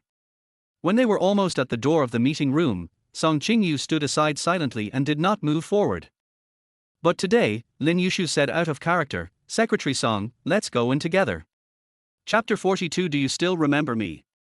Song Qingyu, who was a little slow in thinking, stood there in confusion, thinking about her own things and did not hear Lin Yushu's instructions at all. Secretary Song is really risking his life by being stunned in front of the king. Zhang Ruohan forgot that his life was almost in danger at noon, and secretly nudged the dazed Song Qingyu with his elbow, and she came back to her senses. After all, saving a life is better than building a 7-story pagoda. What are you two doing? Come on. The king in front urged impatiently and took Zhang Ruohan's actions into consideration again. Zhang Ruohan shuddered all over. Adding crime to the death penalty. He decided to just give up and drag Song Qingyu, who was still not in good shape, to catch up. Zhang Ruohan opened the door of the VIP room for Lin Yushu.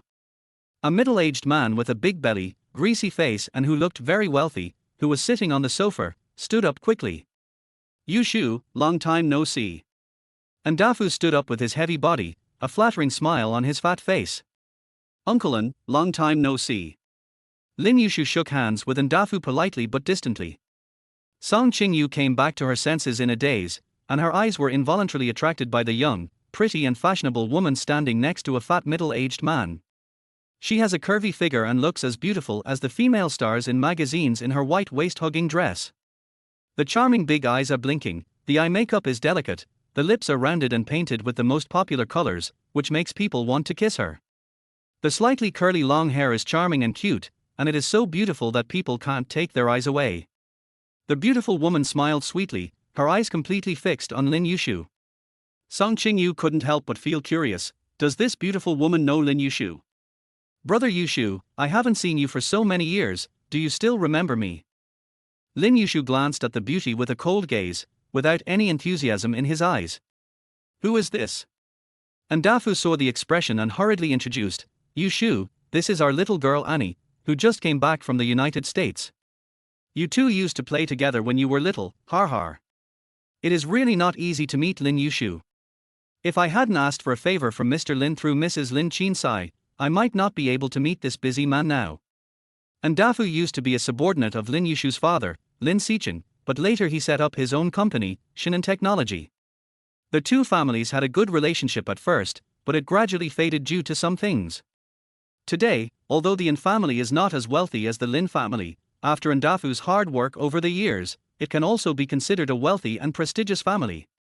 Lin Yushu had no impression of the woman in front of him, so he just greeted her like a gentleman. "Hello, missin."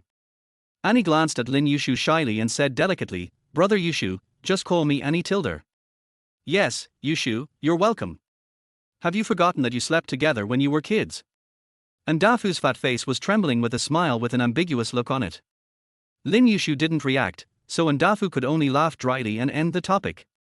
Zhang Ruohan glanced at Song Qingyu awkwardly, seeing that she was still in a daze, looking at the situation in front of her with strange eyes. So this is Ibo offering his daughter as a sacrifice to the river god. Annie didn't care about Lin Yushu's indifference, and said to Ndafu coquettishly, "Daddy, what nonsense are you talking about in front of brother Yushu? I'm grown up now, not a little girl anymore, Tilder." Yes, my daughter has grown up, and daddy has grown old." Ndafu patted Annie's head lovingly, and occasionally glanced at Lin Yushu's expression. He has already put his old face at risk, why is this kid indifferent? Isn't his expression obvious?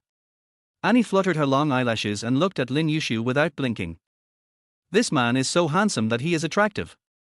"Brother Yushu, do you remember the party a few days ago? I wanted to say hello to you, but by chance the waiter spilled the drink on me. If not for this, I would have met you a long time ago." Annie continued to get close to Lin Yushu without being discouraged. When talking about the party that night, a strange emotion flashed across Anne's smiling eyes, but was quickly covered up by a sweet smile. Apart from the memory of that passionate night, Lin Yushu could not recall meeting Annie at the party that day. As if unintentionally glancing at the cute and silly look of the heroine in the hot plot, who was rarely out of shape at work, Lin Yushu chuckled, and finally his eyes fell thoughtfully on the enthusiastic father and daughter in front of him. I guess his father arranged this meeting for him today because he was influenced by his mother's idea to introduce him to someone. It's really cliché. Sorry, there were too many people that night and I don't remember it.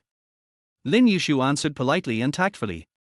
He didn't want to give his mother any hope and felt that there was a possibility of development between him and Miss Anne in front of him.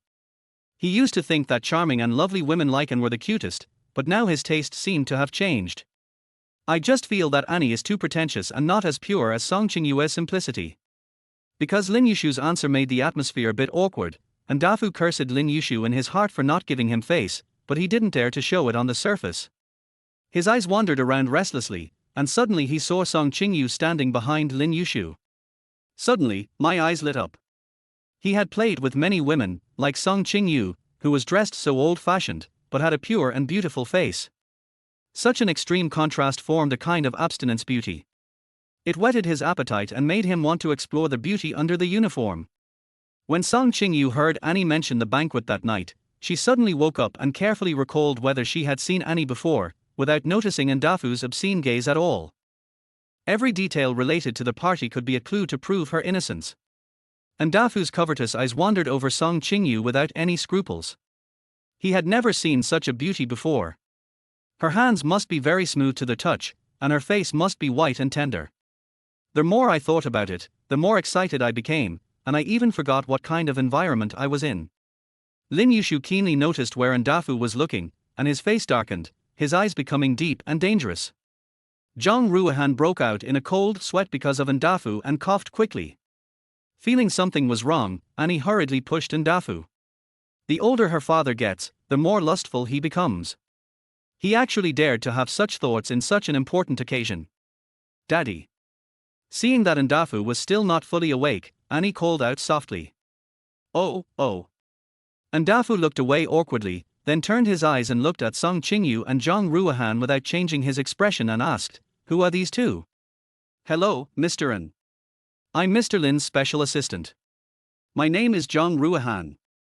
In order to ease the atmosphere, Zhang Ruohan introduced himself as usual, stretched out his hand to shake hands with Ndafu, took out a business card from the inside pocket of his suit and handed it to him with both hands. Ndafu nodded and casually put the business card in his pocket. "Assistant Zhang, nice to meet you." The expectant gaze uncontrollably turned to Song Qingyu. "I wonder what beautiful name this little beauty has." Chapter 43, Sending Guests Away. Song Qingyu was still immersed in the memory of that day's banquet and didn't realize Ndafu's ulterior motives at all. Without a business card on her, she pulled herself out of her memory and hurriedly extended her hand. "Hello, Mr. An, my name is Song Qingyu, and I'm Mr. Lin's secretary." The name lives up to its name. It makes people feel sunny and happy when it opens. It is beautiful, really beautiful. The greasy fat hand stretched out, almost grasping Song Qingyue's soft hand. Uncle, don't be polite. Let's sit down and talk. Lin Yushu stood between the two of them with a stiff tone and expressionless face, blocking Ndafu's hand from touching Song Qingyu. He glared at the little woman behind him who was unaware of the danger, but instead received a look of incomprehension. Lin Yushu felt a knot in his chest. Looking at the tall figure in front of her, this situation seemed familiar. He stood in front of her like this last night to protect her from being hurt by Yukai. My heart feels warm. No, what is he doing? How rude. He is making the atmosphere so awkward. It's really inexplicable. Ndafu has been working in the business world and is very good at changing his attitude according to the situation. However, in recent years, his business has grown and many people have pushed women into his arms, so today he forgot his sense of propriety. He came here to discuss serious matters today, and he couldn't lose his composure over a woman. Annie frowned slightly, and obediently hooked Ndafu's big hand in the air, just right to resolve the embarrassment in front of her. Dad, Brother Yushu's people are all our own, why should we be polite? That's right, Mr. An, Miss An is right, let's sit down and talk. Zhang Ruohan felt like he was suffocating when Lin Yushu shot him a look while blocking him. In order for the meeting to continue, he tried his best to smooth things over. Yes, I am the one who is unfamiliar. Sit down. Special Assistant Zhang and Secretary Song should also sit together. We are all family. Ndafu walked down the stairs and sat on the sofa wisely, not daring to look around anymore. Not understanding the current situation at all, Song Qingyu just sat down with Zhang Ruohan, confused. Annie pulled her white skirt and sat down next to Ndafu, revealing her white and slender legs, crossing them. The sweet smile on her face did not diminish at all because of Lin Yushu's attitude. Brother Yushu, you graduated from Harvard, right? I heard that you did very well in school. I often heard about your deeds when I was in the United States. You are amazing. The tone of voice fully satisfied the self-esteem of ordinary men and was full of admiration. Even Zhang Ruohan felt itchy in his heart when he heard it. I'm sorry, Lin Yushu's tone couldn't be colder.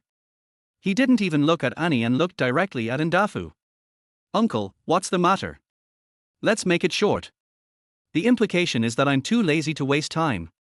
Annie pretended not to understand what Lin Yushu meant, and said innocently, Brother Yushu, are you busy today? After working for Lin Yushu for a year, Song Qingyu had already noticed his impatience. In line with her duties as a secretary, she answered for Lin Yushu with a polite smile, Ms. An, the president has many other plans today. This woman understands him. Lin Yushu's expression eased slightly. Following their voice, Annie and Song Qingyu looked at each other, their gazes sank and looked down along the neck. Their sharp eyes saw an almost invisible light mark that was exposed because the collar could not cover it. There was an unfathomable emotion in their eyes. Lin Yushu was so direct in not giving any face that Ndafu felt a little embarrassed. After so many years in the business world, who wouldn't give him some face given his worth today? But now is different from the past. He came here for serious matters. A real man can bend and stretch. With a stern face, Ndafu sternly reprimanded Annie, Yushu has a lot of things to do, you are not allowed to mess around. And pouted her pretty little mouth and stopped talking. Yushu, I'm here today to talk to you about the agency rights of IL's newly launched intelligent recognition system. Ndafu then got to the point. Now IL's newly launched products are very popular in the industry, and major technology companies are vying for its agency rights. Shinin Technology is determined to win this cooperation. Lin Yushu placed one hand on the armrest of the sofa, remaining silent. The expression on his face made it impossible to tell what he was thinking. He attaches great importance to this new product. This fat guy opposite is really annoying. He glanced at Zhang Ruohan, who immediately understood and replied, Mr. An, you can give me Shinin's plan for this matter. I will give it to the marketing department for evaluation. If you are selected, I will notify you to participate in the bidding. Ndafu looked at Lin Yushu with some annoyance. Didn't he come here today just to take a back door and not go through the normal process? Did he really have to be so shameless as to beg a junior of his? In the industry, whether it's the market or the platform, our Shinin technology is one of the best. I dare not say it's the best, but it is one of the best. If our two companies can achieve a win-win situation through this cooperation, our two families have always been old friends, so why bother going through those unnecessary procedures?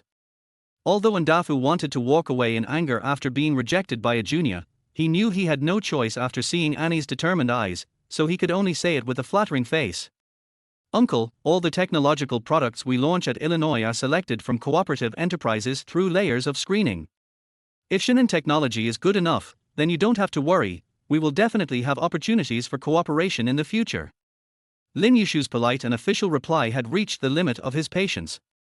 Although he was angry at the young man for not being gracious, Ndafu could not get angry. Nephew, if you can directly hand over this agency to Shinin Technology, we can negotiate all the terms. Everything will be based on your Illinois. If I give all the benefits to Lin Yushu, he won't have anything to say, right? That's right, brother Yushu, my dad is very sincere, just consider it. Annie helped in a soft voice. Lin Yushu looked at his watch unmoved. Half an hour had passed. It should be enough to deal with Lin Sichin. Uncle An, I'm so sorry. Illinois has its own rules and regulations. I really can't do anything about it. If there is nothing else, I will leave first. I have something else to do, so I won't see you off. He turned around and told Zhang Ruahan, Assistant Zhang, send Mr. An and Miss An out.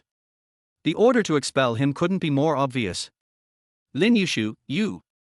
Ndafu was so angry that he stood up so angrily that the fat on his body shook a few times.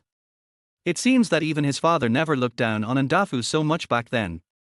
Annie frowned but soon calmed down, then stood up, looking at Lin Yushu lovingly all the time, but got no response. Her information should not be wrong.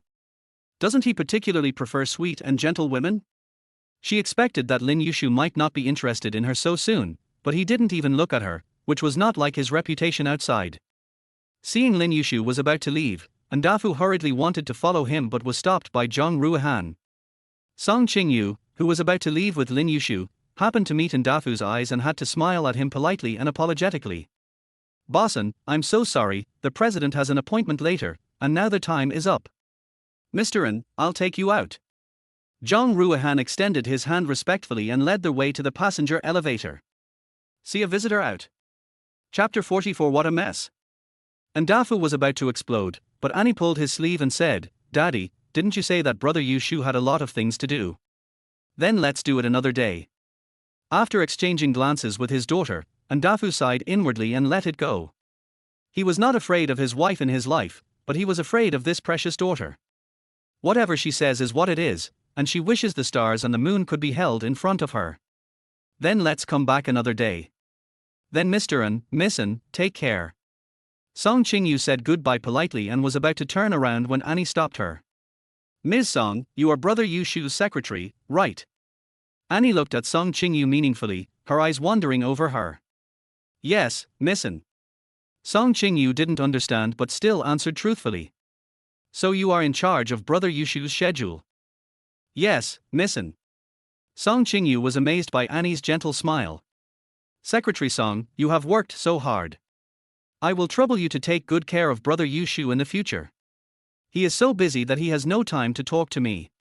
Before he could react to what Annie meant, she turned around with an impeccable smile on her face and said to Zhang Ruahan in a gentle tone, Thank you for your help, Special Assistant Zhang.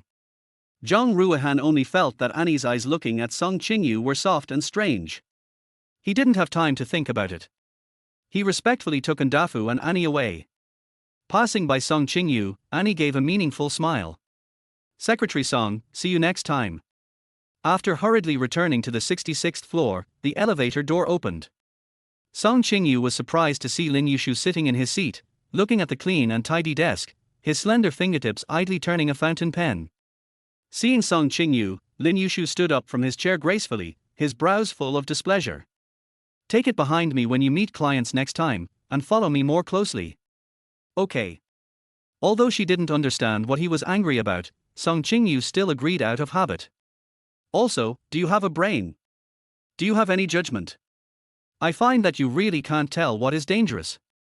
He spoke in a bad tone and became angrier and angrier. He didn't notice it in the past, but Bai Oyukai was like that yesterday, and Zhang Junki and Ndafu were like that today.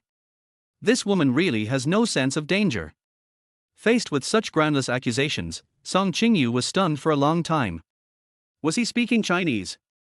Why couldn't she understand him? His sophisticated brain was working at high speed, trying to find a solution to the problem. Suddenly, he found the reason and ordered, "You must wear glasses to work tomorrow." In the final analysis, it was still a problem of the glasses. Although it didn't look pleasing to the eye the way it did before, at least there weren't so many problems. He could just enjoy the beautiful little face and various interesting expressions under the glasses by himself. Huh.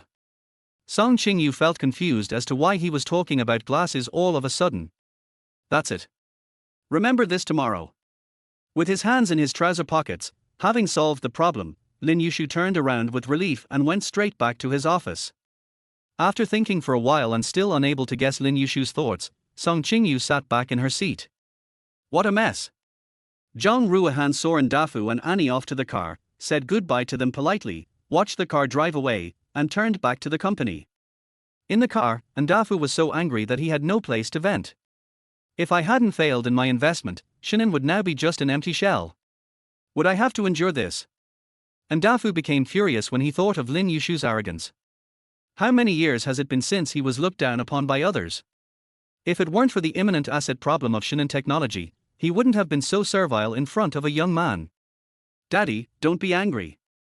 Annie still maintained her perfect smile, but her tone was no longer as gentle as before. You should know that the more cautious Brother Yushu is, the more he values this new product, and we should cooperate with him even more. By then, Lin Yushu will have no choice but to inject capital into Shinin in order for the new product to be successfully launched, so that the company will have a chance to revive. I just can't get enough of that brat Lin Yushu. He's still a kid and is putting on airs with me.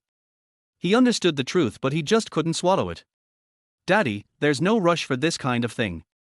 As long as I become the daughter-in-law of the Lin family, he will be your son-in-law. Why do you have to be angry with him? Annie vowed. Dafu looked at his precious daughter, whom he had raised since childhood, in surprise and said in disbelief. Are you really going to marry that brat? With Annie's temper, she must have given up after being treated so coldly by Lin Yushu. Of course. The more Lin Yushu treated her like this, the more it aroused her fighting spirit.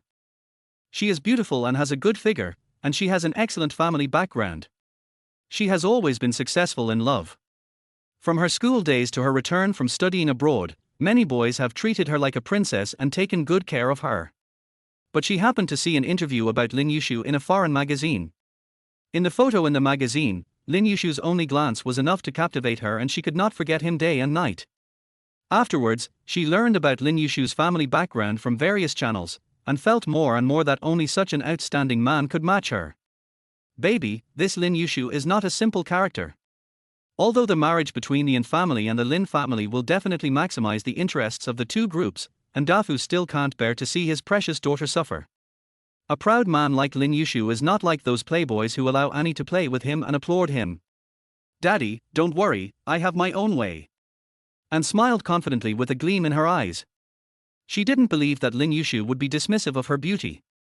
No man would not look at her a few more times and want to get close to her. But what she wanted was not only to be close to Lin Yushu, she wanted more. Take me with you to Uncle Kang's cocktail party in a few days. Taking out a powder compact from her handbag, Annie made some touch-ups on her delicate face. Are you interested in a gathering of businessmen? Dafu had never seen Annie take the initiative to ask to attend such a gathering. Uncle Lin will bring Mrs. Lin to attend. Annie looked at herself in the mirror and saw her face had returned to perfect shape. She smiled at Dafu. Whatever she wanted since she was a child would be handed to her by someone, and as for Lin Yushu, she would get him at all costs. All those who stand in their way must be removed. Okay. Dafu sighed and nodded helplessly. For the future of Shinin and Annie, he had no choice but to do it at all costs. Chapter 45 I'm fine. Feeling that the chair beneath her still retained Lin Yushu's body temperature, Song Qingyu felt as if she was sitting on pins and needles and twisted her body uncomfortably. The meeting, which was originally scheduled to last for more than an hour, was abruptly shortened to less than 45 minutes. Song Qingyu didn't know whether she should praise Lin Yushu's efficiency or complain that he didn't give others face. The door of the president's office was open. Song Qingyu secretly turned her head and glanced at Lin Yushu, who was quickly flipping through the pile of materials on the table and operating something on the computer from time to time.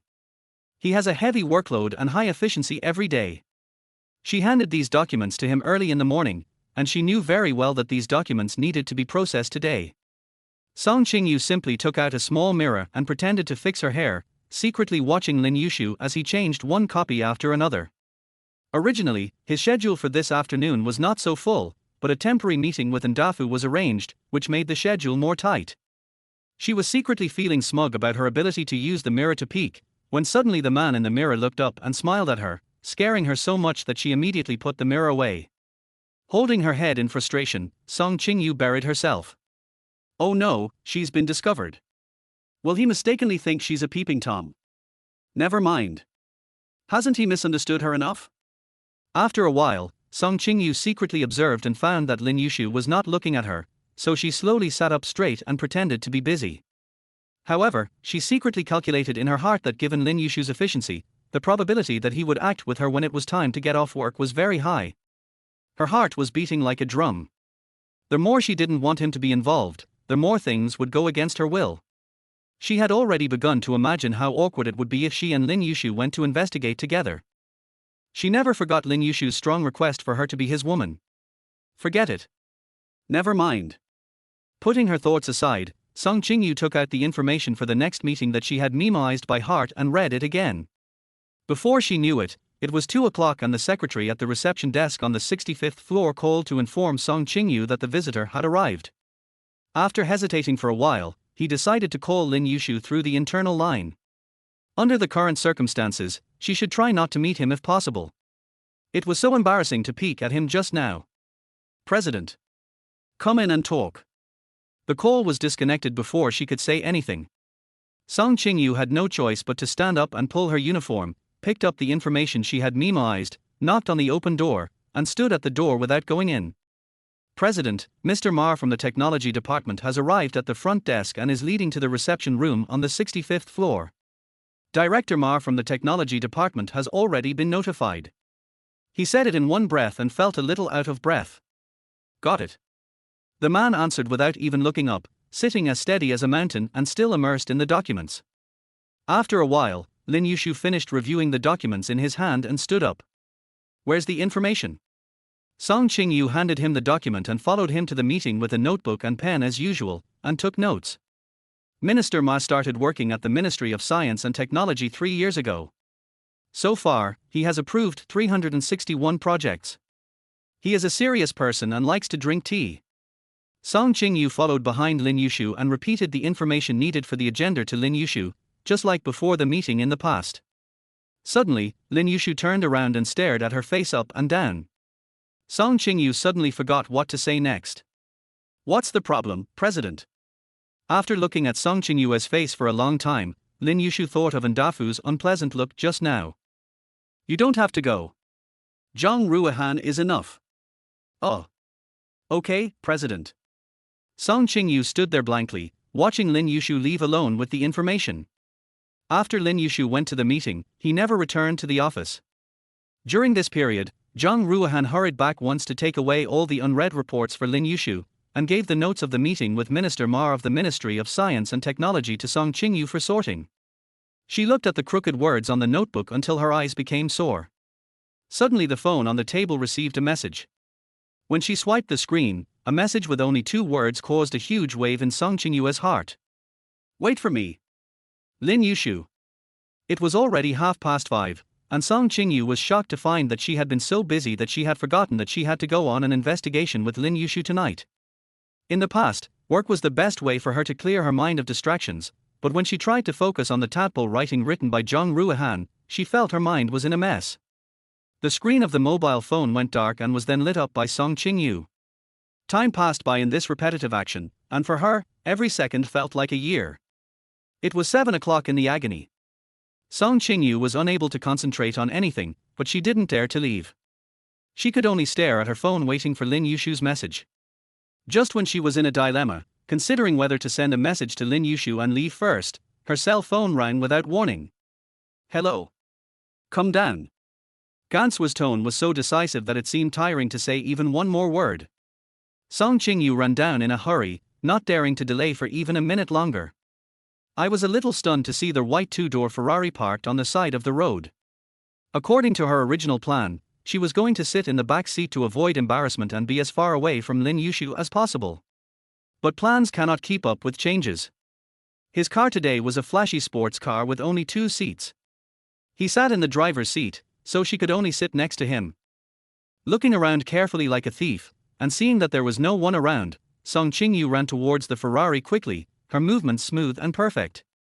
She didn't want to be seen and have the news spread all over the company tomorrow. After closing the car door and blocking out the outside gaze, Song Qingyu breathed a sigh of relief.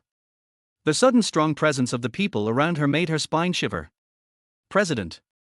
Lin Yushu had already noticed that Song Qingyu got into the car in a sneaky manner. Why is it shameful to go out with Lin Yushu? The more she resisted being associated with him, the more he insisted on it. Lin Yushu suddenly leaned closer to Song Qingyu, standing less than 10 centimeters away from her, his phoenix eyes fixed on her eyes. Song Qingyu subconsciously pressed her head back against the seat behind her and raised her hands to cover her mouth. Boss, what are you doing? His hesitant voice was completely obscured by his hands, but he refused to let go. Lin Yushu looked at Song Qingyu's reaction with amusement. What do you think I'm going to do? After saying that, he fastened his seatbelt and returned to the driver's seat as if nothing had happened. Nothing. Song Qingyu's face turned red and she put down her hand embarrassedly. That was a huge misunderstanding. She really thought he was going to kiss her. Not bad. Lin Yushu was concentrating on driving, his eyes not watching Song Qingyu's blushing face through the rearview mirror. He just wanted to make Song Qingyu's heart beat faster, so that she couldn't control herself and would involuntarily get closer to him. Yes, he did not deny that he just wanted to get Song Qingyu. Secretary Song, your face is very red. Is the fever still not gone? As Lin Yushu spoke, he stretched out his big hand and placed it on Song Qingyu's forehead to compare the temperature.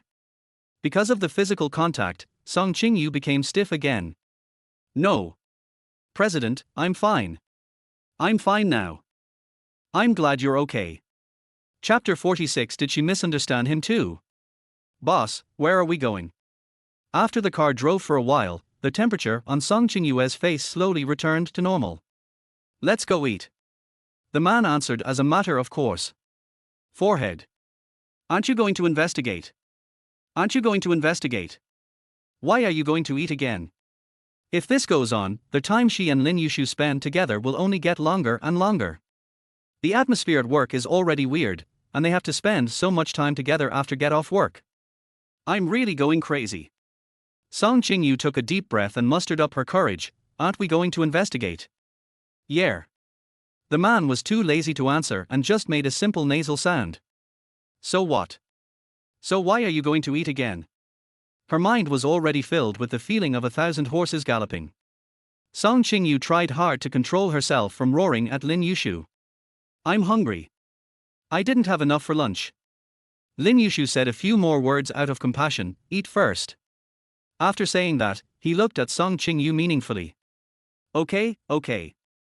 She answered without any confidence. Who could she blame? She ate his lunch. If she knew the result would be starvation to death, she wouldn't eat it. Lowering her head in shame, Song Qingyu touched her belly, ignoring the sly smile on Lin Yushu's lips.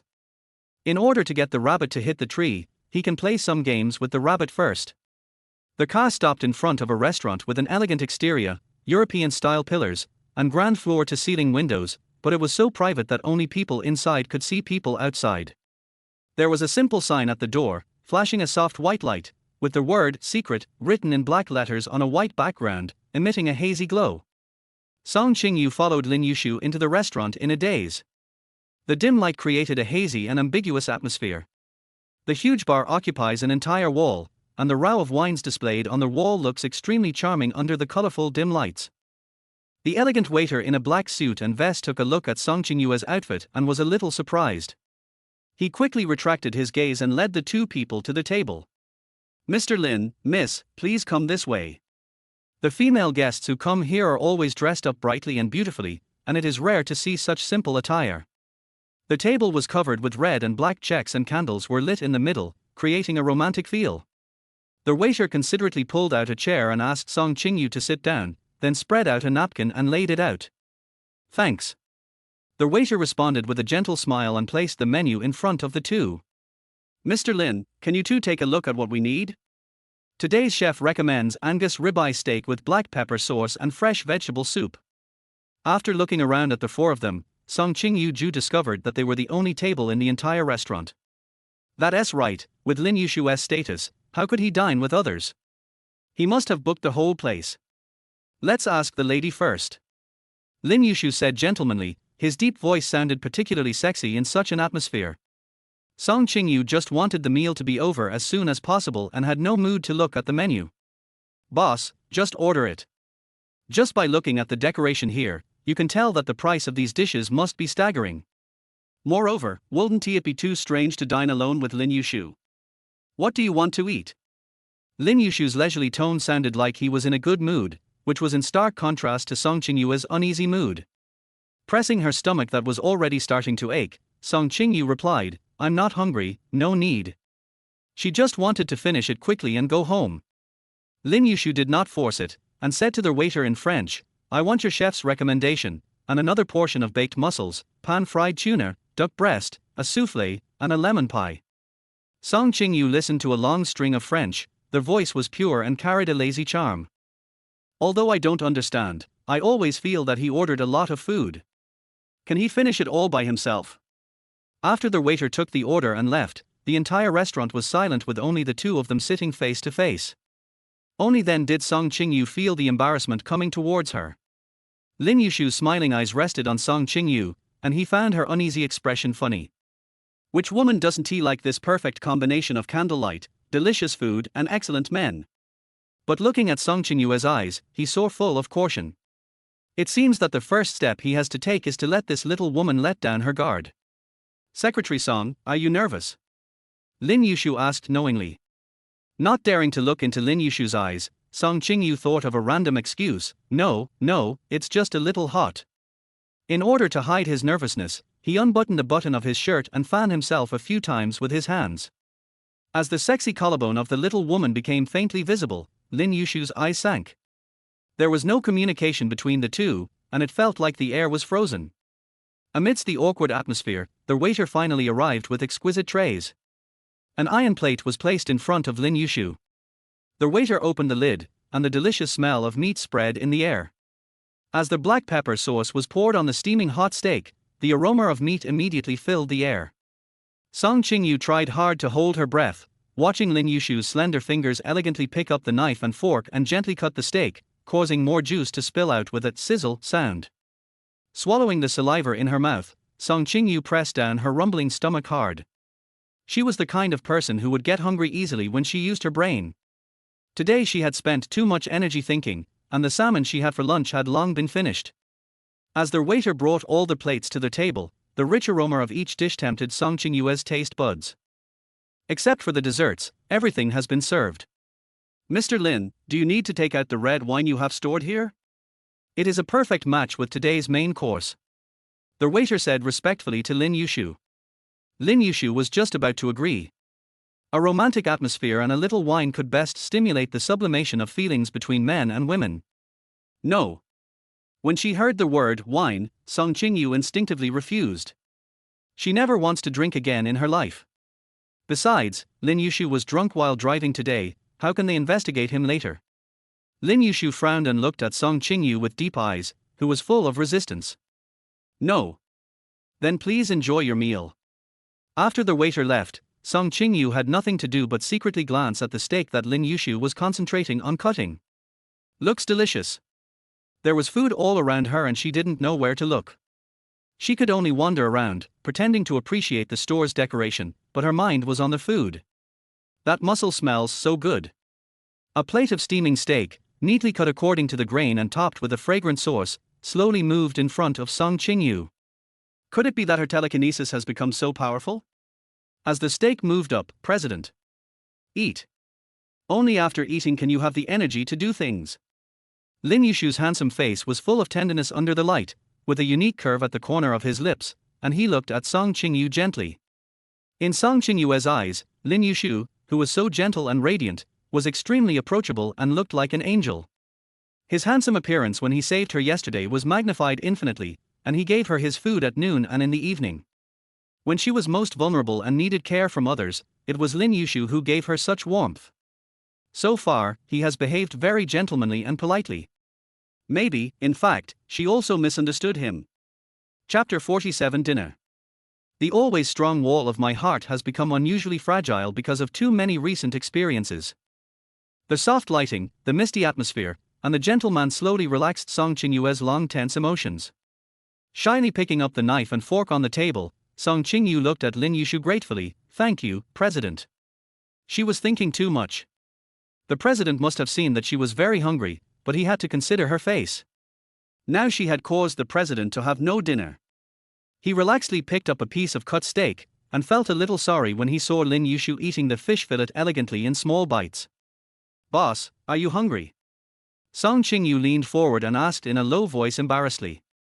If he was hungry, she wouldn't mind sharing her steak with him. Listening to the soft words, Lin Yushu looked up and saw that the woman had just unbuttoned her clothes, and her cleavage was faintly visible because she leaned forward. His pupils contracted and he answered meaningfully, "I'm hungry." It seemed like it would take a long time for Song Qingyu to make a decision and order another steak. Although she was not as nervous as before, she still felt uncomfortable doing something other than work with her boss. "Then President, please have some steak." After saying that, she leaned forward more and wanted to put the steak in her hand on Lin Yushu's plate. The man's eyes became deeper, and he said in a sexy voice, "Okay." Suddenly, he stood up unexpectedly, bent down, and naturally held Song Qingyue's little hand, and used her hand to put the delicious beef into his mouth.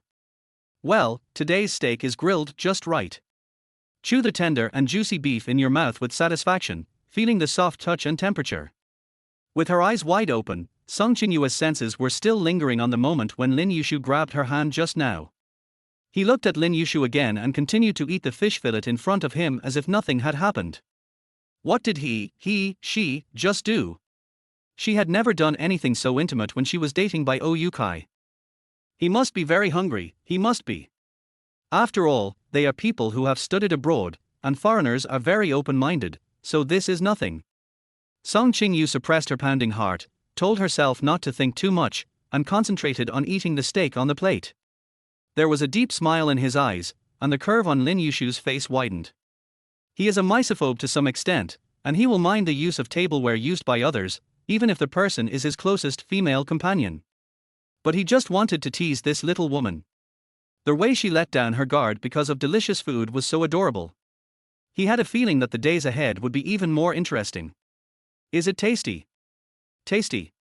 Putting the cut steak into her mouth, Song Qingyu smiled with satisfaction.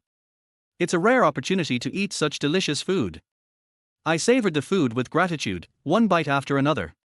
It's really delicious. The black pepper brings out the unique meaty flavor of the beef. Eat slowly, no one will snatch it from you. The man's tender voice in the dim environment made people blush and their hearts beat faster involuntarily. Her heart couldn't help but skip a beat. Song Qingyu nodded hurriedly and then lowered her head to hide the throbbing in her heart. Suddenly, a mussel appeared on her plate, shelled, and then another, and another. With a mouthful of food, he slowly raised his head and looked at Lin Yushu in disbelief.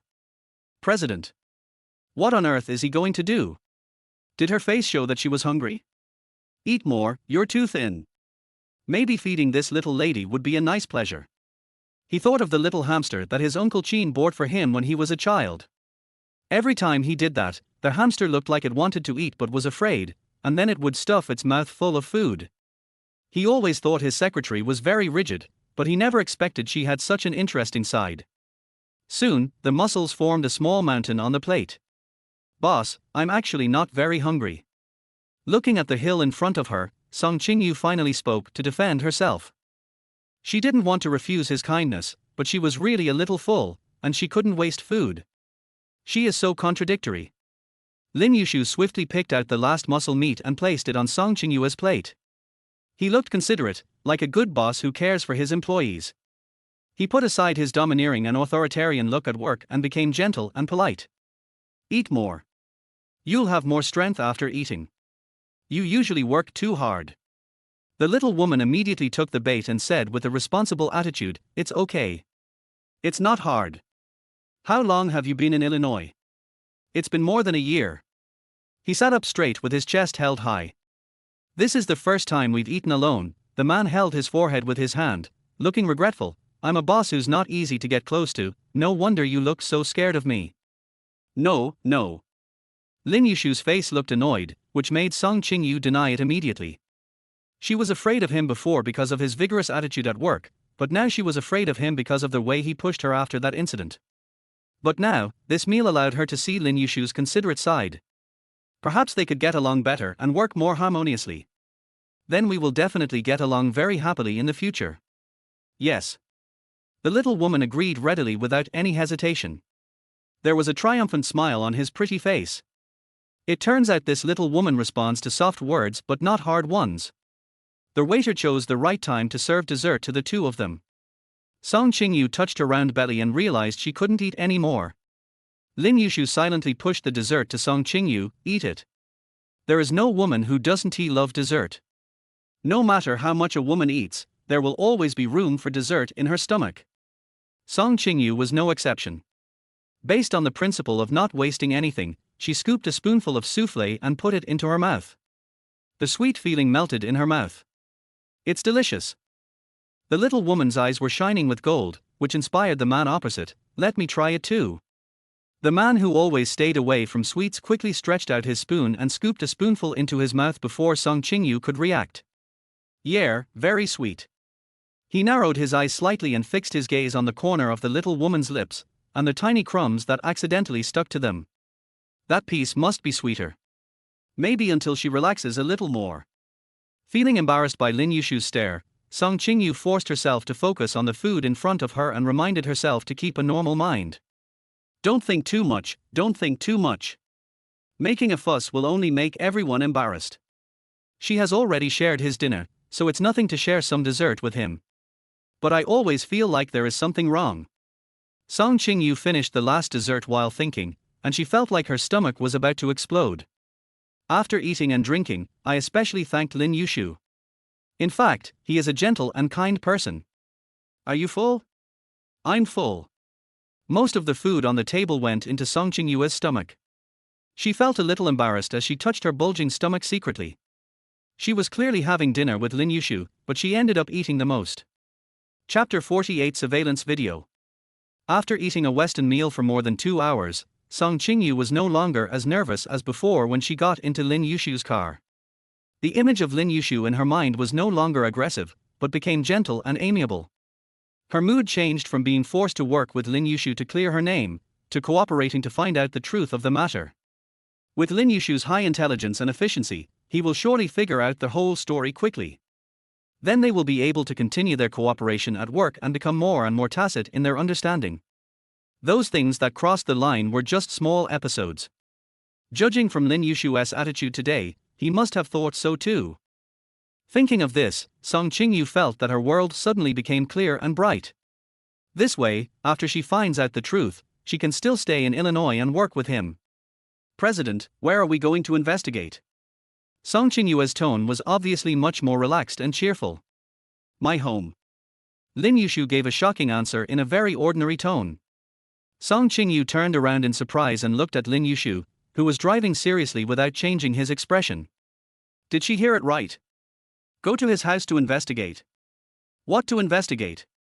The surveillance video from that night is at my house. So that's how it is. She was overthinking it.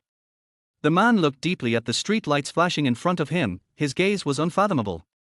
The white Ferrari drove into the most expensive area in S City, Lin Yushu's home, the only building in S City, SKY High.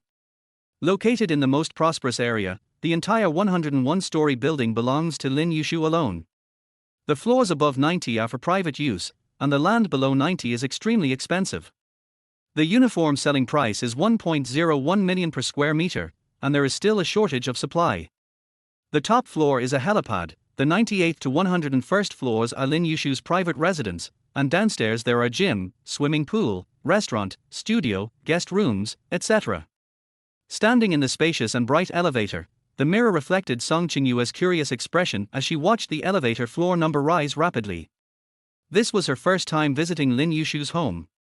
After a while, the number jumped to 99, the elevator door opened, and the door opened behind Lin Yushu. The entire floor-to-ceiling window that comes into view takes in the lights on both sides of the river in the prosperous area of S City. It is beautiful, but the soft curtains hanging on the floor-to-ceiling window do not match Lin Yushu's style. At this moment, the giant rear projection screen on the wall was emitting a dim light. On the coffee table in front of the rear projection screen, a few white columnar candles were lit, illuminating the sofa, the floor, and the table, which were all covered with red rose petals. The air was filled with a lazy and sentimental jazz style. Looking at the surrounding environment, it was very different from what Song Qingyu had imagined. He thought that a calm and decisive man like him would like simple styles like black, white and grey, but he didn't expect that he was like this in private. Well, it's also quite special. Feeling Song Qingyu's strange gaze, Lin Yushu gritted his teeth, reached out to the light switch on the wall and turned it on. In an instant, the whole room became bright. The pink curtains fluttered in the wind, and even the tablecloth on the table was covered with a romantic red color, making it look lively. There were also two large pink heart-shaped pillows on the sofa. Looking at the veil flying in front of me, the air is filled with romance, but also with a bit of femininity. Lin Yushu's face was as black as the bottom of a pot. Damn, Prosecutor Chin is so smart. He just said he wanted to make the room a little more cozy. Is he going to make him a romantic Valentine's Day or a love hotel? A friend might be having a party, and the house isn't cleaned up yet. Lin Yushu walked to the window, pulled off the curtain and threw it on the ground, using an unquestionable tone to palely cover up. Very warm. Song Qingyu nodded obediently, pretending to believe what Lin Yushu said. Stop talking, she understands. There's nothing wrong with admitting that men like roses and the color pink. Please sit down. The man gave up fighting with the petals on the floor and walked to the rear projection screen first, took out the USB drive and connected it to the TV. He vowed to let Prosecutor Chin take a course on environmental layout. It was already late, Song Qingyu said politely, CEO, I can just go home and take a look. She didn't want to disturb Lin Yushu's rest. Let's watch it here. The screen is big and clear. Besides, watching it together can help us brainstorm. It was so hard to get the little woman to let down her guard, but he hadn't even brought up the serious matter yet. It is a characteristic of businessmen to never do anything worthless, especially a cunning businessman like Lin Yushu. Nothing wrong with that. Feeling that what Lin Yushu said made sense, Song Qingyu sat down obediently on the sofa, staring intently at the huge screen in front of her with her beautiful eyes. The screen, which was comparable to that of a movie theater, was divided into 9 frames and played the recordings of various scenes from the banquet that day. Song Qingyu thought about it for several days and had only one idea, which was to find the waiter who handed her the wine that day. She always felt that this person was the key to all the problems. She stared at the screen carefully, looking for the waiter. Although the video was a little blurry, she would be able to recognize him if she could see him again. Would you like something to drink? Lin Yushu's unique magnetic voice came from the bar nearby. Just water, thank you. Song Qingyu's mind was completely on the screen in front of her, and she didn't even notice the dent in the leather sofa next to her. Since there was something wrong with the wine and it wasn't done by her or Lin Yushu, the only thing they could do was look for clues from the waiter. Give. The glass filled with distilled water was placed on the coffee table in front of her. Song Qingyu thanked him without even turning her head, thank you. He took off his suit jacket and casually threw it aside, his tie was loosened, and his shirt cuffs were unbuttoned and casually rolled up to his elbows to reveal his strong arms. Lin Yushu instantly turned from a social elite into a lazy and sexy person. He sat down next to Song Qingyu. Because of the close distance, the unique natural fragrance of the little woman made his breathing slightly heavier. In fact, he felt that now would be a better time to drink a little wine, so that perhaps their subsequent conversation would go more smoothly. He gave her a day to think about it, and spent an evening with her to let her experience his goodness. This was the maximum patience and time he had ever spent on a woman. In the upper right corner of the video, a young man in a tuxedo appears. He walks to the table, picks up the champagne on the table, and moves among the crowd.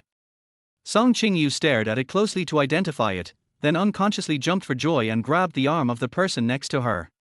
That's him. He was the one who gave me the wine that day. If we find his video, we will definitely get some clues. Lin Yushu stared at the little hand on his arm, while the owner of the hand was staring at the screen without noticing. The next second, there was a lot of snow on the screen, and when it recovered, the waiter was gone. He stood up anxiously, and in order not to let the warm touch of the little hand leave him, Lin Yushu also stood up. Song Qingyu searched carefully on all the screens, but couldn't find him anywhere. Where are the people? She asked puzzledly. How could a living person disappear out of thin air in all the shots?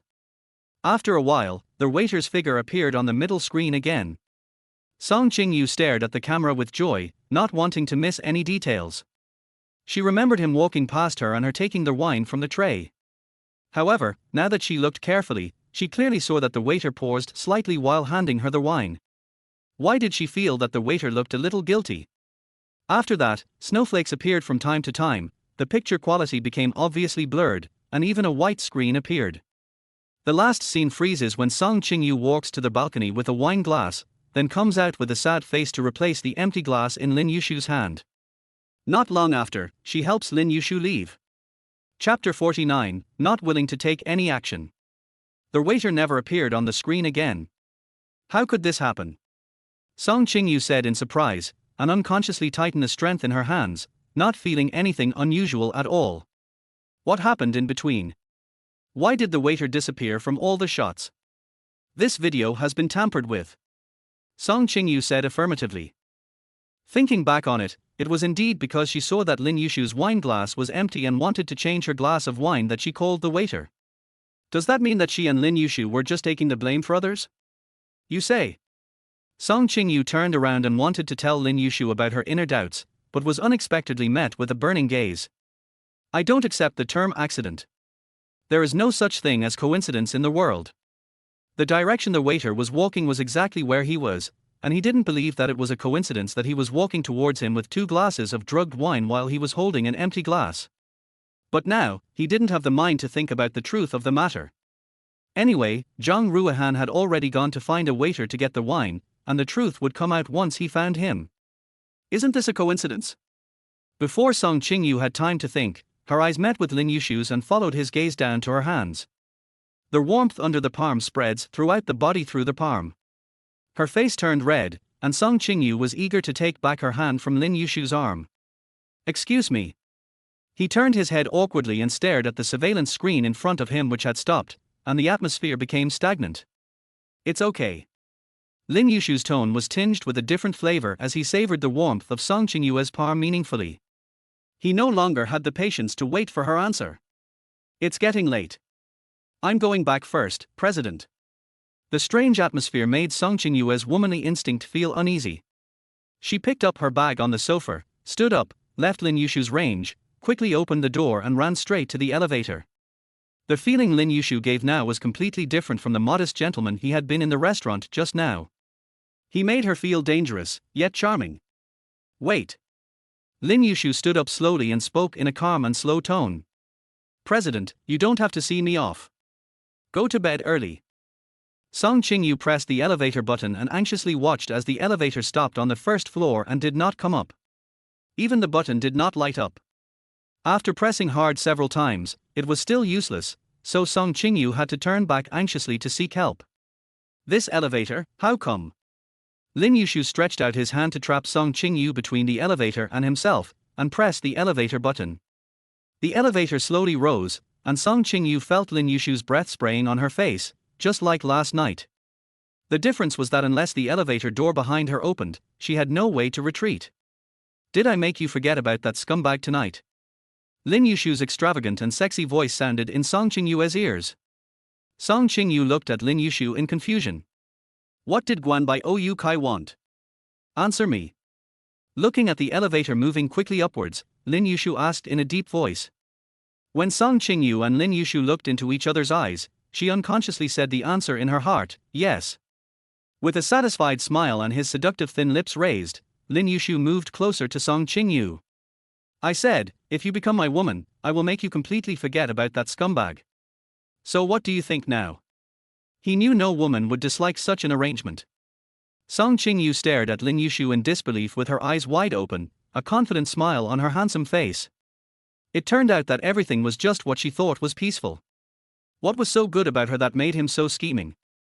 She even naively thought that he also wanted to resolve the misunderstanding between them. She is just a fool. The elevator door opened behind Song Qingyu. With a pale face, Song Qingyu took a few steps back in front of Lin Yushu's determined smile. Boss, thank you for your hospitality today. We should not eat together in the future.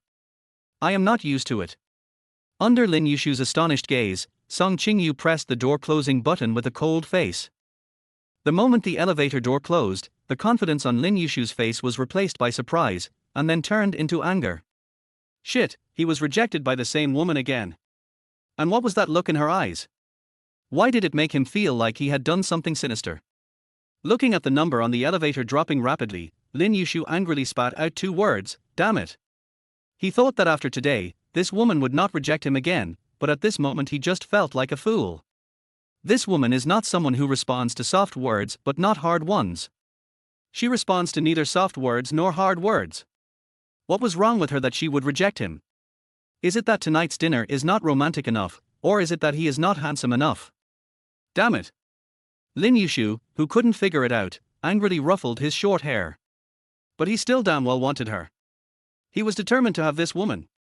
It took me a long time to finally get out of Sky High. It was already late at night, and there was only a young couple and a few passers-by in a hurry on the empty road. The air was chilly in the late autumn evening. Song Qingyu pulled her coat closer and slowed down her pace. It feels like there is a fire burning in my heart. I'm so mad at her. She's such a fool. His softening attitude and gentleness today were all a ploy, just to tease her, but she foolishly believed it and let down her guard against him. They are people from 2 different worlds. Will they assimilate after having a meal? Song Qingyu, you actually thought he was a good person just for a little food. Perhaps it was because she had experienced too much, and she wanted to hold on to every bit of warmth. However, after discovering the truth, she felt even more sad. The cold wind made Song Qingyu more sober. She told herself not to be fooled by the appearance created by Lin Yushu. She can't afford to play the games of the rich. She just wants to live an ordinary life. It's that simple. After another night of poor sleep, Song Qingyu, with increasingly dark circles under her eyes, silently encouraged herself in her heart. As long as she was cleared of the charges, she would resign and leave, never wanting to see Lin Yushu again. She will definitely stay away from people like this who play with people's hearts. Song Qingyu mustered her strength and walked slowly towards the bus stop. She sensitively felt that someone was following her from behind, but when she turned around, she saw only passers-by who were in a hurry to go to work, and elderly people who were buying vegetables in groups of 3 or 4. After looking around several times and finding nothing unusual, Song Qingyu felt relieved. Although the security here is not good, there are many people here during the day. Maybe she just didn't sleep well and was overthinking it. Seeing that it was almost too late to go to work, Song Qingyu turned from the road into an alley and tried to take a shortcut to the station. Just after turning into the alley and walking a few steps, a figure pounced towards Song Qingyu from behind. She was startled and instinctively wanted to throw her bag at the person who came over, but he snatched it away and threw it aside. The man covered Song Qingyu's mouth forcefully and pressed her against the wall behind her. Chapter 50, You Are the Scum Again. Ouch. Song Qingyu looked at the person who covered her mouth tightly with his hands in horror and wanted to scream. Bai Okai's hair was in disarray, and his usually neat and clean clothes were stained and dusty, making him look extremely disheveled. His originally gentle face was bruised, his forehead was swollen, and his eyes were full of bloodshot, but he looked at Song Qingyu with strange affection. Yeah, don't be afraid, it's me. A scent of alcohol flooded into Song Qingyu's breath, making her feel nauseous and want to vomit. The memories of that night came back to her mind. She didn't expect that he would dare to come to her. She thought she had made everything clear that night. What did he want to do today? Seeing the panic in Song Qingyu's eyes, Bai Oyukai forced a smile, which made Song Qingyu shiver in her heart. Yeah.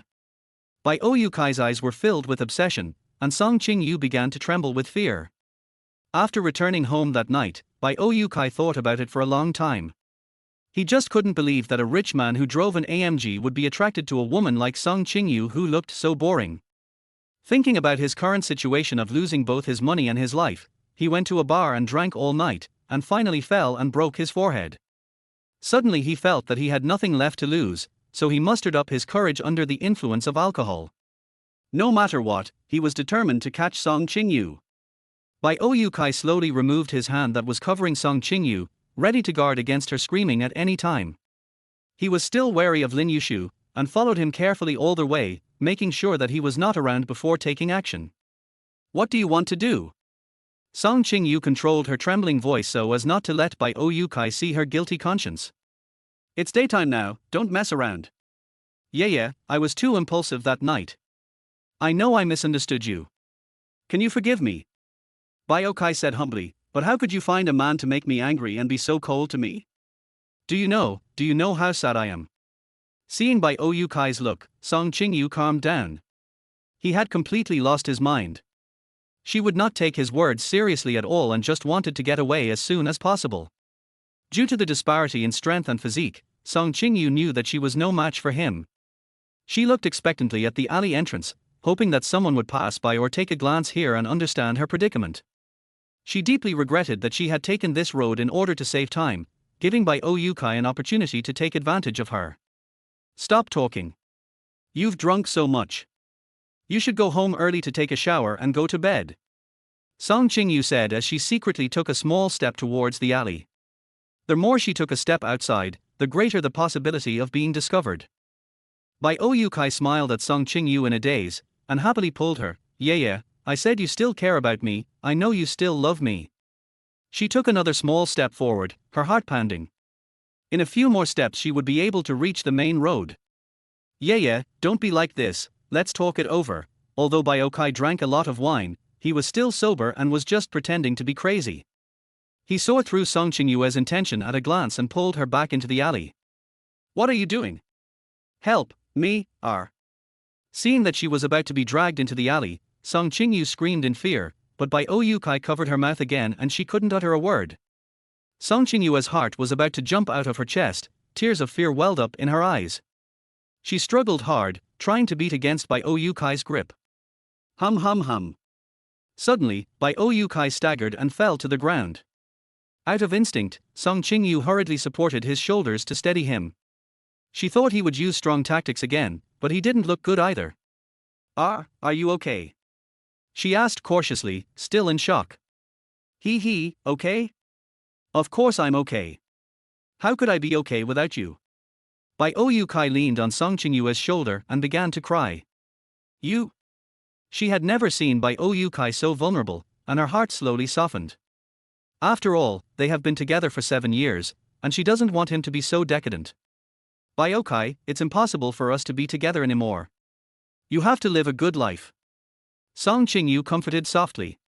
Bai Oyukai straightened up by holding onto the wall, and looked at Song Qingyu affectionately. Everything I did was just for our future, but you don't understand, you and that old woman, how could I like her? I love you, yeah, I love you. The look in his eyes changed, and Bai Oyukai grabbed Song Qingyu tightly. What's so good about that man? Except that he is more handsome and richer than me, will he be good to you? He is just playing with you. Do you understand, Song Qingyu? Don't be silly. Bai Oyukai, don't be like this. It's impossible for us. It has nothing to do with others. Shinteng, who was caught by Song Qingyu, turned his wrist to try to break free from Bai Oyukai. Bai Oyukai tossed and turned like a madman on purpose, holding Song Qingyu back and not letting her leave. Yeah, let's make peace with each other, okay? I know I was wrong, I really know it. What I said that night was not sincere. I love you. Bai Oyukai's face was full of tears. Song Qingyu couldn't bear to see him like this. His sudden madness and embarrassment must have been caused by some kind of stimulation. You should go home and have some rest first. What Bai Oyukai needs most now is to have a good rest and wake up, so that he can see himself clearly and start a new life. If you promise me first, I will leave. Promise me, yeah. Bai Oyukai looked at Song Qingyu earnestly, humble to the extreme. He just wanted to use her drunkenness to force Song Qingyu to soften her heart and achieve his goal. He was reluctant to leave Song Qingyu. Her unique gentleness and devotion would help him get back on his feet. Bai Oyukai, you have to cheer up and start a correct life again. Everything will be fine in the future. Song Qingyu still comforted him gently. Her life was bad enough, but after the breakup, she still hoped that her ex would live a good life. Yeah, Have you forgotten what I said that night? The cold and authoritarian boy's voice came impatiently from the entrance of the alley. The blood in Bai Yukai's body solidified instantly, and the horrific memory came back to his mind. No, that person won't show up. Lin Yushu. Song Qingyu turned around to see who was speaking and announced the answer directly.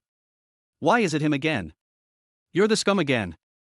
Lin Yushu put his hands in his trouser pockets, with a calm face, and walked towards the two people who were entangled in the alley. Before closing the elevator door, the little woman's disappointed expression ran through his mind all night. The strange feeling of guilt inexplicably expanded, causing him to not sleep well all night. He got up early in the morning and didn't bother to go to the company. He drove to the little woman's house strangely, but no one responded at all. I was driving around aimlessly, but I found that the little woman I had been thinking about all night was entangled with Bai Yukai. Is this enough? Lin Yushu walked a few steps to Bai Yukai and stared at him, which made him feel extremely guilty. The remaining drunkenness instantly sobered up. He hid behind Song Qingyu and shouted in fear, yeah, he. Why did he appear again, woo. Seeing the clarity in Bai Yukai's eyes, Lin Yushu glared at the hand on Song Qingyu's shoulder. He was so angry that he swung his fist and hit Bai Yukai hard in the face. Yeah, you your mother's head.